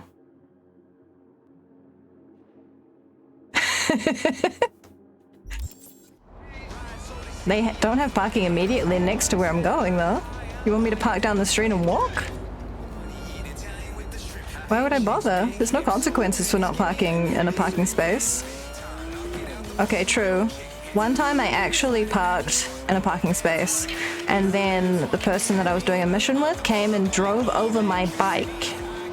Actually parked on top of my bike. And as we were leaving together in his car, he was driving over my bike. So no, parking spaces are not good. I refuse. I refuse to park in parking spaces after River ran over my bike. That's not cool. It's not cool at all. Come on, dude. Supposed to be my friend? I think not.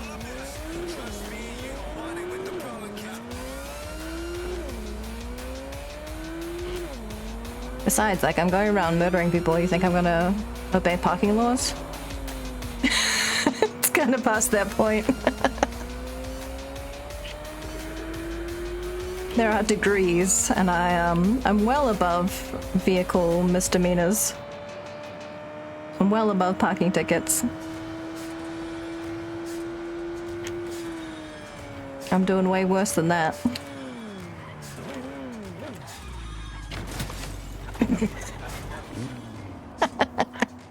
It's honestly so fun to see how the...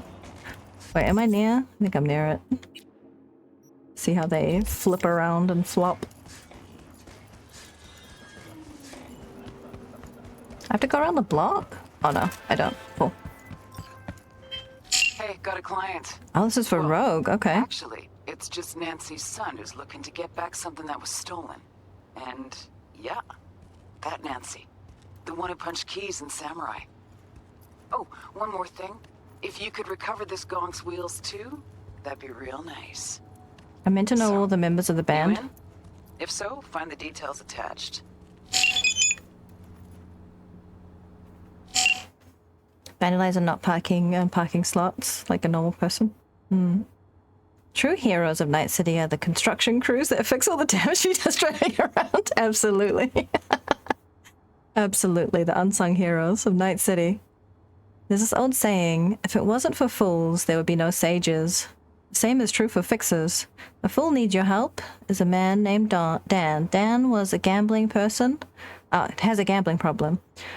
Lately, he managed to lose his car in a game of cards. To tell the truth, the ride's no great loss or anything. This guy isn't short on cars. What was valuable, however, was the one-of-a-kind bootleg samurai recording stored in the trunk. How did our fool come into possession of it, you ask? Well, he's Nancy's son. Same Nancy who played keyboard for the band in the days when that snot-nosed boy used to call me Auntie. He'll get that album for me. Gut tells me they haven't pawned it off just yet. It's probably still stashed somewhere around the place. And if you can swing it, grab Dan's car too for a little bonus. I'll snap you the coordinates of the guy holding the goods, and be aware he licks the boots of the 6th Street gang, so expect to deal with another fool, a stubborn one. Fine. Can't do it, I'm not strong enough. What else do I get in? So true.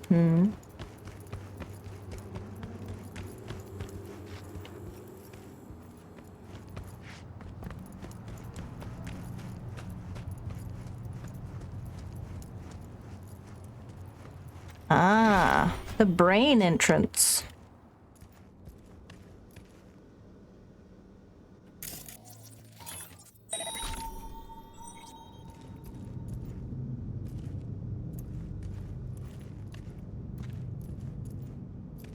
Camera right up there.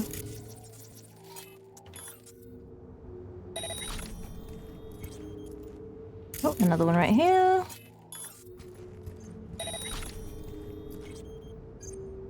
It's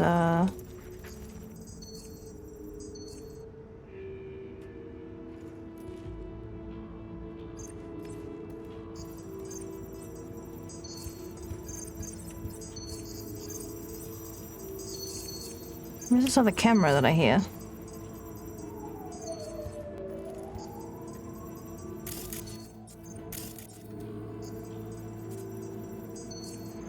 Is it like right above this door or something, maybe? Ah, it's over here. There we go. Oh, no, I hear another one.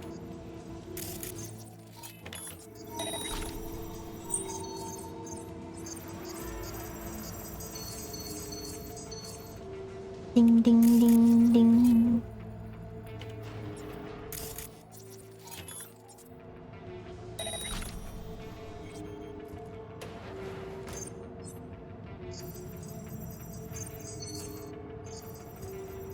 Really sounds like there's more. He's like a Power Ranger, you destroy the city, save the city.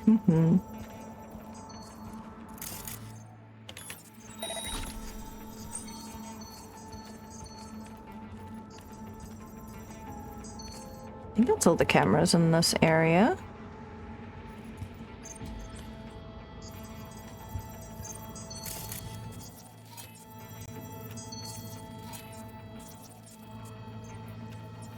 I think if I jump over here, I won't be seen, but I'll save just in case.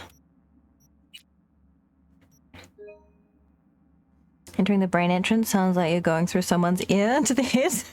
It'd be an interesting thing for Cyberpunk. Maybe it's how they hack one another.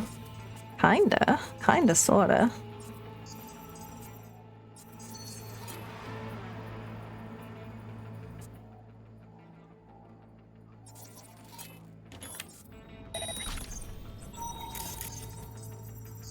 Oh, there's no one over this side. I'm looking the other way. Maybe this is the way.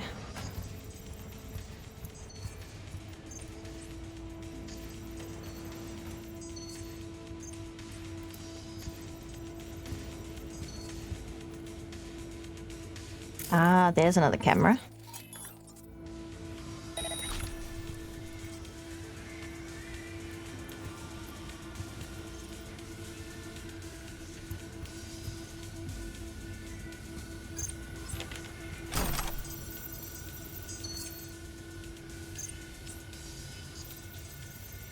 You guys walking the other way. It's actually pretty straightforward. Then watch me open the door and there's a guy standing right in front of me. Oh, yep. Got a fire yet? Gotta repaint her and put in some new wheels.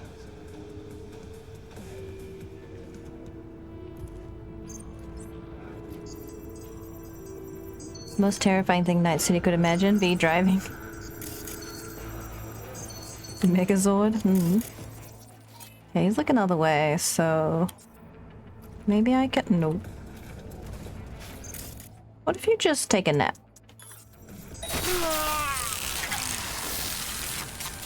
Night-night. I remember that gig. Blew my vocal cords out so hard I couldn't speak for a week. Must have been fun to watch. What, the gig? No, you not speaking for an entire week.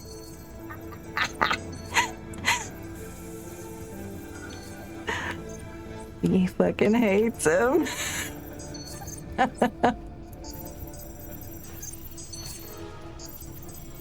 Oop, hi.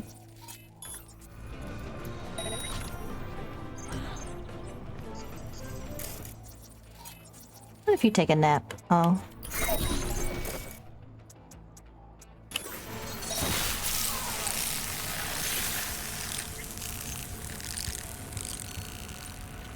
You're chasing me. Oop. Yeah.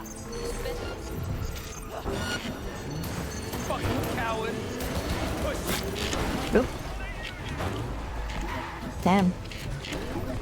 Making me turn when there's like white light? How was I supposed to know there was something I had to turn away from? Oh. Can you? I hate cars like this. I'm just gonna drive into the desert, I don't care.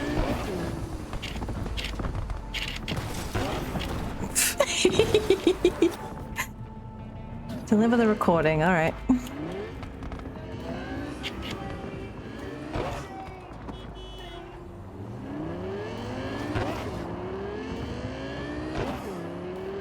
Pretty sure you can get one of Johnny's things here?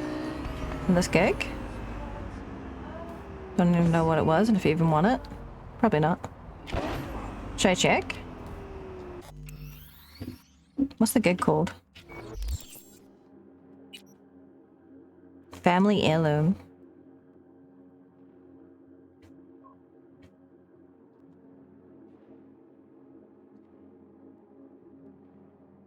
Cyberpunk.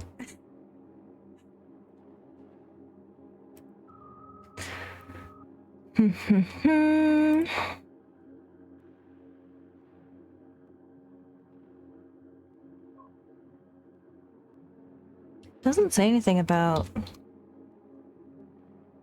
Johnny's shoes.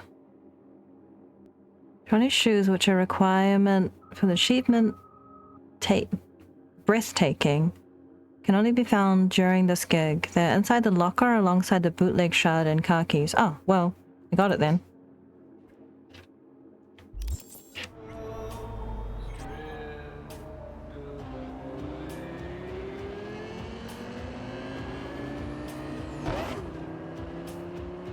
They don't make you go out of your way, I guess. Oh, I have to turn around.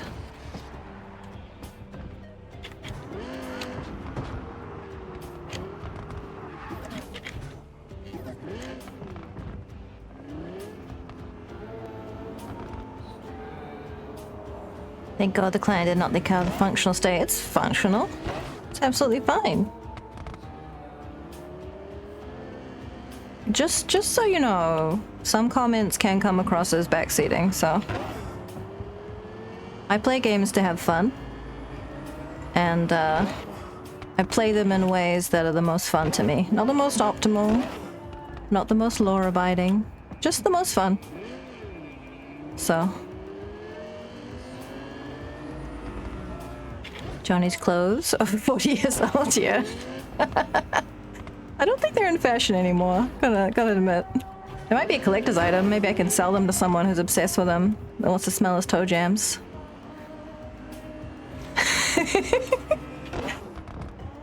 You blame the gang for the damage. Exactly, exactly. And the car is just a bonus anyway. I didn't have to take the car with me. I could have just left it. Wait, I need to park it here? Okay.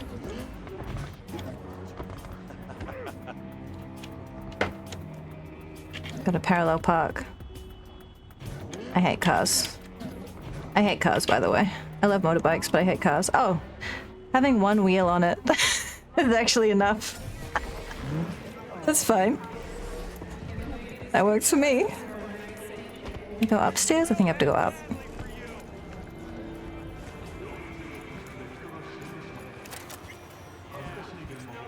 Maybe Rogue might want them. Oh yeah, maybe. Maybe she can sell them to a buyer. I've got your bootlegs. Huh? What bootlegs? What are you talking about?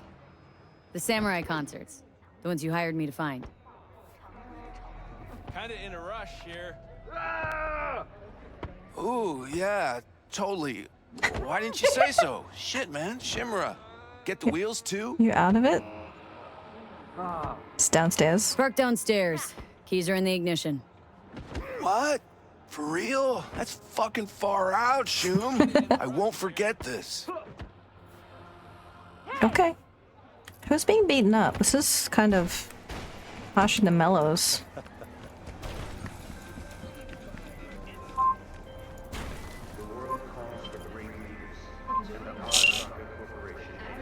What's this all about, guys?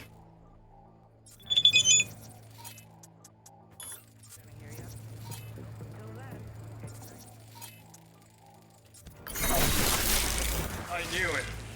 I just knew it.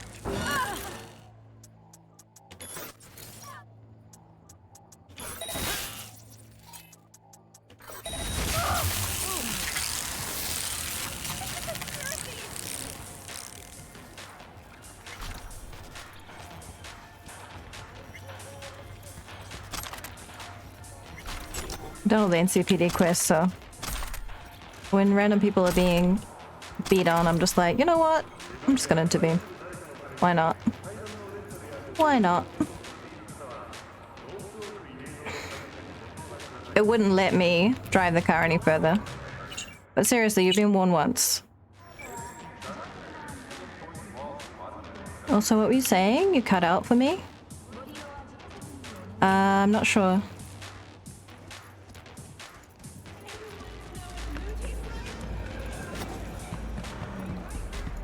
Oh, I'm already... Oh, I guess I have to get the thing to... No, I was getting it to Dan. Oh, do I drop point here? Okay. I'll collect rewards. There you go. Okay. It's my backseating. No, it's Tia. It's not you. It's Tia.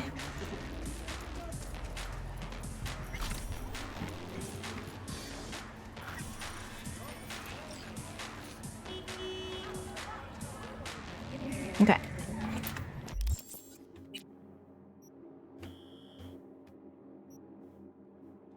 Well, I didn't know that I actually had rogue quests. I guess they occasionally pop up?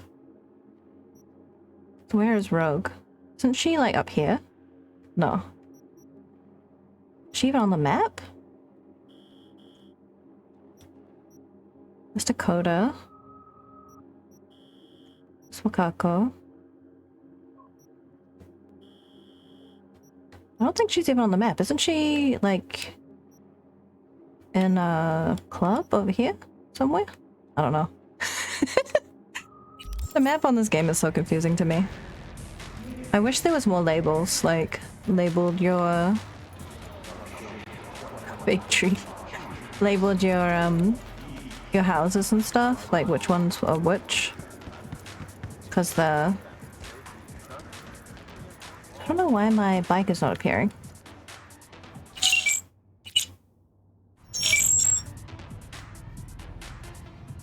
Guess it's broken again.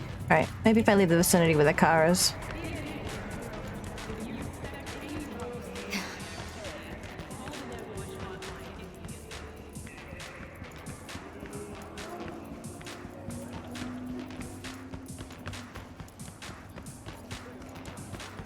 Might be... Oh yeah, I think I'm below the road.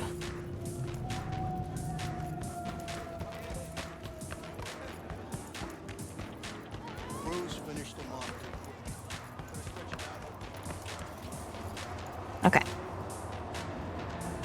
Bye. Nope, still broken. Alright. I think the game is hinting to me to go and have some lunch. So we'll give it a quick save and then that's it. Done for today.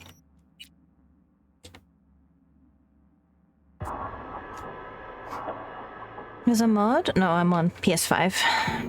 Shame they haven't added to the base game. It's just intuitive for a map to actually have name locations. Yeah, it would be really nice. It would be super helpful, but... Good night, Tio. Love the background amps here. Someone beat the shit out of me. It's so rough. It's just really rough. Poor guy.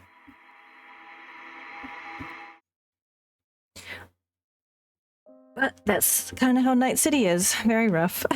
It's funny that you can ask him if he's high. I'm like, yeah, he's a celebrity's kid. Of course he's high. What else is he gonna do with his life? He doesn't have to work. He doesn't have to strive for anything. He just gets handed everything he wants. Of course he's just smoking in the middle of the day. At a bar. That makes sense. That checks out. Alright, let's see who's around for us to go and give some buffs to.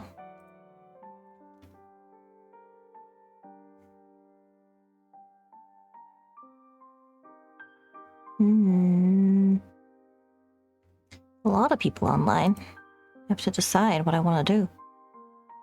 That's a lot of decisions. I feel like we haven't visited Julie in a bit. Her fun streams are very fun. She does a lot of really cool things with commands. If you subscribe to her, you can do a bunch of commands. And she has all these animations. It's really cool. She's a really cool artist. She makes all kinds of cool assets for her stream. So if you haven't checked her out before, I'd appreciate it if you would come and check her out with me now. Phoenix Fire, thank you for the follow. You're very welcome here. And we'll just do our usual raid message. That's the one there if you have the subs or the Twitch emotes. And if you missed my little video this week about compulsive apologizing, you can check that out on my YouTube there. And yeah, you can also look at my other socials and other places. So if you're not aware, I'm going to be moving on the 15th. So this week I'm doing just 2 more streams, I think tomorrow and then Saturday. And Saturday US time, so Sunday my time. And then I'll have a week off at least, depending on what my internet situation there is. I'll be on Wi-Fi at first, so I gotta figure that out. But I will keep you updated with what I'm doing, and I'll be on my Discord still active, and Twitter and Blue Sky and stuff. So there'll still be places you can find me if you need to. And I also have a Curious Cat too, if you wanted to ask me questions anonymously or give me suggestions for the weekly buff. That's listed on my socials link there too. Okay, let's go say hi to Julie. Please take care of yourselves if you need to. But otherwise, hopefully I'll see you over in Julie's chat or another stream sometime soon. Thank you everyone. Bye for now. Kia kaha, kia maya, kia manawa nui. Ma te wā.